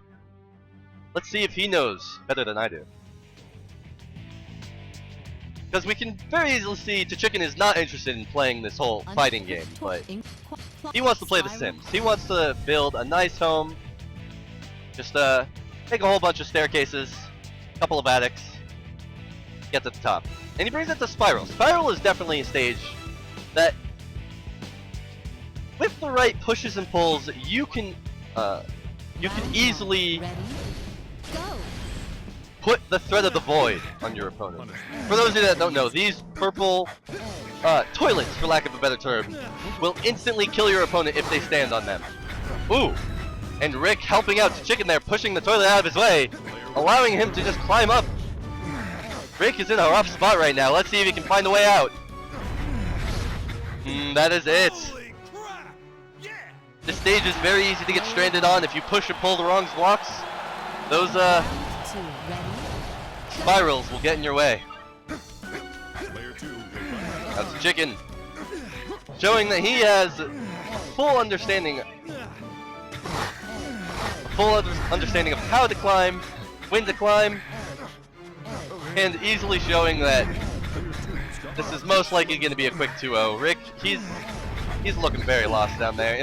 Unless he can pull an X Factor or a miracle out of his pocket. I don't know if there's any way he can bring it back. But we've been proven wrong before, and that's what's glorious about Catherine. He's only got one block to stand on, and he decides that he would go out on his own terms. 2-0 to Chicken. Player 1 wins. Advances. Top 8.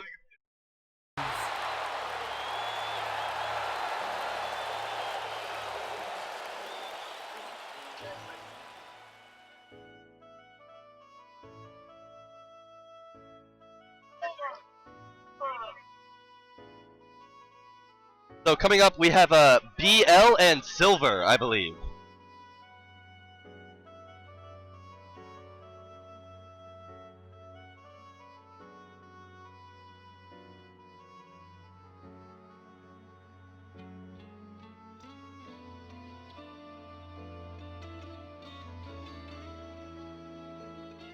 Again, thank you everyone for joining us here today at the EVO Catherine tournament.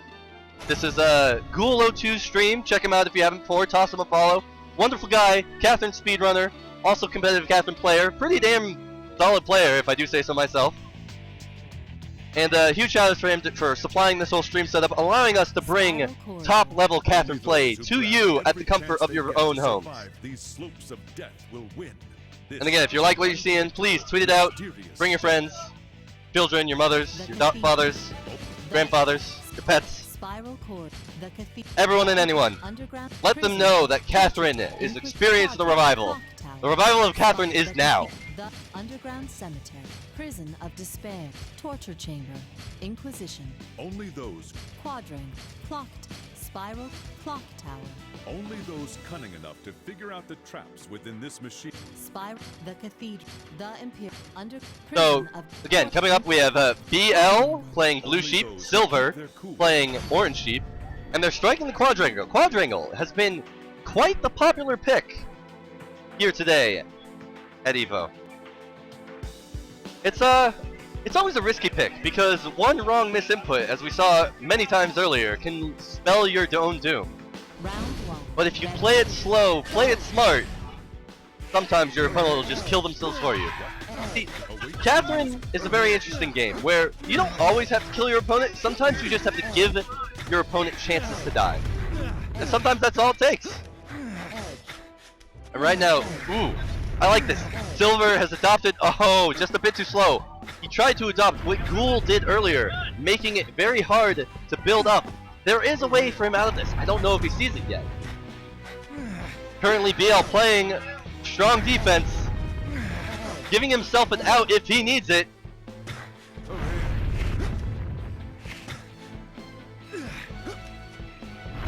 There you go! Oh! Don't go, no! And Silver just getting a bit too excited, realizing that he found a way to push BL down one level below him. He wanted to keep the fight going, but BL just had none of that, got out of the way. You're running out of time. And again, just give your opponent chances to kill themselves. Sometimes you don't even need to be there.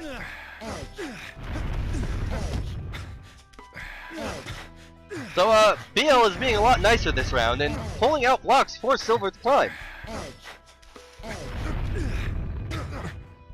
Oh, and an excellent defense from Silver. Oh, but he just gives it up! No! But he didn't need to, because he understood that if he played it slow and played it smart, he didn't need to do much. Round three, ready?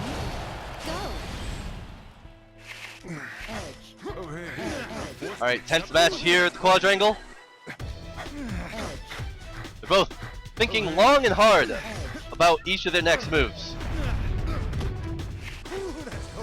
Silva taking a road to magical ice journey, up and back, falling.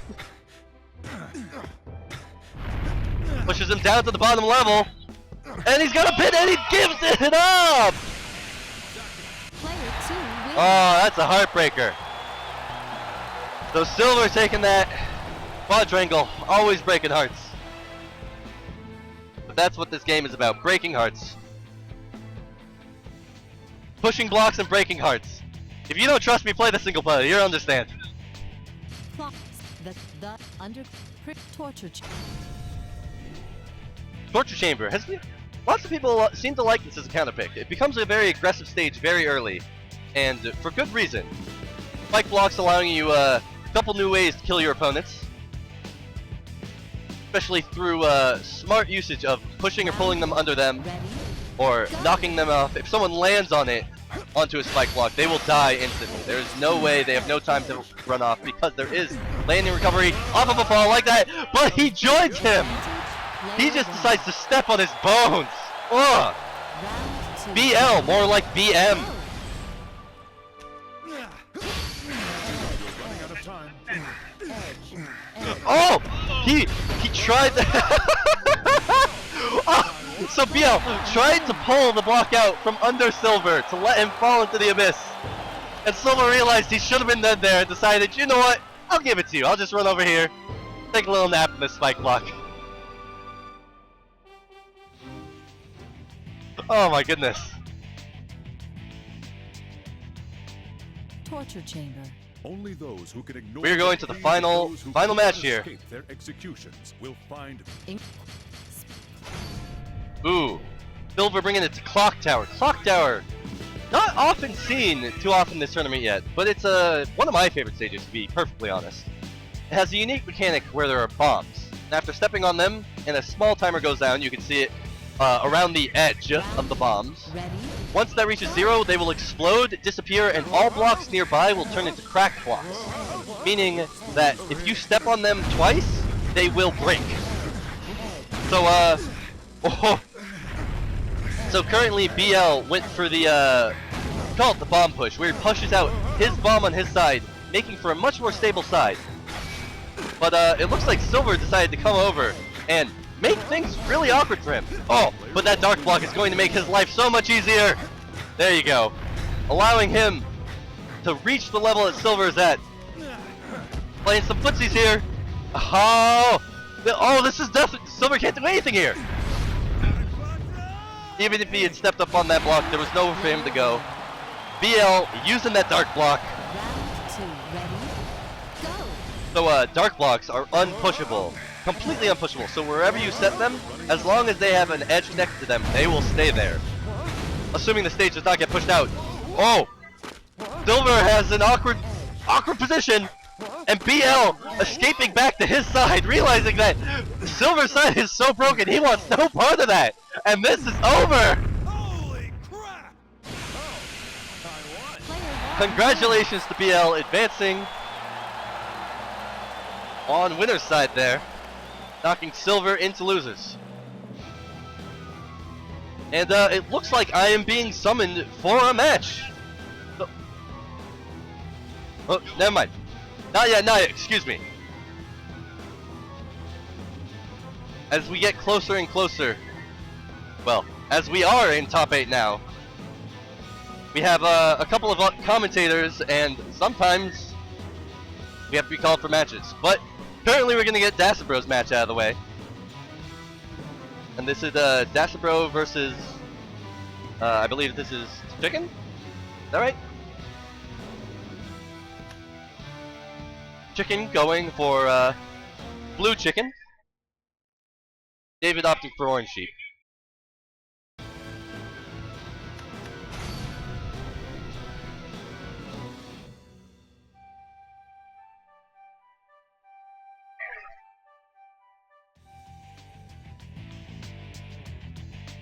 David imparting a little friendly advice for the match. Tower. Only those cunning enough I was a to good figure sport, out that the guy. traps within this machine will Doesn't make mean he it won't through. try and beat you any This less hard. dangerous stage is full of bombs. But we will see if Chicken has what it takes to dethrone the reigning world champion.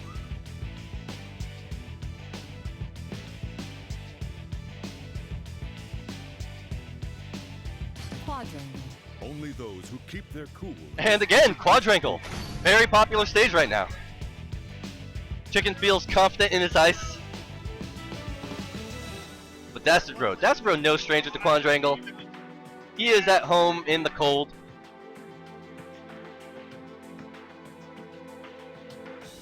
Round 1. Ready? And there's nothing I love more. Both players going in, they've got smiles on their faces. No matter what happens, it's going to be a good match.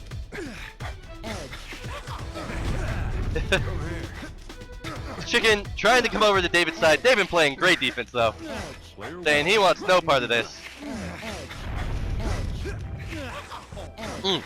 And right there, that was a really sneaky thing what David did. He saw that Chicken was coming from the left side, so he pulled his block out to the right, forcing Chicken to take more time to catch up, as you can see here, allowing David a lot more time to just break ahead on this stage. And as we know, breaking ahead on this stage means so much, because once you get to here, that one pull and you've won. Advantage. Player 2. It's those small things that really makes David a top competitor in this game. Just not only knowing how he is building, but watching where his opponent is coming from and how best to build to block them. Pun not intended. Right now playing Sidle defense, gives it up at the dark block. Doing it again though. Oh! And right there, Chicken has made the structure harder for him to climb by pulling it that far. And David again trying to fast break.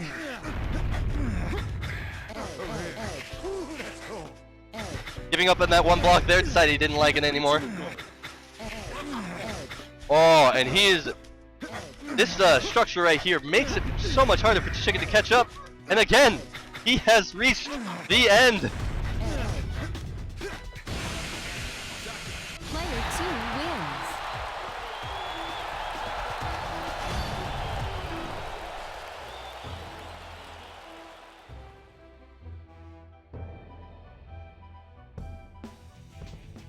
Now, if I know Dacid Bro, he is giving Chicken free reign to choose any stage he wants.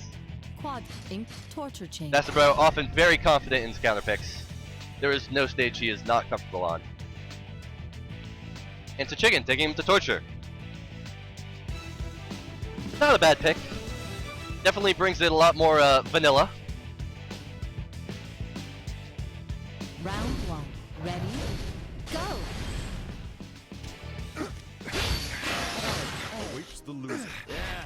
And torture is often very unique in that there's not too many different ways to build. One of the only different ways that you'll usually see is what David is doing right here, which normally you try and push out the entire stage. However, because Chicken put a dark block down, it became much harder to successfully find a way to push out the entire stage. And again, another dark block. Chicken is having great item luck right now. However, David is holding on to his block, and I'm sure that that is going to come in handy before the match is over. Oh! And Chicken with excellent defense, pushing Dacid Bro onto the spikes. Chicken is showing that he did not get here by luck. He is a competitor. He came here to win. Running out of time. Over here. Oh, and again, David looking to push out the entire stage. Off to a slow Oh. So, he realized there that the, he realized he wanted to go up and fight instead. 3 ready? And Go! quick bait.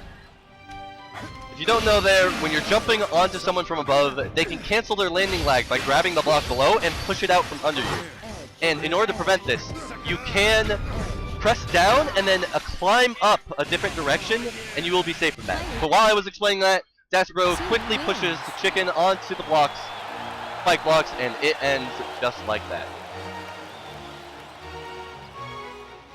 So, now I believe I am up, fighting BL. So, thank you everyone for listening. It's been a blast.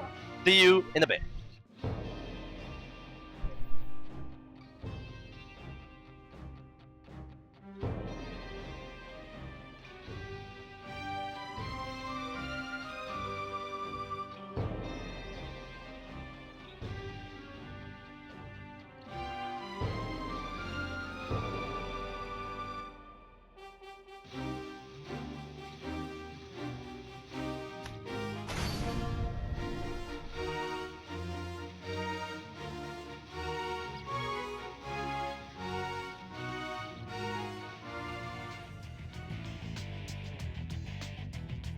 Alright, guys. Tor- We are back. Spiral cord. I'm back in the hot Only seat. those- The Hope you guys enjoyed that the match. Underground cemetery. Prison, It's a good torture, clean match Inquisition, on Quadrangle, followed by a clock, good clean match spiral cord, on clock Torture tower. Chamber. Gotta say, I think Dacid Bro played pretty well right there.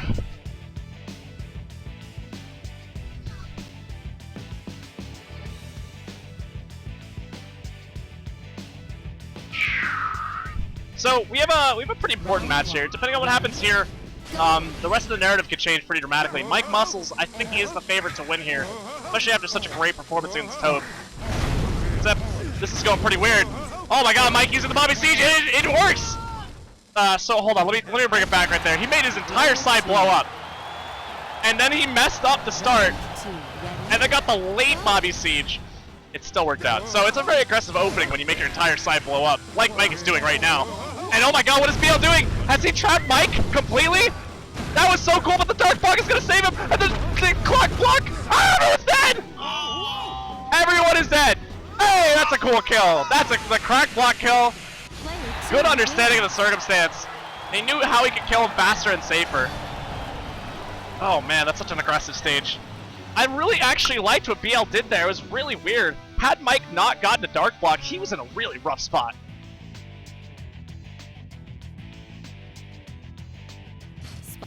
The under prison torture chamber. Mike Muscles takes the first set like lightning. Catherine can happen so fast.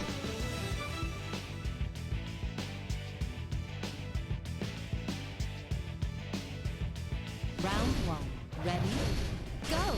Takes it to Torture Chamber. Awaits the loser. Over here. Mike holding high ground for a moment, abandons it. Oh, he's going aggressive with the Dark Block. I actually really love this play. He makes it very unsafe. The crumple real quick. Mike takes that round so fast. What a clean kill. What a clean kill. He's getting the selfie out. He's the most selfie-oriented player in this tournament. He takes the selfie. His opponent very upset. BL with the frowny face. Real life emojis. Honestly, the selfie on pin is my favorite Catherine tradition, period. He's got the setup. Takes the clean kill. Advantage. Player 2. Round So I love how he used the Dark Block to get underneath BL and use that weak structure to just immediately ruin it. Especially since it was represented that he had no way over. Oh, BL going deep. And Mike understood that he was in danger there. Oh, with the option select from the back! That's a really, really clean play for BL. And he actually made that very impressive. Mike couldn't live underneath him because of the fact that BL could drop down and put him in a pin. So Mike had to do weird things, and then BL went for it. I love it. I love it. Over here. Ooh, but Mike got the kill, and that's donezo. Player 2 wins. The classic Paul kill.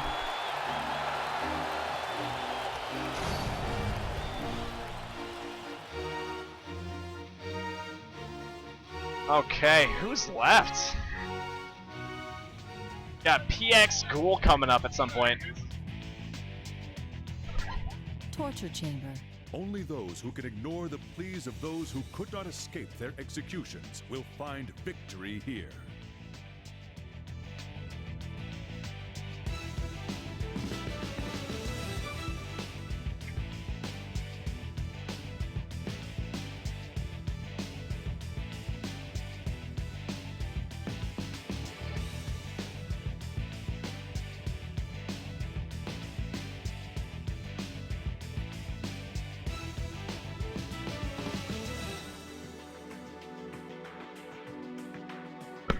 Okay, sorry guys, we're doing some bracket logic there. Yeah, that sounds right. Toph Mechasu? Oh, this should be fun. This is so Toph's narrative has always been beating Australia. But can he defeat Japan first? This is another player in his way of becoming a Catherine hero. Now, Mechasu, you guys have seen his narrative through the tournament. He's a surprisingly solid player, considering I believe his only time at the game is at EVO tournaments. Torture But you know, spiral corridor. Only those who grab at every chance they get to survive these slopes of Toast my boy death too, though. will So win. you know, This it's a little is an complicated. unpredictable, mysterious stage. Little complicated. If you're just showing up, this is the Catherine EVO tournament.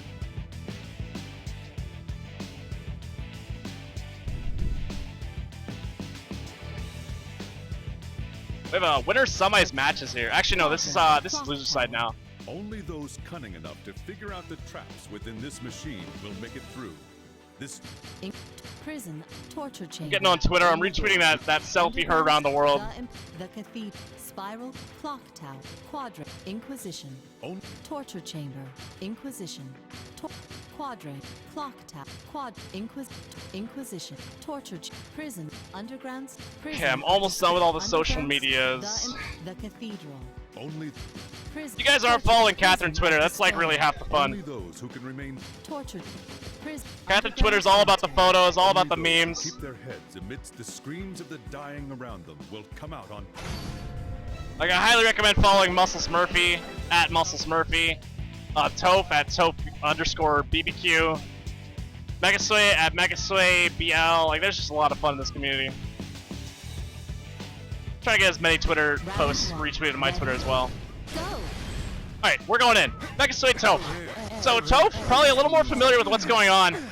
He looks very willing to just remove the entire stage right here. And Mechasui's gonna have to notice that real quick. Does he understand? He's coming back. Mechasui gets it. Toph. Oh! Mechasui knocks him down. Toph just pushing everything. He's a man unafraid to die. Mechasui trying to make it harder, but no! Toph takes it back from the edge. Unwavering, patient, concise. Round 2. Ready? Go. That is the play of a man who's willing to test all the ways that Mechasui will play before committing to one option. And it looks like he's totally willing to just push this again. He liked the way that went last time. He's confident in a fight against Mechasui. He's gonna do it again. A crumple was just missed there. Oh, but he got the kill! Toph takes another one. Player 2-0 against Mechasui. Now you gotta think if you're Mechasui, it's a long flight home. Traveled all the way just for Catherine.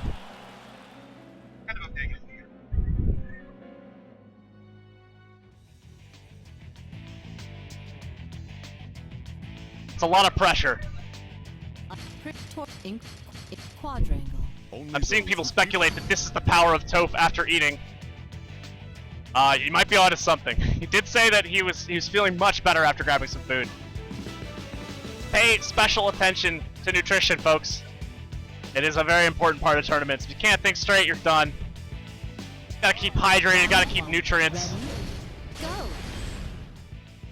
So Toph has famously stated that Quadrangle is his best stage. So this may be a very unfortunate counterpick for Mecha. Mecha understanding he has to fight, but can he beat Toph in a fist fight? Over here. Over here. Mechasui follows really well.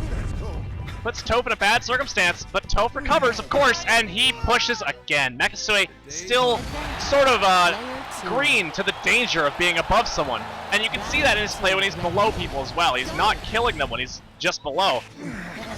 It's a severe blind spot, and hopefully he can remedy it. Toph pulled the rug out of his feet. He had his friend sitting down in that chair. He just snatched it right from under him. A really sneaky play. That's something you'd expect from a melee player. I love Toph. Well, that was a very fast 2-0. Toph looking like he is doing a little better now.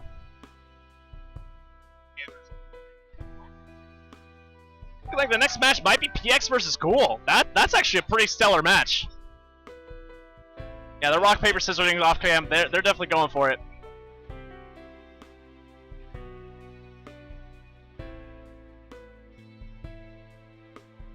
Toph the Ice Bender.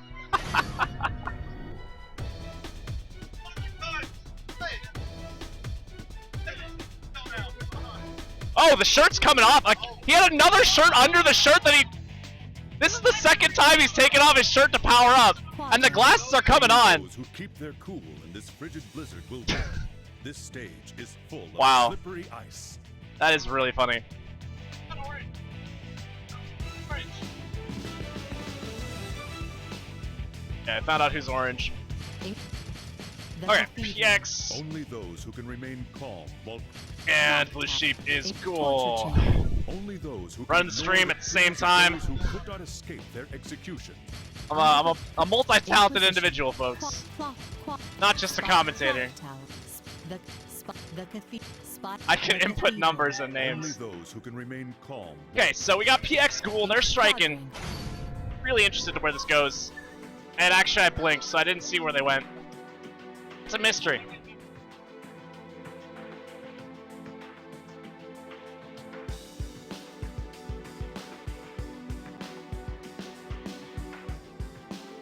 Round one. Ready? Go. Okay, they went to quadrangle. Awaits the loser. It's pretty interesting. A lot of matches have struck to quadrangle here, and I think it really comes down to the fact that everyone likes this stage. This stage is just really nice. It's really defensive. It's a really clean match. So it's nice to kind of feel your opponent out on what's supposed to be a very stable, compelling set. Like defense from Ghoul. He's playing very patient. But will PX keep checking his reaction time? He'll run out. Ooh, I like that. Look at that trap. Oh. But PX able to escape the trap. Whoa! Everyone is getting messed up here. It is a bloodbath.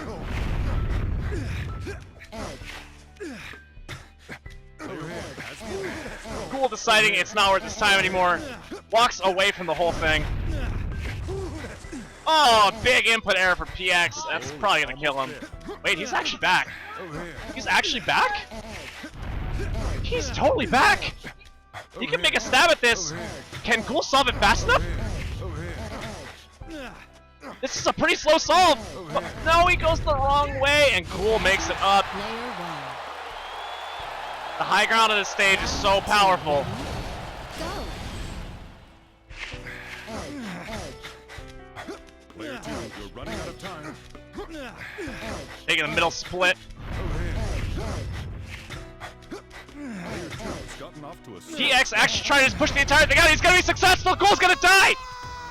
You gotta watch your feet. Player two. Nice choice by PX. Notice that fragile foundation. forced to accept punishment. It's pretty interesting.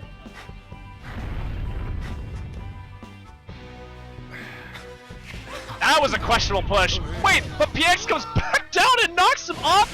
Pushes the block out from the sidle force from the move away hit. When you walk away from a hit in this game, it almost always clips you. That ends up hitting you in the place that you were going to, which meant that PX had the leverage to push the block out from Ghoul and take the win on that stage. Pretty weird interaction, but it is stable. It does always work like that.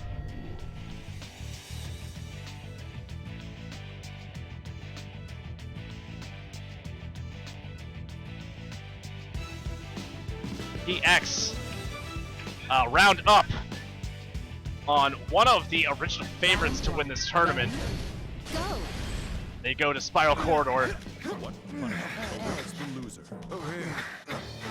Currently, PX is riding on the power of unbridled anime. Player 2 has surged Very questionable push from Ghoul. Way down. It's got an X Factor though. It's a pretty good argument. But he doesn't make it up.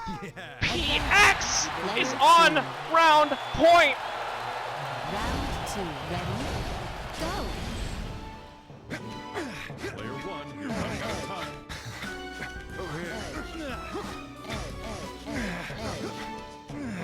Player 1 is in. What do you like about player 1? So far, Ghoul playing quite well this round, and a bit of a miss there from PX. Maybe intended to sidle. Player one. Ended up just moving directly into the dark hole. Round three. Ready? All the purple kills you instantly if you touch it. It also eats blocks. Very dangerous block. Oh, looks for a killer. Ghoul notices, gets out of the way. A very, very strong notice from Ghoul, and he's gonna take it from behind. Ghoul, with incredible presence of mind, does not let that gimmick hit him, and he's back on his feet, folks. I actually thought he was dead. If I had been writing the obituary, it would have already been written.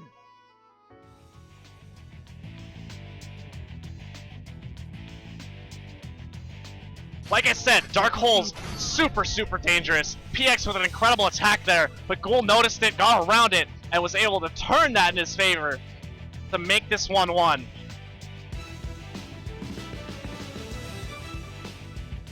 Whew. Whew, the clutch factor. Go. Over here. What punishment? PX wielding the Star Destroyer. Ghoul going with the Mansion. Over here. PX takes the lead. Hits him again. Checks his reactions. They both react quite well. PX breaking away with the Dark Block, but no! He made the mistake and Ghoul capitalized on it so hard. PX felt like he had so much room to breathe, but actually his block was interactable from Ghoul 0-2 from behind it. Now Ghoul is on match point. This is the power of a Catherine speedrunner. He's seen all these interactions. He knows how to build in 3D. He's a very compelling choice for a strong Catherine player. And PX falls for his own trap. Ghoul 0-2 from behind. A big clutch.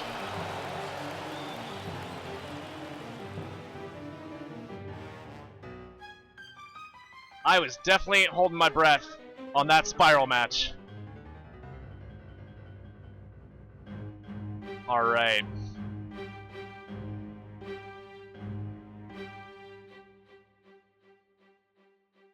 Good, tweet him. Yeah, what is? Get them, get them. Muscles locked. Get Raph. Raph, where's Raph? He has to be here. Oh, there he is. Bring a Raph.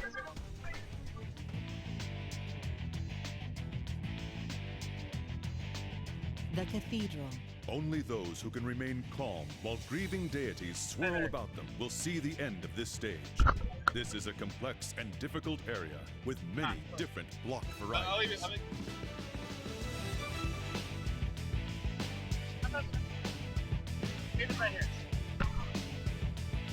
Alright, we're working on some deep bracket things. Oh, excellent. Excellent. Okay, we got it.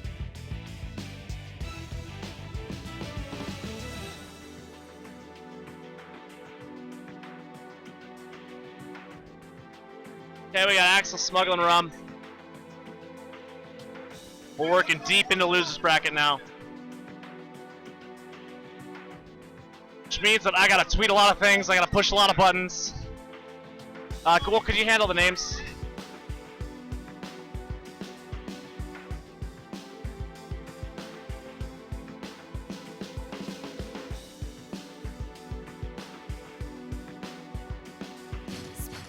Underground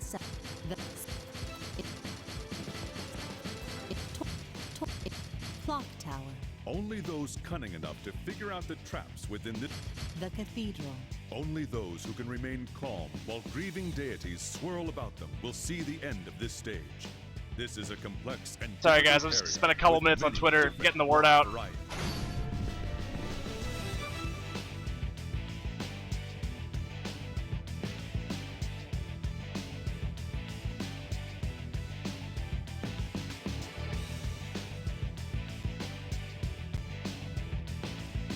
Round one. Ready? Go! Okay, they are going into it on Cathedral. Over here. Over here. Over here. Axel with a very vanilla start. Smuggling Rum with an absolute disaster. It's hard to say what he was going for there. Two. Round two. Ready? Go! Players are running Aims for a more vanilla start now. Over pull some blocks out. They both enter the tug-of-war. Tug-of-war theory is pretty weird. They're actually both directly tied right now.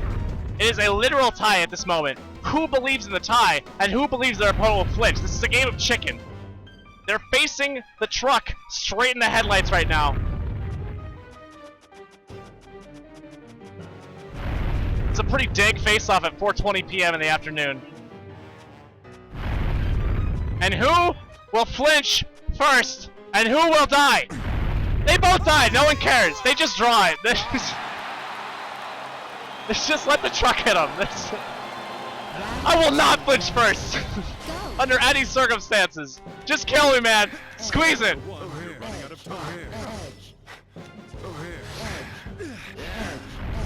Nice escape break from Axel, and he actually ruined it.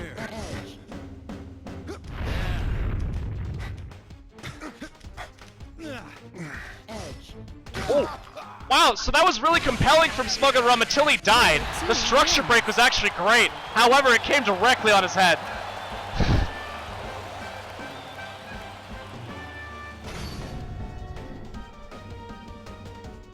Just real quick, a couple of matches we can expect in the near future.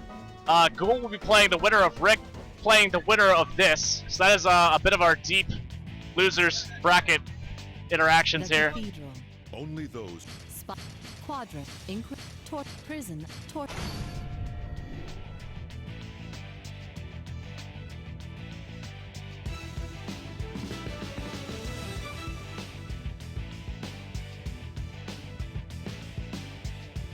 Currently, the expected players for big matches. We have Toph sitting high in losers. We have Ghoul sitting high in losers. We have BL high in losers and T-Chicken high in losers. Meanwhile, the match is moving on. Someone's dead. It looks like Smuggling Rum is having problems.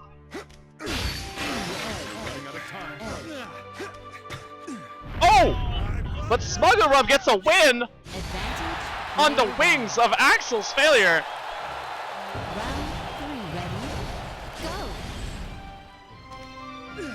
It's been a very bizarre match.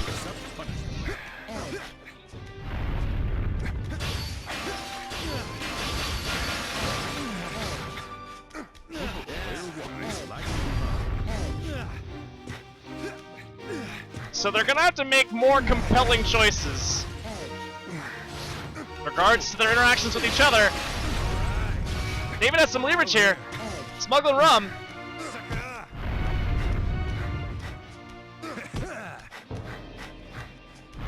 Well, they're fighting on this layer. They're pretty compelled that it's gonna happen here. Oh, he actually had him locked. It's hard to know what he could have done with that, though. A big hit.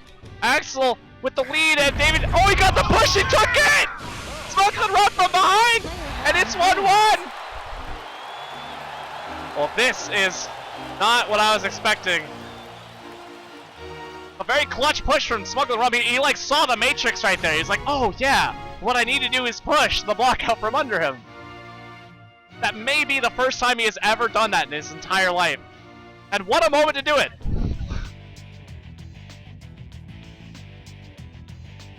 Torture chamber. Only those who. Clock tower.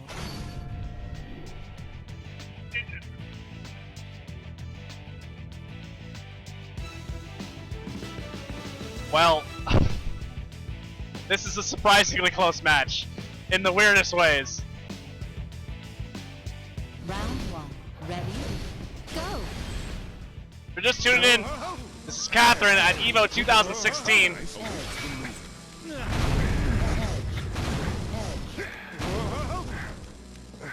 We've got some deep losers matches going on that were delayed by people doing other things in EVO, which is, you know, it's totally defensible. So we're gonna have some pretty interesting matches for about 5, and then we're gonna have some crazy solid matches.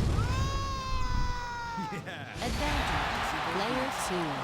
Axel on match point once more. Round 2. Ready? Go!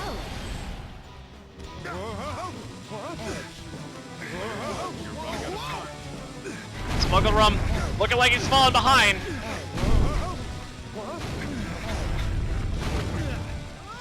And he goes down. Axel takes that one. Player 2 wins. Axel. Hey, Rick. How sensitive is it you get back to work? Some other commitments, right? Rick versus Axel over here. All right. Axel's gonna stay seated. Gonna run the gauntlet for a moment.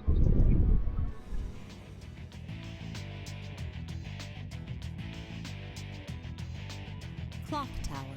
Only those cunning enough to figure out the traps within this machine will make it through. This dangerous stage is full of bombs.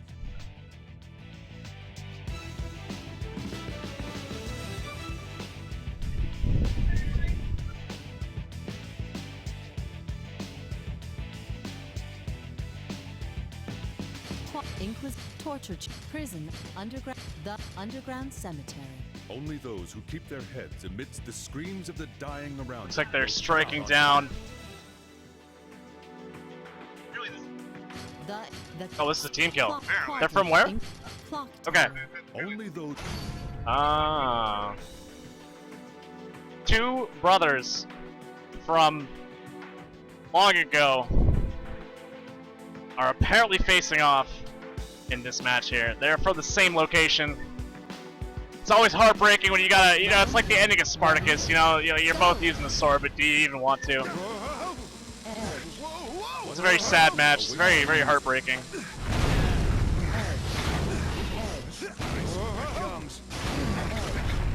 Looks like they're both. Oh my goodness! No hesitation on that from Rick. A cold-blooded kill. But Axel's not giving up, actually. Has he found a way up? He's back?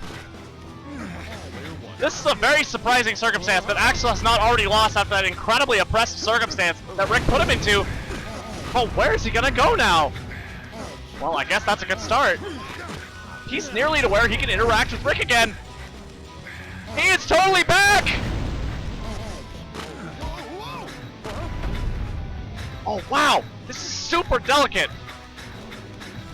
The defense from Rick! Why did he do that? No! What is going on? They're actually gonna only fight right here with this useless pillow technology.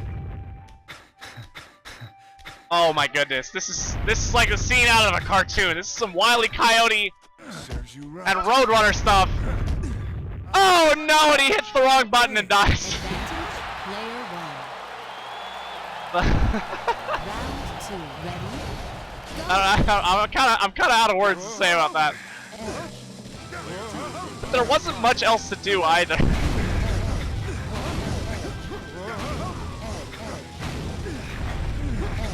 A little bit more of a normal start here. Okay, splits it down the middle. Rick with a pretty erroneous pull there, but Axel flounders. You actually saw a downwards climb cancel there on the hit. Very difficult to do that. Maybe a bit accidental in this circumstance. But Rick is stuck way down, and this time Axel has the oppressive lead. That'll help. That'll help. No, it's too late. Oh no. Oh, that's so heartbreaking. Oh god, Axel did something. We're gonna see the repercussions of that. Actually, this didn't really go that bad. However, had Rick defended, this would have been really, really phenomenally bad. Oh, that unpushable is actually working out really well for Rick here. Oh, but wait a minute, Axel could take. Oh no, he didn't do anything. They've got to interact with the feet more. Oh god, where is Axel gonna go now? Oh, he's found too slow of a way up. It's not gonna be enough. Where even? He's on an island, an absolute island. That was the Caribbean islands over there. An ocean in between him and the stage. Rick takes that first one.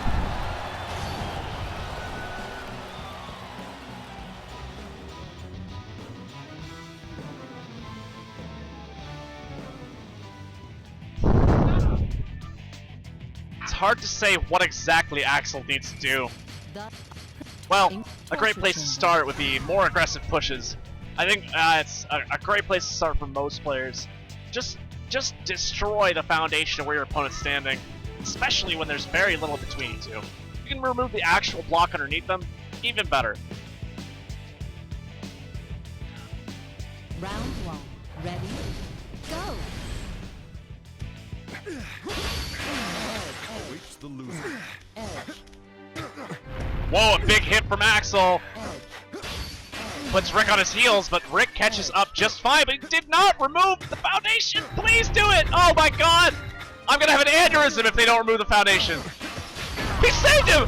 And killed him. Oh wow. That's deep. He saved him and killed him in the same action.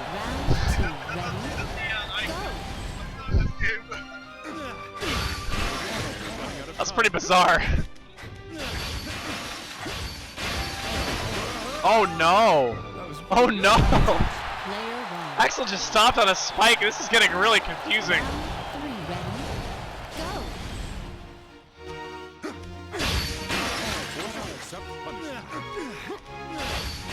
A very important round. If Rick wins this, Axel goes home. Oh wow, big hit, and he won that! Axel with another clutch hit on Torture Chamber, and he takes it back to 1-1.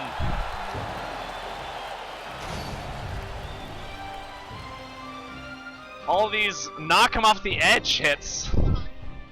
Axel looking a little more like Scar than Axel. I killed Mufasa.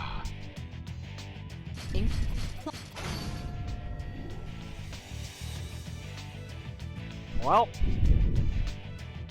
the drama continues. Team kill goes to the last set.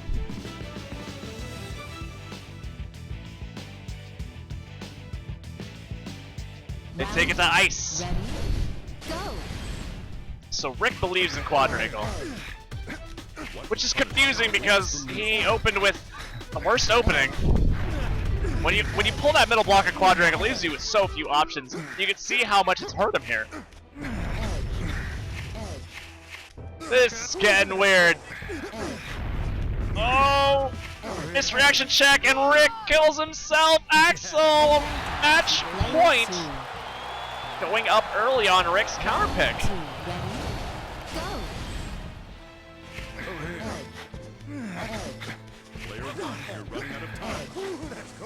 Big opportunity from Axel there to get the lead.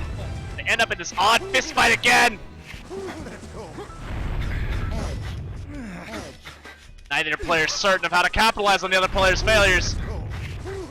They're slipping and sliding.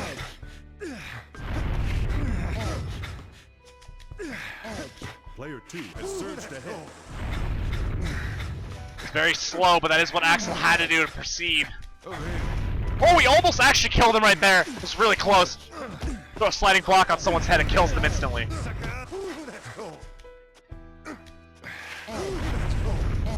That got pretty bizarre. I'm gonna say these are getting really weird. We're like in the twilight zone of Quadrangle. And it is too slow. This goes to set point in the team kill between Rick and Axel.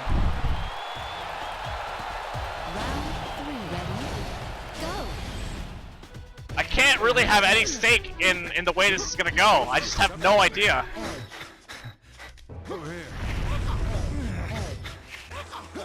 Rick slides the entire stage away.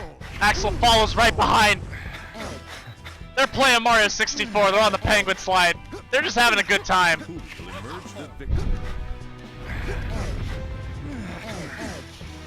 Oh wow. They're gonna end up fighting super hard right here. Big missed opportunity from Rick. He knows that Axel's gonna block him off, but Axel continues to block him off and then fails to defend the situation, and Rick narrowly avoids the ice! Everyone's dying! But no one's dying!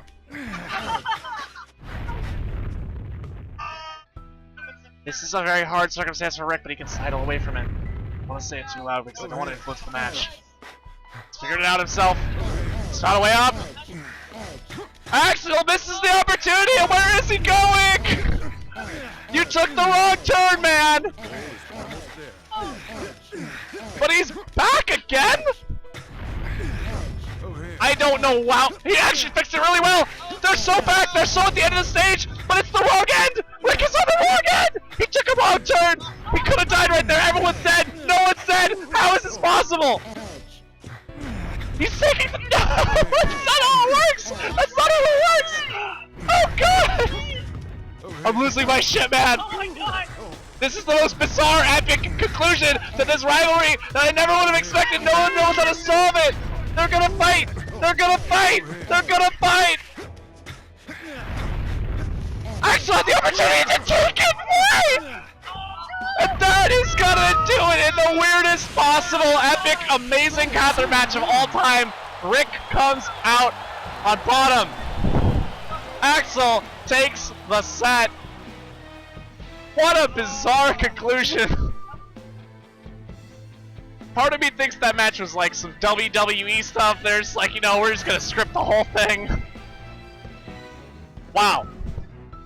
Wow. Give a ball, Astra! Astra!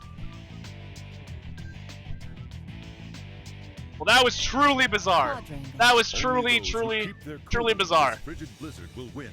This stage is full of slippery ice. I mean, if we have more matches like that, we're definitely gonna get audited. I promise, Catherine's not involved in any gambling scandals.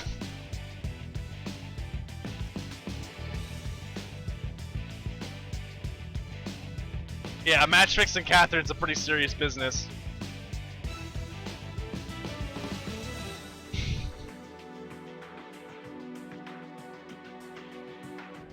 Oh man. Plot. The Cathedral. The Imperio. Oh. Underground. Torture chamber. Inquisition. Torture. Prison of despair. Only those who can remain stable among the cries of the Inquisition. Torture chamber. Inquisition. only Quadrangle. only those who keep their cool. Inquisition. So they're gonna be striking. Only those who can face the depth. Prison. Underground. Underground. Prison of Underground cemetery. Only those who keep their heads amidst the screams of the dying around them will come out on top. Looks like they're going to cemetery.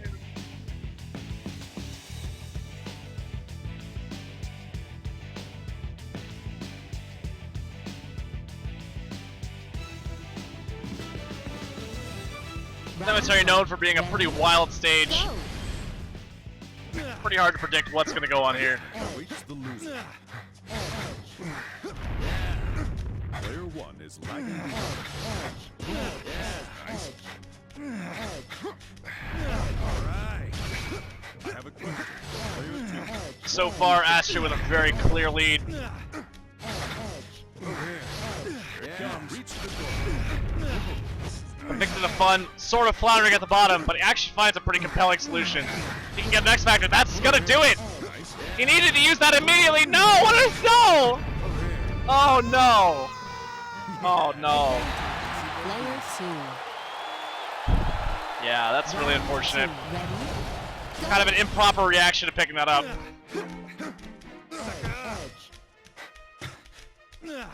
Whoa, a little bit of fight going on. Is anyone compelled enough to start removing structure? It's like Convicted, a little more aggressive than Astra. Player one is lagging behind.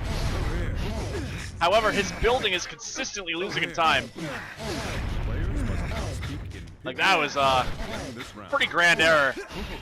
Puts him way behind. He's gonna go for the X Factor. That's gonna help him out a lot here. Here comes you.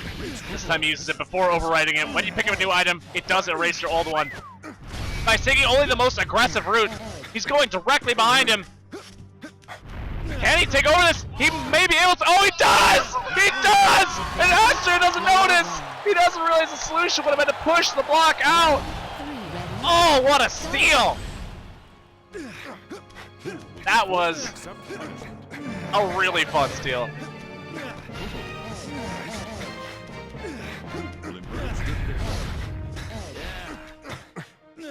Oh my god, Convicted just killed himself.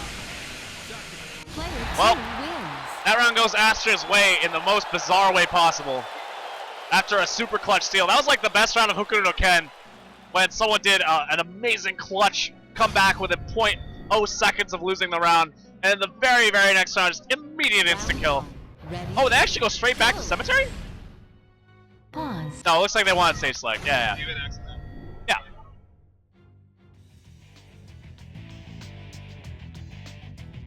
Oh. Quadrangle. Only those who So it keep looks their like cool we might be in going to this frigid ice. blizzard will win. Possibility This here. stage is full of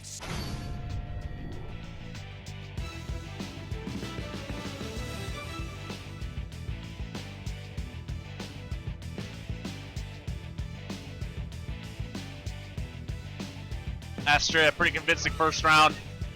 There's really never a moment where he was not in control. Ready? Go. what punishment awaits The winner of this will go on to play silver.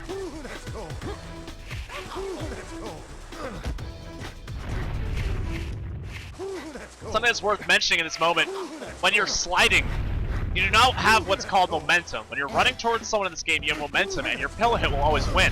However, when you're sliding, you actually have negative momentum. It's not counted as movement. player one is in the Nice defense from Convicted. This is looking like a better stage for him so far. Bit of a questionable move there, but he got in the way of his opponent. Just not a bad choice. It's gonna make this really obnoxious for Astra. Astra eventually just gives up on that. He's gonna lose a lot of time. It continues to be very uncompelling for Astra. Got a long road ahead of him. Convicted really took over this round. However, Astra. Oh my god, what do you do with this? Yeah, that's actually a pretty good solution. I like that a lot. He's totally gonna be able to win off this. If he notices. He... No! Oh my god, no! Oh my god, no! And now it's even weird for Convicted. There's no great way to solve this right now. It's a very awkward solution. He notices though, and Astra is going for it. A huge error in pushing that first one to solve. All you have to do is pull there. It falls just perfectly, but when you push it once, it's a disaster. It's really important to know the structured solutions in this game. A lot of these players just don't have enough time on their hands for that. They have not invested those fundamental skills.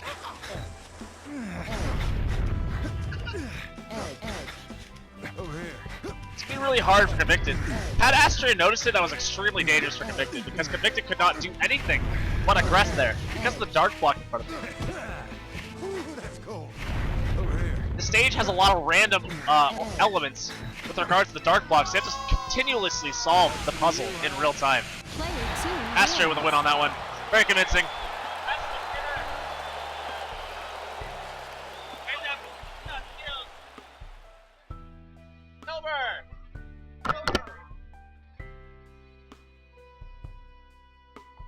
Silver!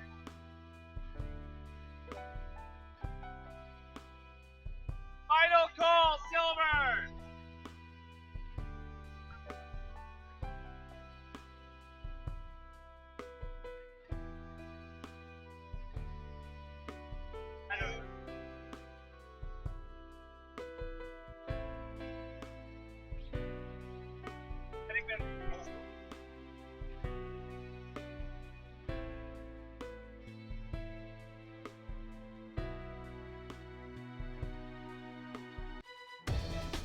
Astra! Go! Alright, our next match is gonna be Astra at Toph. Toph's in the bathroom. Christ, Toph. Ghoul Axel, yeah. Alright, so we're gonna go towards Ghoul Axel instead. We are really nearing the end of this bracket, folks.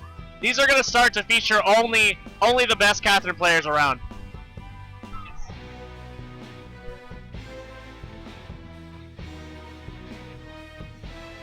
At this point, only one of the strongest players in the bracket will be interacting with these matches. So if I can ask you one more time to tweet this link out, we're going to push it up on the list of streams. These are all going to be fantastic matches. I want this to continue to be a beautiful celebration of what Catherine has come to at this point. I really have to thank players like Toph who really brought this game back. The media is so crucial to this game surviving because we don't have any privileges with this game. We don't have net play. You have to have a save file to even play the competitive mode. But despite that, this community continues to shock and impress me with how many people show up with love in their hearts to this game. So thank you all for everything that you've done for this game that I love so much. I really appreciate it. I'm gonna throw this on the EVO tag one more time. Quadrangle. Only those who Spiral. The clock. Torture. Under. Torture. Inquisitor. Quadra. Clock. Spiral. The cathedral. only those Inquisitor. Torture. Underground cemetery. only those who keep their Clock.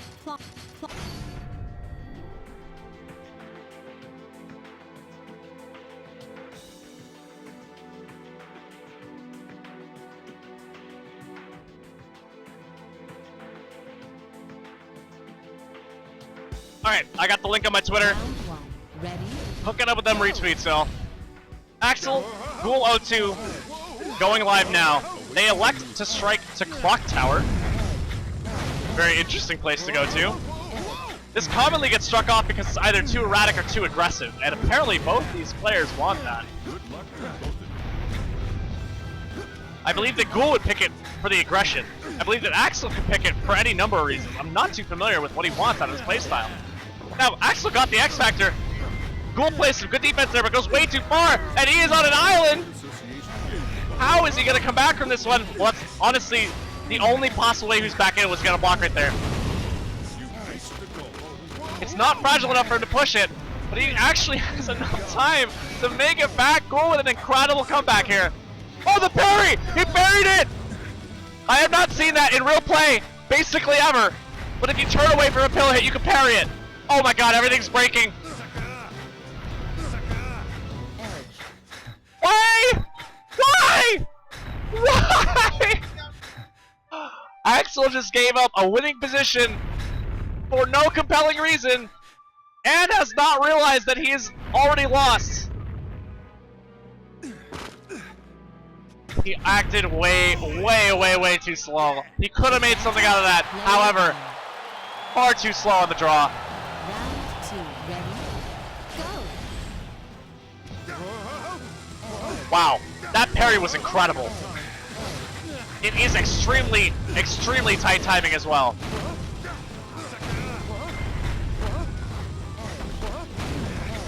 Oh my god, Ghoul. Stranded again, but not out again!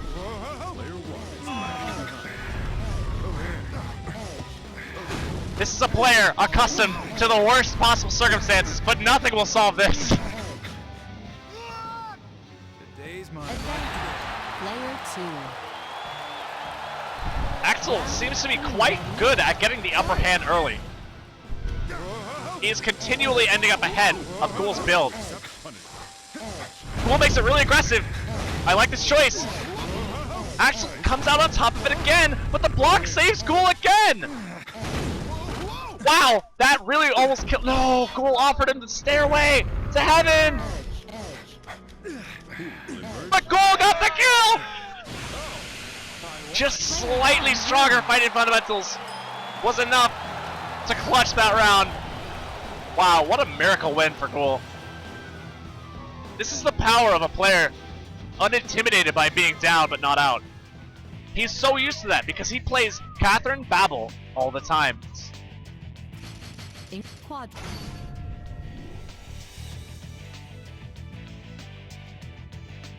So, Ghoul can be in any circumstance and he'll know exactly what he needs to get out.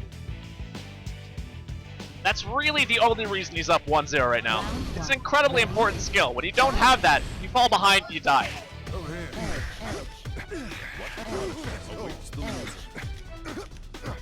So Axel counterpicks to ice. I don't feel like the stage treated him that well before, so it's kind of an odd pick in my mind. Strange choice. Oh, he's just not giving himself ways up, but it seems to be enough right now. Ghoul enters Paradise. When you cap off a dark block row like that, it is so impossible to get back. Assuming Ghoul does everything right, he is already out of reach. Although he kind of didn't, but Axel did not take advantage of that. Round 2, ready? Go! Over here. Player 2, you're running out of time.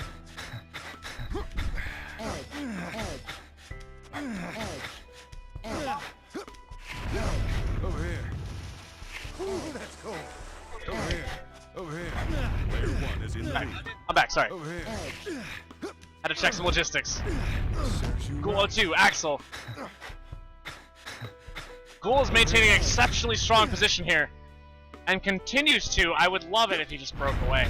But, he's more committed to his defense. And Axel's unable to survive the gut check. Player 1 wins.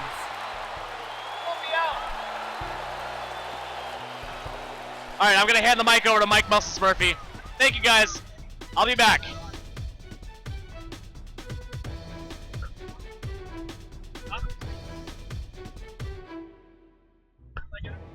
Alright, I'm back, ladies and gentlemen. Hello, chat. I was there briefly in the, oh, the Muscle. New nickname. Nickname for my nickname. Perfect. But, glad to see that we got a couple high-level names in the chat. Shout out to Pen Ninja. Huge tech guy. If you love this game and love what you're seeing, please follow Pen Ninja. Ask him to post his, competitive Catherine boards. All the, like, cool tech, the openings. Like, it's a great place, and if we get more people there, we can get them really active and get a really good scene going for this all over the world. I love this game. I hope you love this game. And here we are coming. We're in losers quarters right now. This is Ghoul versus BL.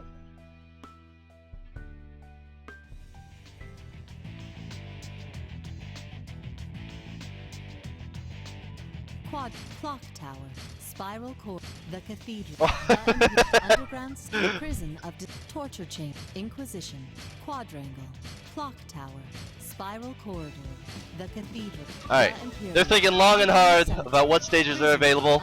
For those of you that have been watching and somehow have not managed to learn how stage picks work yet, Pi is banned. Prison, Imperio, and Inquisition. There's a couple of reasons for them, and basically they're not good stages. Don't worry about it too much. But they're going to Quadrangle, starting off. I know Ghoul is very solid at the stage. He's dealt with ice a ton of times. He's not going to make mistakes on, like you usually see, just slipping off the edge. So it's an interesting choice, although since Ghoul is orange, he has had the advantage to pick to the stage. That's probably where we're going here. Let's see how BL handles the ice. Awaits the loser. Whoa! BL quickly going there, see if he could do a quick push out under from Ghoul. But Ghoul was watching. He was not afraid to push his butt into BL's way. Alright, Ghoul has the lead, and he is doing pretty good push-pull theory to build in such a way that BL will have a hard time to follow up, as you're seeing now. And he's breaking away to the top. Honestly, this looks like Ghoul is going to have an easy time just getting all the way to the top. He has left BL in the dust. Yeah, you always want to pull that block right there because that makes the entire top level fall down one level, make a staircase, climb up super easy. Yeah, Ghoul showing that he has mastered the climbing on this stage.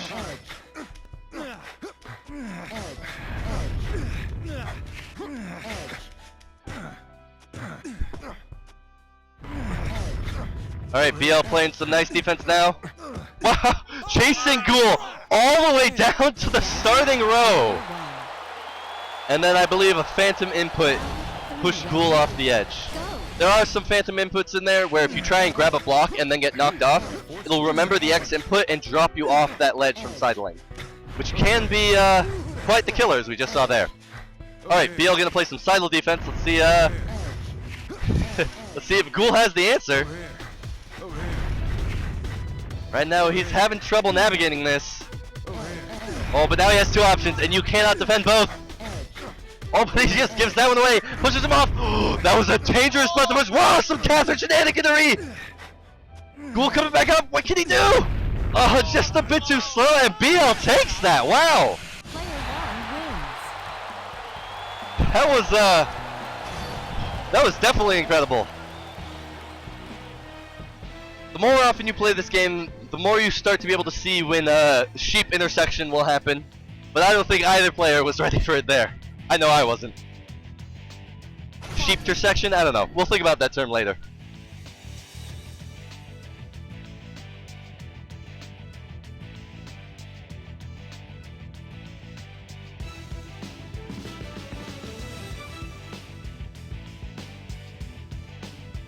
Round 1. Ready? Go! What punishment awaits the loser? Over here.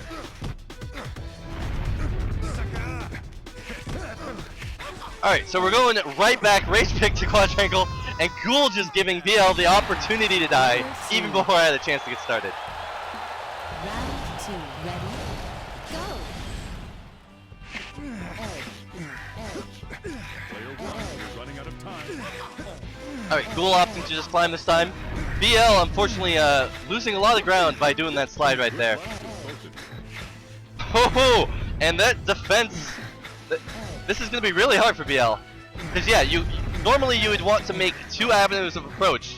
But when there's a dark block right there, you don't have that option anymore. Let's see if BL knows what to do. He's thinking long and hard. He has not found an answer yet. Oh.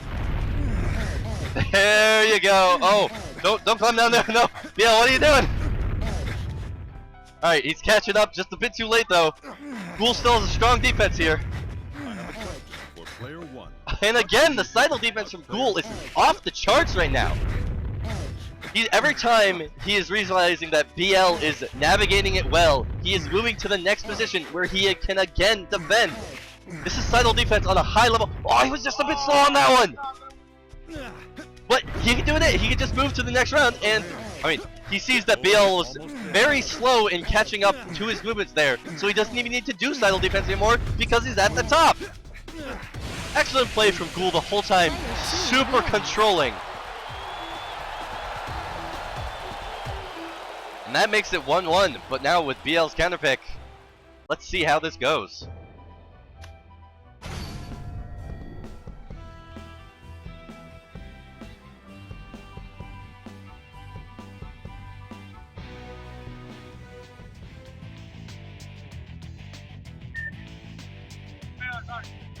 Clock. The underground. So this is loser quarterfinals. Not quite at semis yet. We're almost there, guys. Thanks for hanging with us for so long. We are coming to a close. Only a few matches left. Go! Alright, so they are going to Underground Cemetery. Alright, super quick. Ghoul gets BL with the day 1. For those of you that don't know, if they are 1 row below you pushing out that block, it does not exist anymore. There's sometimes where you can get, yeah, like that, where you can run on air for a moment, allowing BL to go into the combo. But more often than not, you will fall to your doom. And wow, this is match point for both players. But let us see how this goes. Oh, dangerous spot there for Ghoul. Oh, and alright, so stage splits. Now it's going to be a lot harder to fight unless they purposely bridge the gap, which Ghoul looks like he might be going to do. Alright, here we go. And just like that, oh no! BL takes it over Ghoul! Honestly, an upset if I've ever seen one. That's definitely not what most of the audience expected to see there. But really strong play from BL, so gotta give it to him. Astra versus Tough.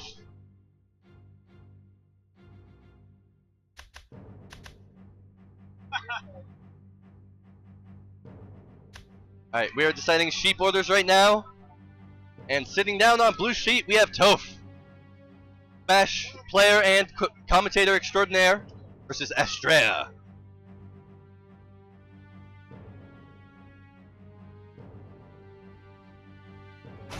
So, Toph is quote-unquote a newbie to this game. He's only started playing competitive Catherine fairly recently, only started about 2-ish months ago, but he has picked up on this game faster than anyone else I have ever seen.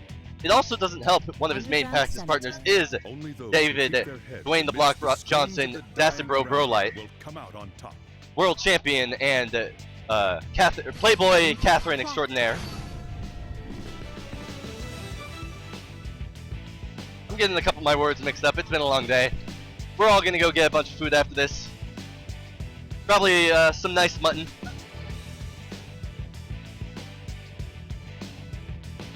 Round 1. Oh wow. Ready? So they're going straight to Clock Tower. So I know that if anyone watched my match, they know. Oh, sorry, break it up. Astrea Bobby Siege his own side. His side is about to explode. Oh my goodness. Yeah, no.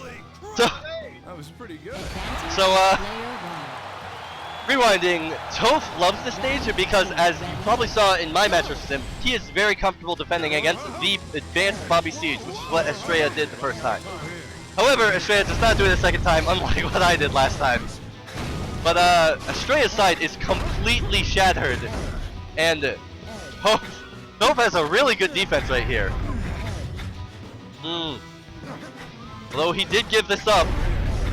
However, Astrea sort of painted himself into a corner because, Toph had the dark block. All he had to do was hold left there. Advantage. Player 2. Round Dark block's notorious in this game for being basically untenable ground.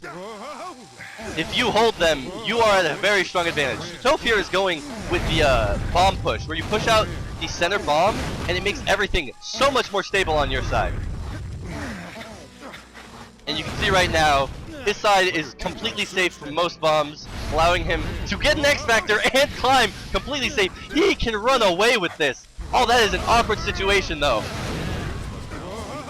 That was not the best road to end up on. But he has caught up now. Oh, and he has surged ahead! Can he hold this? He does have a block to work with, and that means a lot. Push, pillow hit. Oh, yeah, no, you want to go back for that X Factor. And just like that, that should spell the end. And the top of Clock Tower, a very rare occurrence.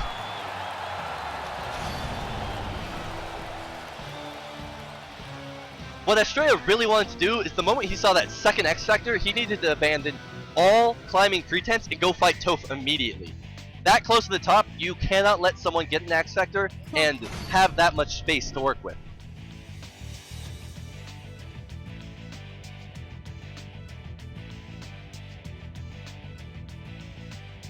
Now that I saw all these quotes, Catherine made me much more of a philosopher than I ever was before playing it.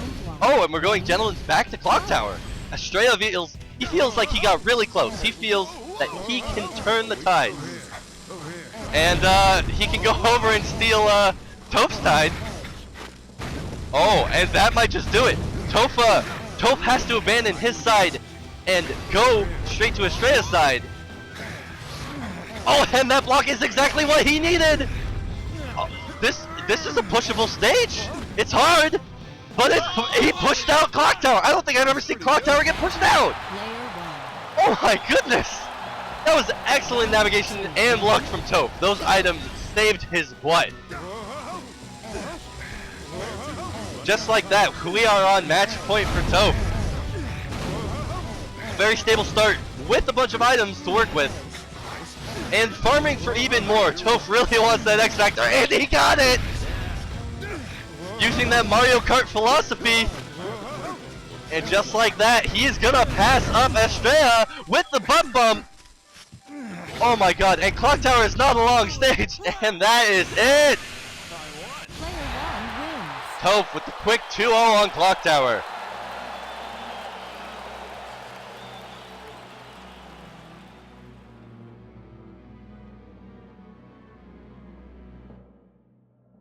That means that, I believe up next we have T-Chicken and Toph. And they're recalibrating what sheep. Toph saying he was just blue sheep, and he will be the gentleman and give it up Future Chicken. Oh, he stayed blue. Never mind.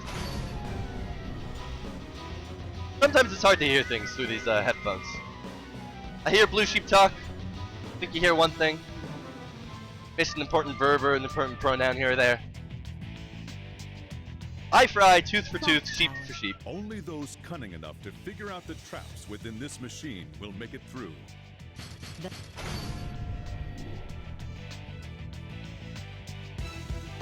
The shades are coming off the chicken. He's smiling. He's got a good feeling about this one.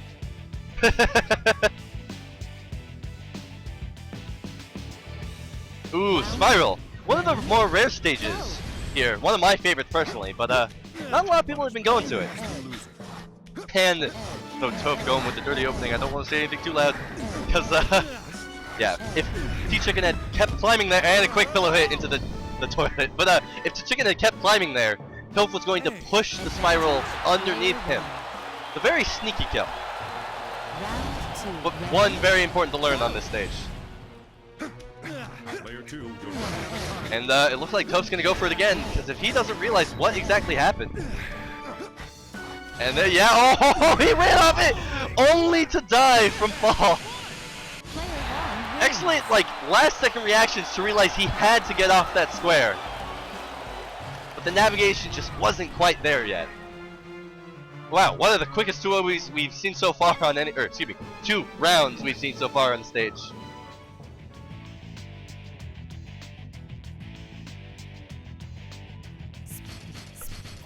Quadrant.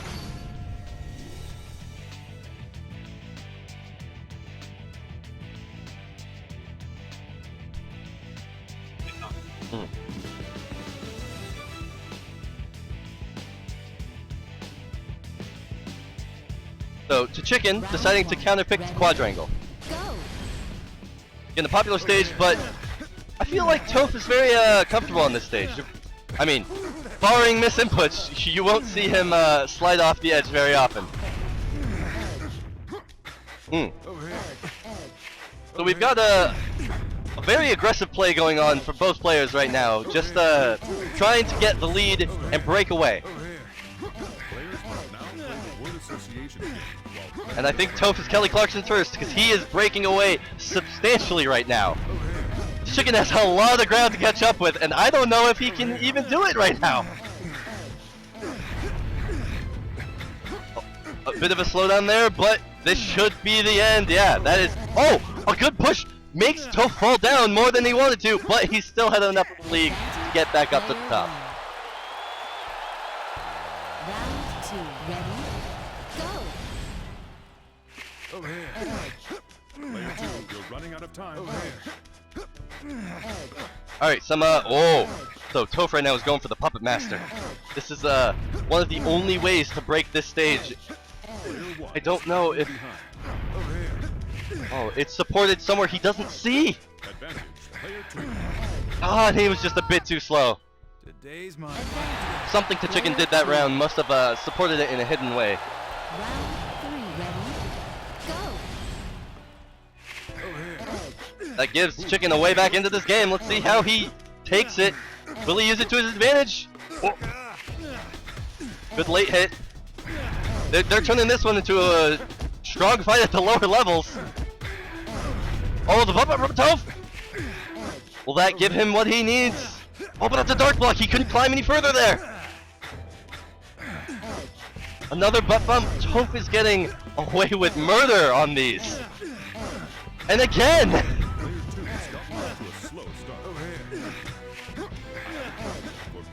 Uh-oh.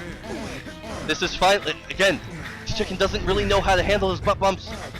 Alright, he looks like he's deciding to split up the path. He doesn't want to follow in Toph's footsteps anymore. But again, Toph has such great defense right now. And just like that, we are nearing the top. I don't know if Chicken can make up this deficit. And again, pull that block, climb up, it is over. Good stuff to Toph. And just like that, that is probably all the commentary I'm going to do for today. And I'm handing it off to the man, the myth, the Ghoul, Ghoul02.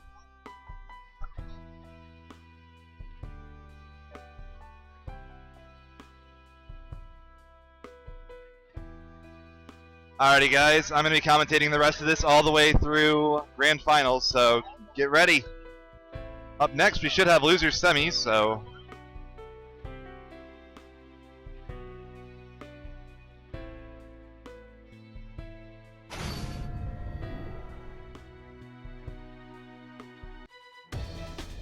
Alright, looks like BL is going in on Blue Sheep.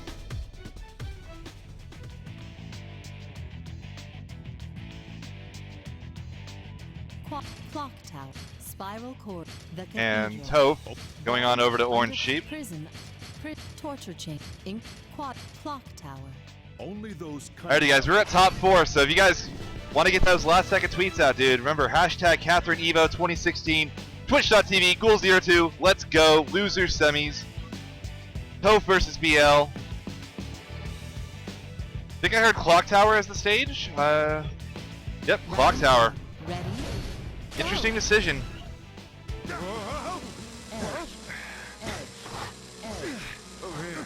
Both of them getting rid of those bombs in the middle part. BL getting stuck there, Toph taking that easy round 1. Round 2, ready? Go!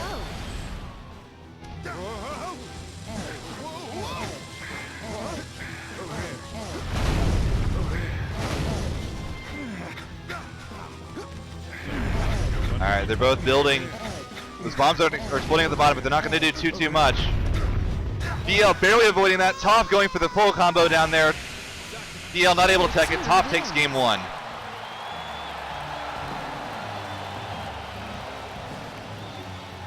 Let's see what the stage decision is here.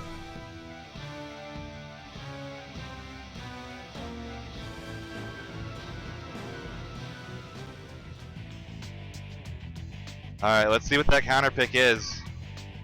Clock tower. Again, guys, thank you so much for being here through the 2 stream drops, through all of the drop frames we've had. I think we're at about 1,000 viewers, 1,300.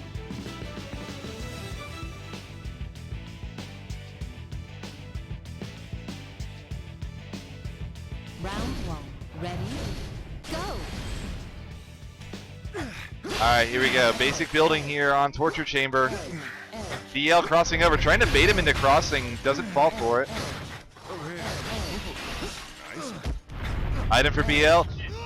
Toph pulls it from underneath him. Advantage. He's at match point. Round 2, ready? Go!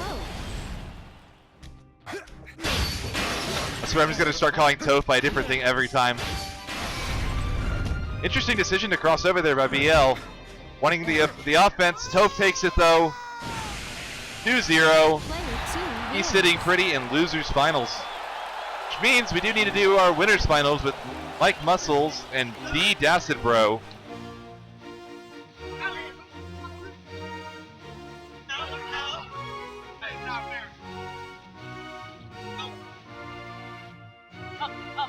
Look. Alrighty, so we are moving on to winners finals.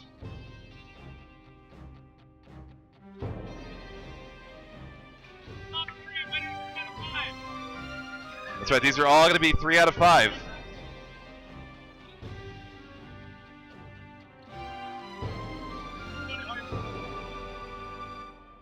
Dacid Bro taking his signature orange sheep.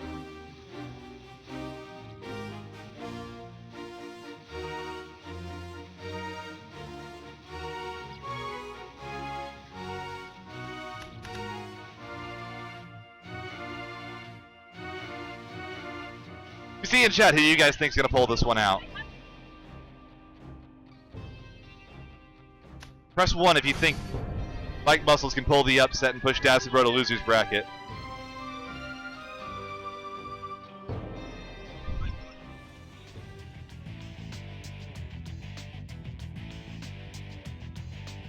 Torture chamber. Only those who can ignore the pleas of those who could. Clock tower. Only those cunning enough to figure.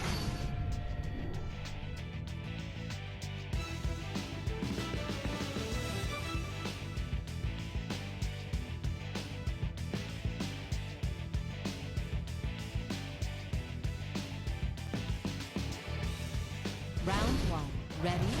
Alright, we're starting out on Clock Tower.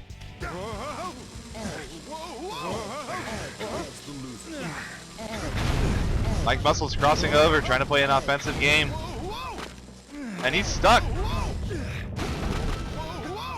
Can he find a way out of this? He's out of it, but he's way behind. There's 2 X Factors! What's he gonna do with these? Oh, doesn't have time to pop it and run though. Advantage. Player 2. Round 2. Ready? Go.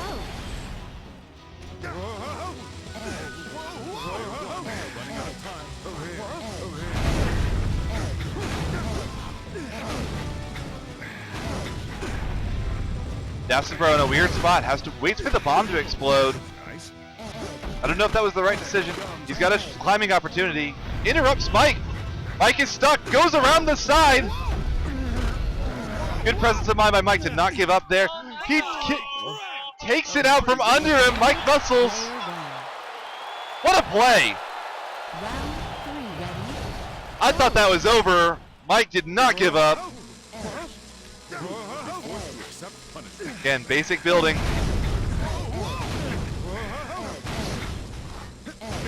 Mike deciding he wants to cross over and play a little bit of pillow fighting. And he gets Dacid Bro stuck in a terrible situation. That's a pin!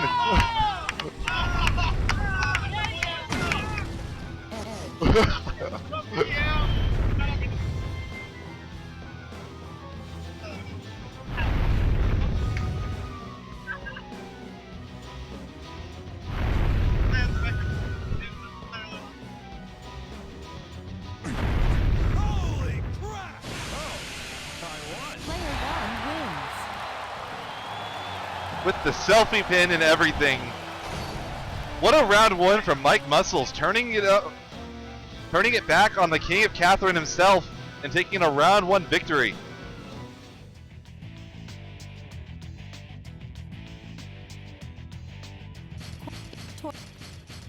Alright, where's Dacid gonna go? Only those who grab NorCal Spiral time? to survive these slopes. NorCal Spiral, one of Dacid's favorite stages, but it's also a NorCal favorite.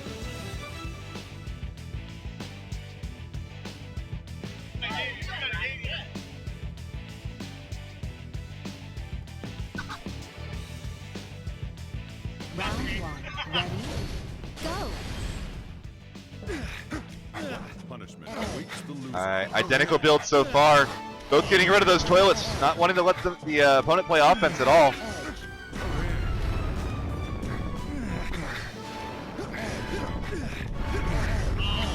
Dacid Bro taking a bit of a lead. It's hard to climb in Spiral though.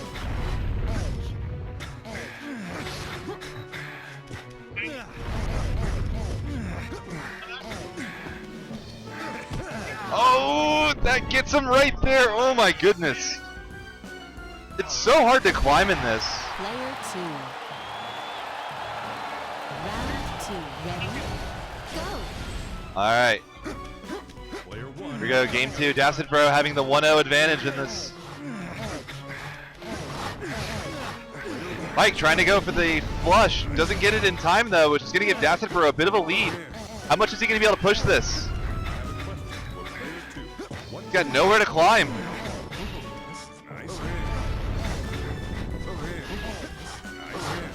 Oh, he pushed it over the toilet, forgot about it.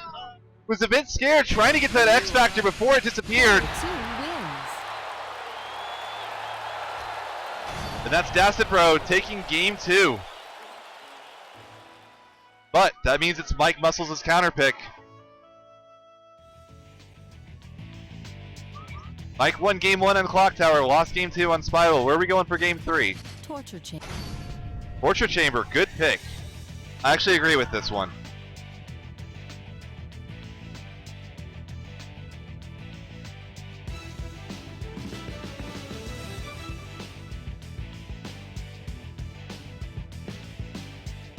Round 1. Ready? Go. Awaits the loser. Alright. Oh, he tries to trick him.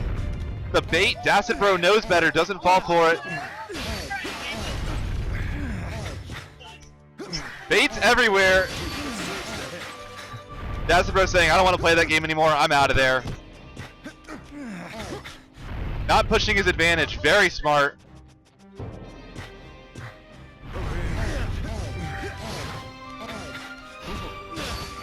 Mike starts farming for items, trying to get to that X Factor. Doesn't have time for it though. Switches over to moving on offense.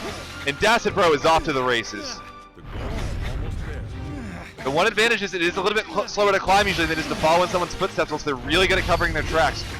Great presence of mind there by Mike to not stay on that spike block. That's really tricky when there's somebody on a block ahead of you. Oh, Dacid Bro is still trying to climb away with this one.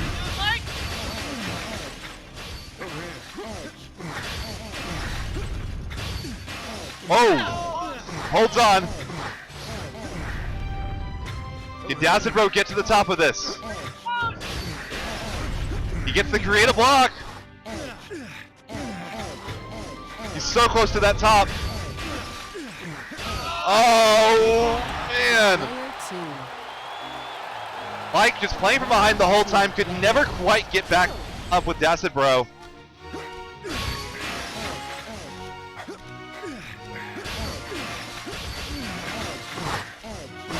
Oh, tries to catch him, kind of like the flush. Yeah, kind of like the. Sorry, this is hard to commentate. So many things happening at once. Dacid Bro trying to go for the frame trap, doesn't get it. Mike is now in a bad spot. Mike finally stands up, although he's right back on the edge again.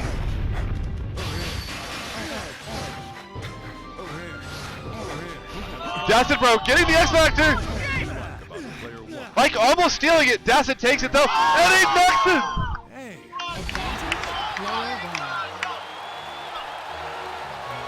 Going to round 3 of game 3. Again, this is best of 5, so this is not it. Mike trying to check to see if he'd fall for the bait. He does not. Instead decides to use it to take some advantage. Mike knocks Dacid off. Or, no, sorry, Dacid knocks Mike off. Dacid is now with a 2-1 lead. Still Mike's counter pick, but that's got to be really hard to deal with.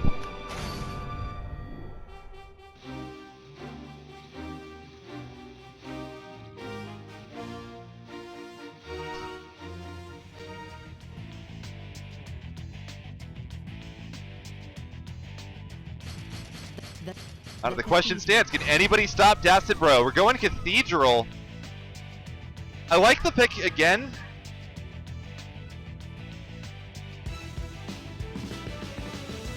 Seems like it would fit both of their strengths. They both know all the builds for the stage and where to go. Round 1. Ready? Go! Are we doing identical builds? No, Dacid going for a bit of a different one. They're building the bridge.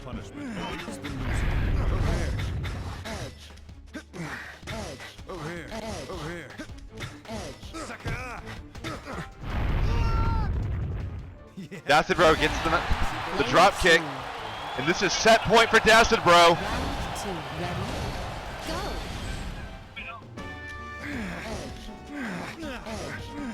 Looks like we're going for the same build on Dacid's side, building the bridge. And he's moving right along.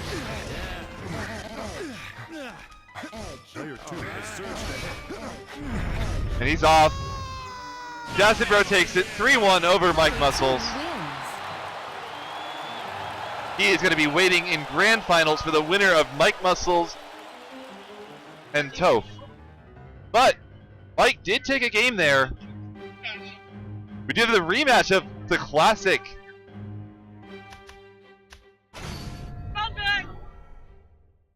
Like, Mike is going to Orange Sheep.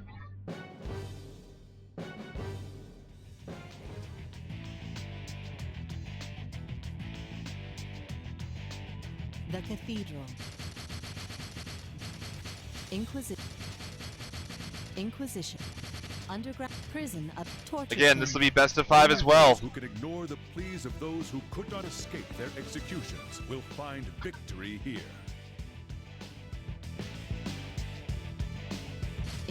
Quad clock Spiral, the cathedral, under prison, tortured, inquisition, quadrant, clock, spiral, the cathedral, spiral corridor. Only those who grab at every chance they get to survive these slopes of death will win.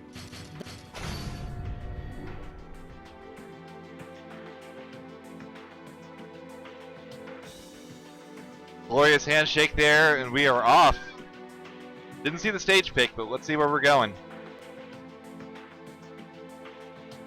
Round 1. All right, we're going right back to Cathedral again. Over here.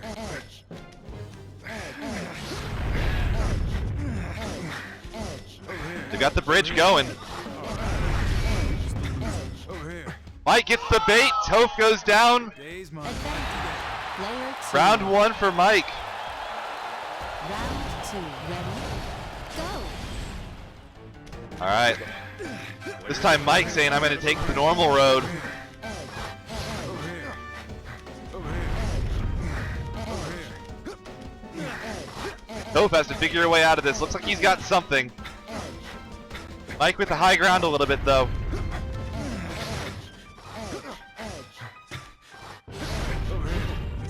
Dark block for Toph.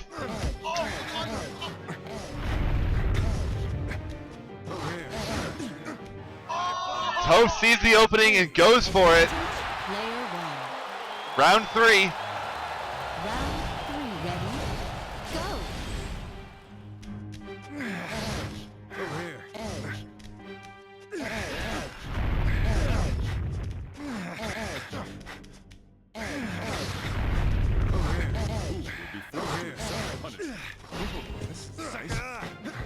Thought he might have gotten the frame track there. Looks like there's the frame trap. Over here.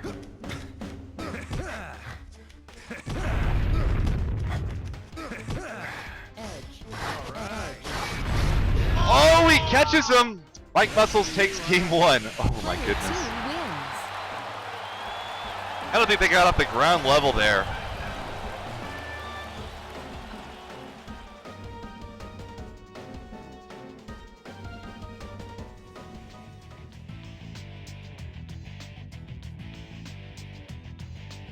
The cathedral. Only those. Tortured, quadrangle, clock, All right. Where are we going? prison, tortured, clock, spot, All right, clock tower.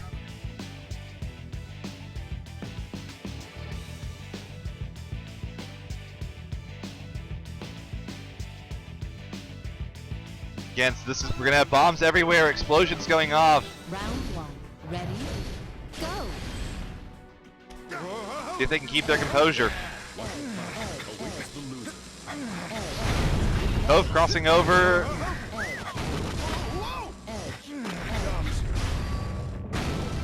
Oh, blew up from underneath them. Mike still not choosing to climb though, still going in aggressive. What's he gonna do? That's X Factor, but doesn't have time to get to it before falling. Days mine. Advantage, player 2. Round 2, ready, go!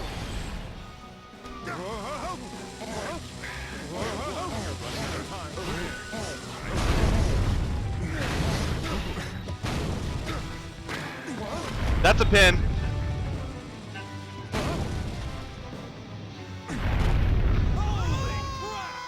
Draw. Not enough time for the selfie.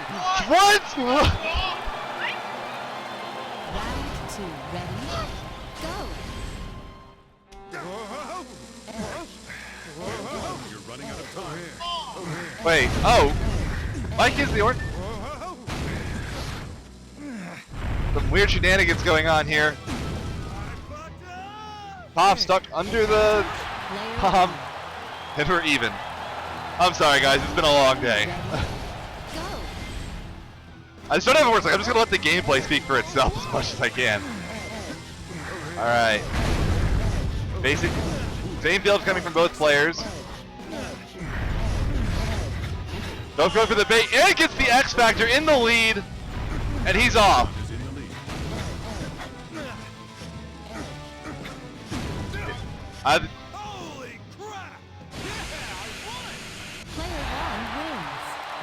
getting X Factor while in the lead, just takes off for the races. Again, really rare to get the X Factor when you're in the lead like that. This game does use items as a bit of a catch-up mechanic, which is what makes Quadrangle such an odd stage in that it does not have those items, but no such weakness on Clock Tower. Items, catch-up factor, galore. And we're going to Quadrangle. Mike not liking that X Factor, then I want to play you nice and fair.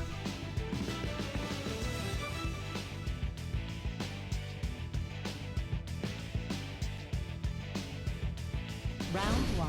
Ready? Go! Alright. Same build, they're losing the middle. Awaits the So they're going to split the tower immediately. Hoff, not liking the split tower, immediately collapses his side and says, I want to just fight you. Oh! Nice save by Toph. I don't know if he meant to do that or not, but wow. Mike now in an incredibly strong defensive position.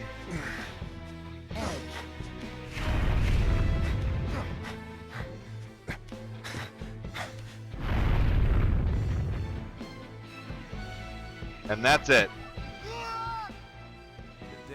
The honorable fall, not letting the game do it for him. Round 2. Ready? Go!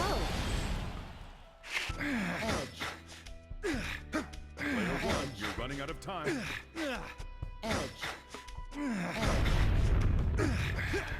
And they're mirroring each other. Mike recognizing that he's going to go on an offensive attack. Oh! Knocks him down! He's got to find a way out. Can he see the solution before it's too late?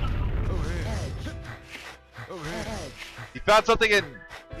Now Mike in the strong position.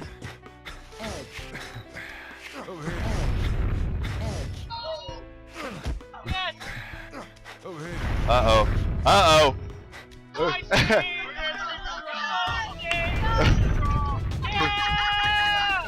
Oh! Can they do something? The stage baits Mike Muscles into losing instead of snatching defeat from the jaws of a draw!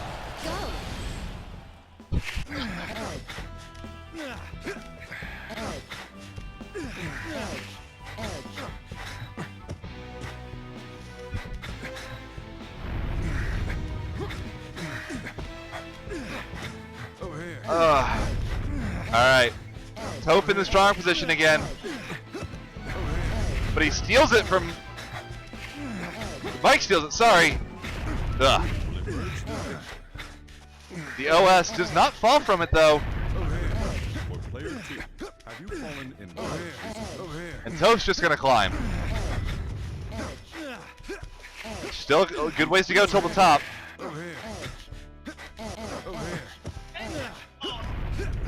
Uh-oh. Loses his advantage. Oh, the save! What a play by Toph! Wow!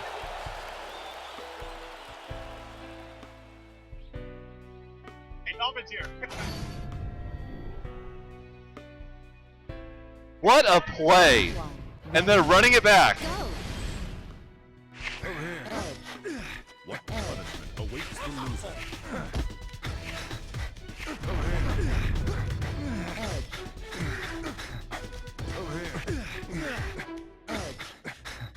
Who emerged the victor? Let's go. Over here. Player 1 is still in the lead.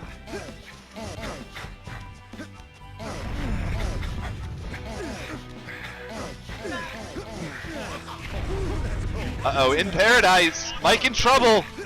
Way behind. Slowly catching up though. Still a bad position. And that's the top. Toph on match point of losers finals. Round 2. Ready? Go!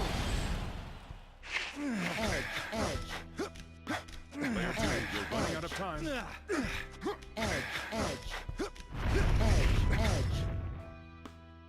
Uh-oh. Gotta make a decision. They just split. No safety on that other side. Mike with the aggressive play. Player 2. Round 3. Still match point for Toph. Go. Or Toph, however you say it. I have no idea. Anyway. Over here. Over here.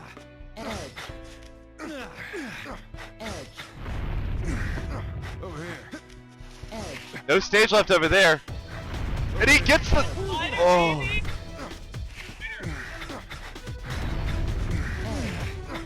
He's bringing him down to his level. Oh!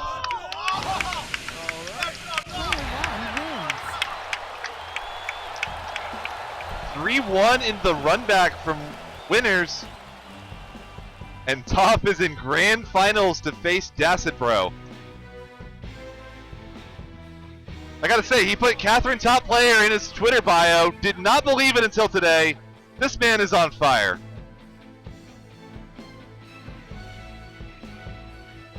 Anyways, tweet it out, guys. Grand finals. Catherine, EVO 2016.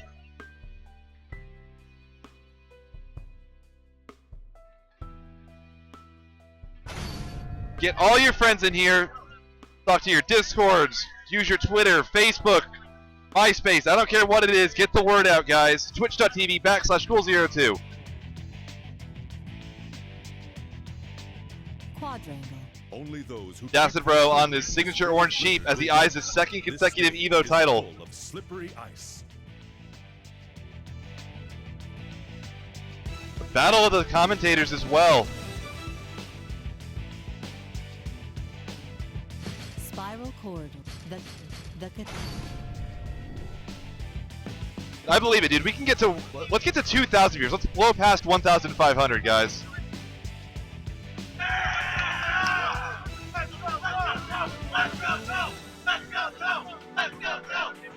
The people want the upset. Ready? Go. Over here. What? We're starting on Cathedral. Over here. Over here. Toph with the position. Over here. Over here. He looks like he's going to climb a little bit here. Weird situation for Dacid, although he looks like he's okay. Over here. Over here. Over here. Over here.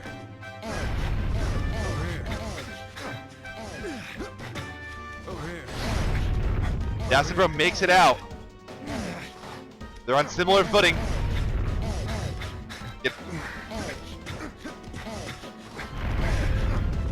Dacid's got to get out of there. They've only got 2 blocks for the bottom. Dacid Bro gets the drop kick right at the end. Scary situation when you're down to nothing like that below you. You just don't have time to react. You've got to start moving up or you're going to lose. Looks like Toph just got caught there.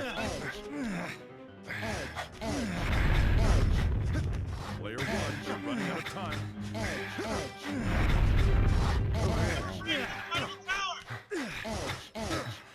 The drop kick, the pin!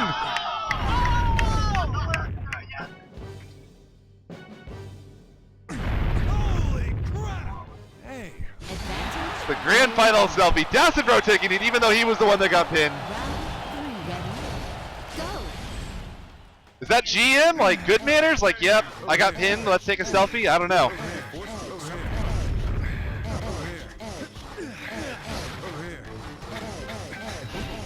Alright, trying to get this crucial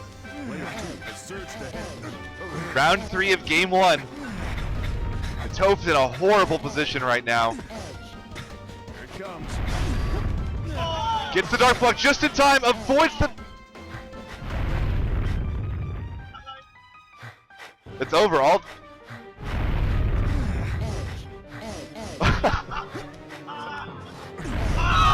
Oh my goodness!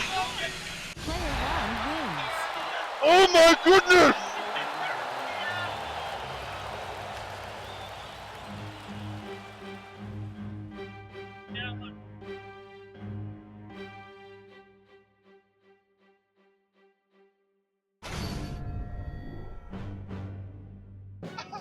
Oh my goodness. Is that a taunt to get bodied combo in Catherine? Pretty much. That's time to get money, man. Inc.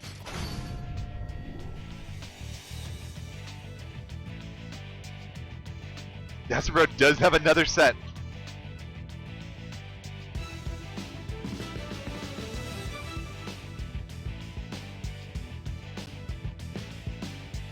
Round 1. Alright, we're going to quadrangle. Go. Dacid Bro wanting to play defense. Over here.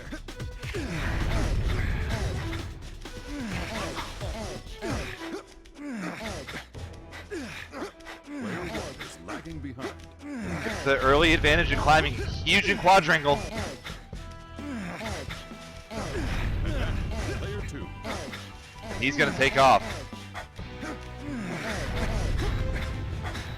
The Toph steals it from him, Over here. Over here. and that's it. The day's mine. Might have been a bit of nerves from the situation. Round 2. Ready? Go. Over here.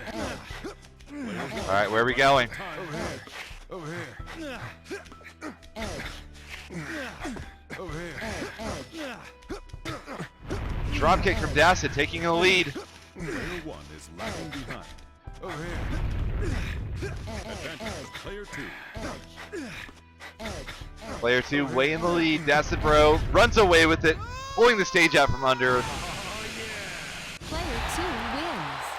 Again, as you climb faster, those blocks fall out underneath the tower faster as well. Running away with that one.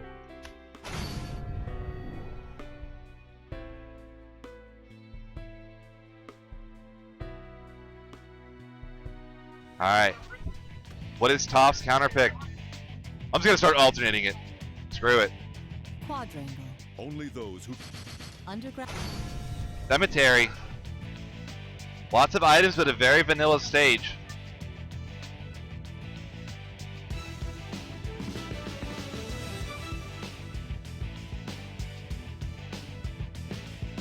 Round 1. Ready? Go. what punishment awaits. I fucked it. Oh, gets baited immediately. Advantage Toph. Round 2. Ready? Go. Player 2, you're running out of time. Interesting position. Dacid Bro. They're a way out of this? This is nice.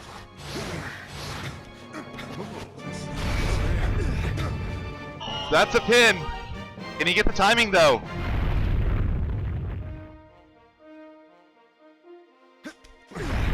Perfect timing. What a play. The day's mine. Advantage. Player 2. Round 3. Ready? Go. Alright. Off going. Picking out the middle. But also all of his side of the stage. And Dacid Bro wanting to play defense. Player Hop up. wins. 2-1 on the king. Can he make Dacid Bro lose his first set in years?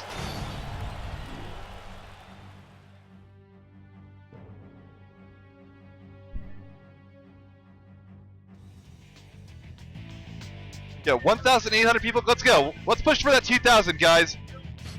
Clock. Want to see 2,000 viewers for the end of Grand Finals. Catherine, EVO, 2016. Toph trying to reset the bracket. Round 1. Ready? Go. What punishment awaits the loser. Over here. Over here. Over here. Oh, Dacid Bro gets stuck trying to do the frame trap. Missed input. Gets flushed for it. Player 1. And Toph is one round away from resetting the bracket. Player 2, you're running out of time.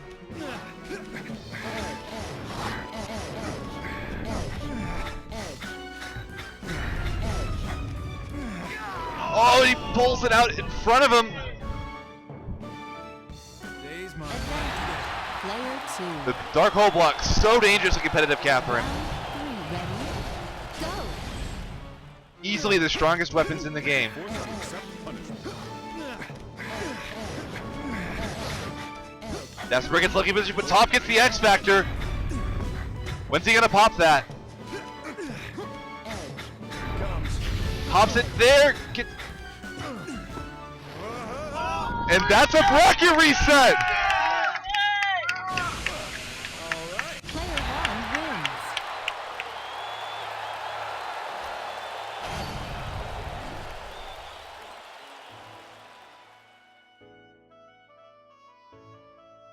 Dacid Bro showing that he is mortal and not a god.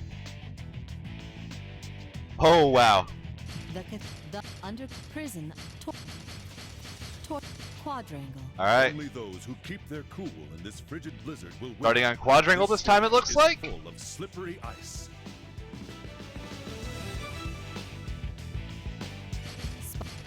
The cathedral clock.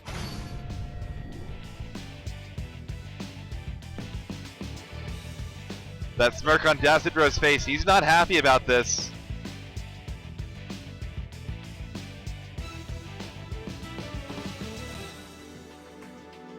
Round And Toph pull the upset off. go. Awaits the loser.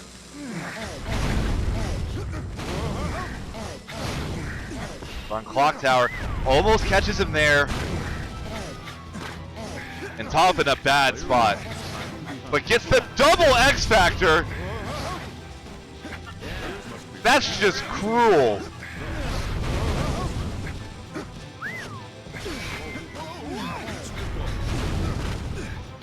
Whoa, just warps down.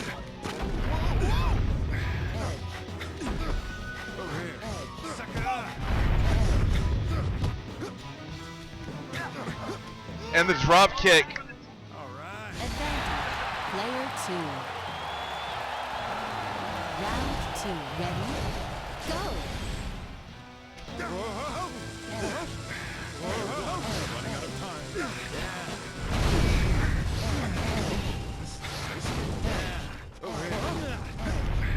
Player 2 has surged ahead. Toph sitting on X Factor, but with a very significant deficit. Accidentally picks up another, but gets another X Factor. Can he catch up though? That's the pin. What? And the bomb blocks. Thinking so there's no time for the selfie. 3. Ready? Go. What a way to kill him. Again, the crossover on both sides. And there's nowhere to go. I don't even know what happened there. They didn't go anywhere. They got stuck on like the very bottom of the stage. Nowhere to build, nowhere to go. Dacid Bro somehow coming out on top.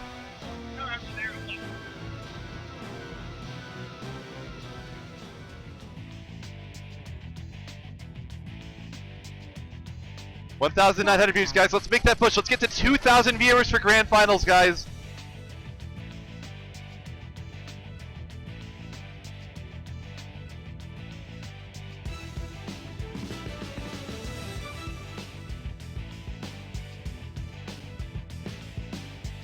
Round 1. Ready? The Toph's favorite stage, the Cathedral. What? Alright, starts. Toph gets the dark block. Second dark block. Still hasn't used either of them yet. Dacid Bro in a weird spot. That's X Factor though. The weird drop kick and the pin!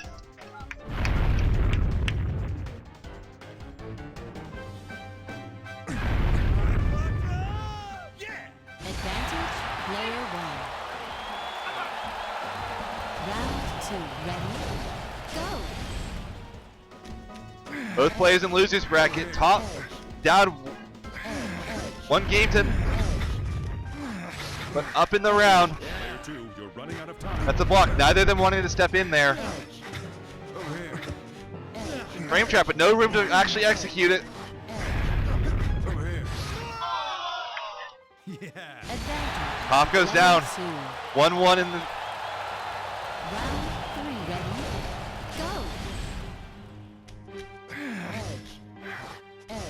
Go. Not sure what this build is from Dacid Bro. Looks like he wanted fewer blocks to work with.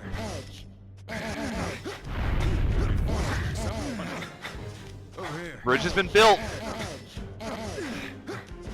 Dacid Bro uses it to cross over immediately, and the drop kick.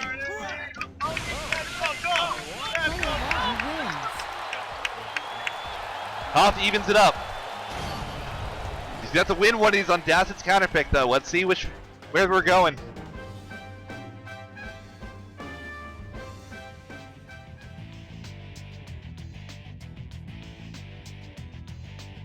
The quadrangle. Only those who keep their. All right.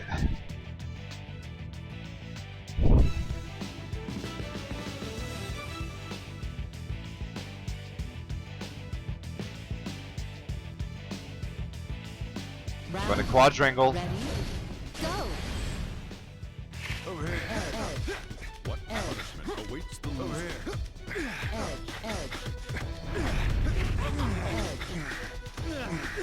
Player 2 has surged ahead. Over here. Ooh, that's cool. Dacid Bro running a little bit. The gap is closing.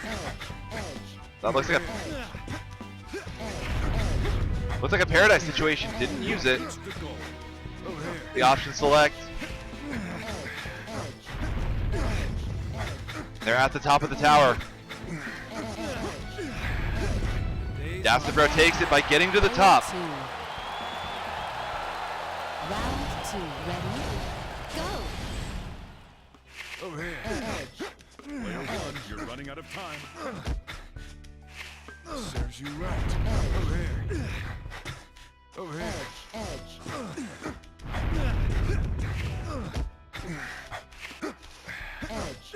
Very heavy footsies going on. Emerge the victor. Over here. Players must refrain from using Over the here. word Ooh, that's cool. while playing this round. Over here. Ooh, that's cool. Pop trying to play catch up. Very difficult on this stage, and they're getting near the top already. Over here.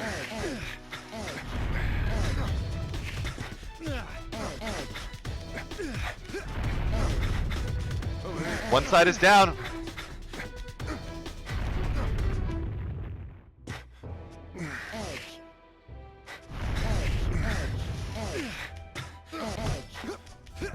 Dacid Bro taking the round. Player 2 wins. Didn't want to hold on there. Just said, I'm going to go get the top.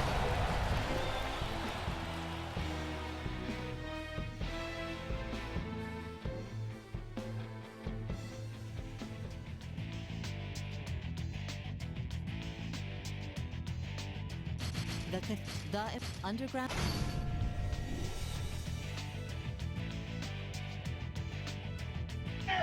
All right.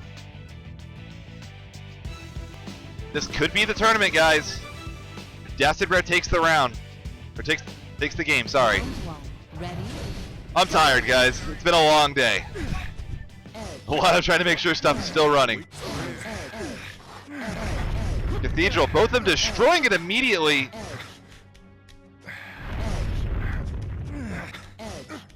Is it even possible to climb anymore? They're gonna have to duke it out.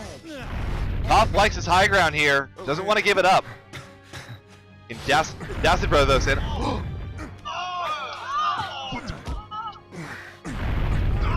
my goodness! That was pretty good. Advantage. Player 1. What a weird round." 2 ready. Go. Game speaks for itself at this point, guys. Player 2, you're running out of time.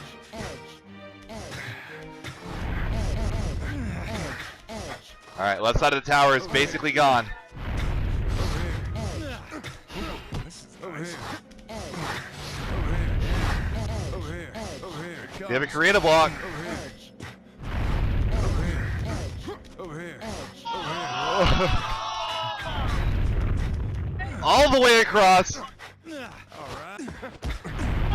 Oh my goodness!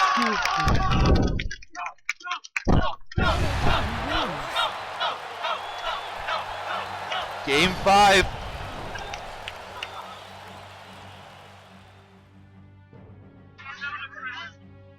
Toph just not giving up. Was cornered, had nowhere to go. Finds a way, and we are going to Game 5 Grand Finals, set number 2.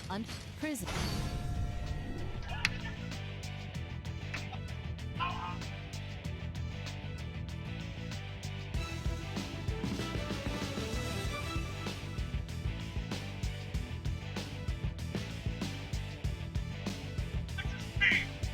Round 1. Ready? Go! Alright.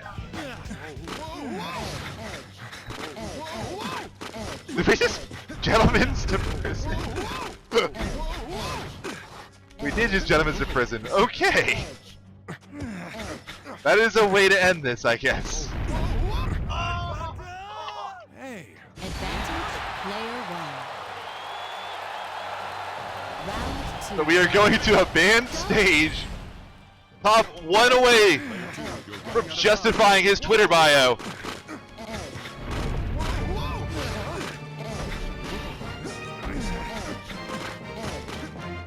Merge the victor. Right. Whoa. Huh? Over here.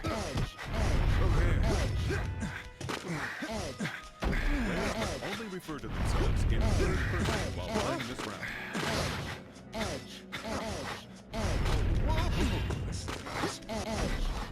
Over here.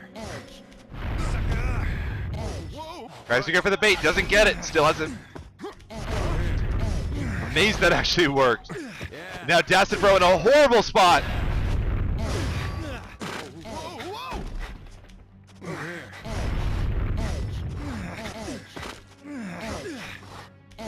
Dacid Bro has nowhere to climb. Over here. Toph is stuck. What's he doing? Oh! Alright. Advantage, player 2. Round 3. Game 5, Set 2, Grand Finals, Game 5, Round 3. On Prison of Despair. Does not get better than this, ladies and gentlemen. Toph in a weird spot, has to figure a way how to climb. Dacid Bro following though, has the block, uses it to get out of the situation.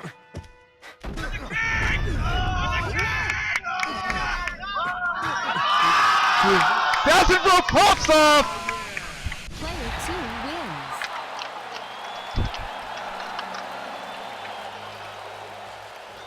Finds a way to win.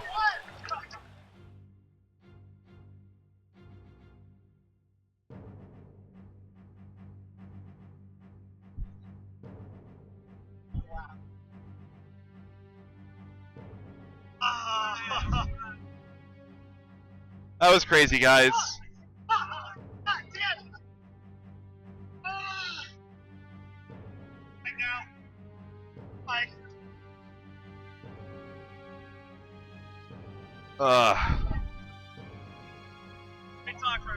Dustin wants to talk a little bit about that victory, I guess. Unfortunately, that's two mics so I do a full interview, but...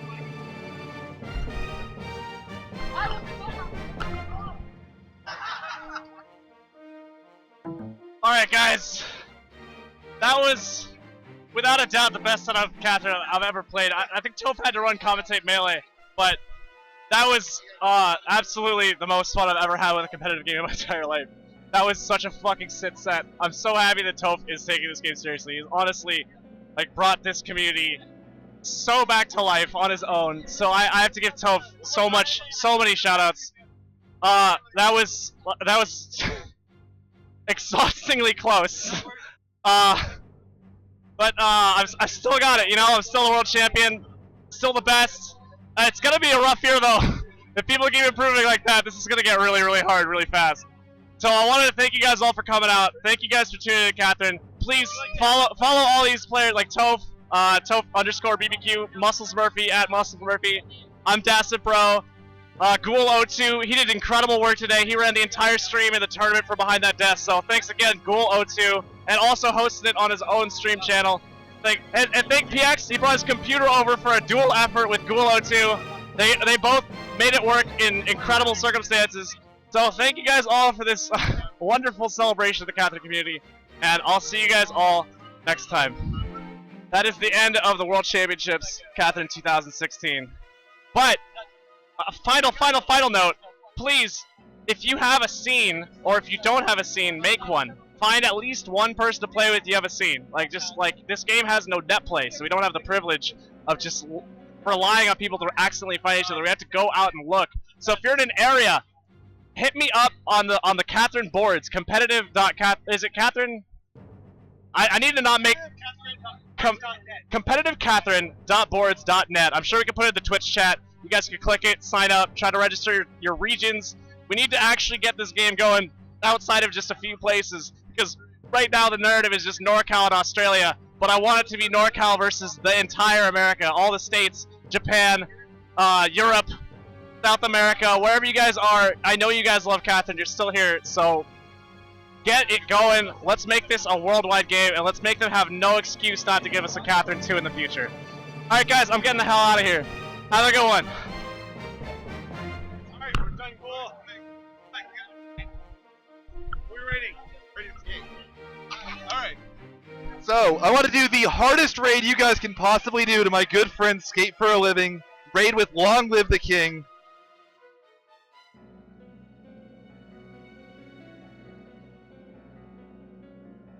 Doing it from here.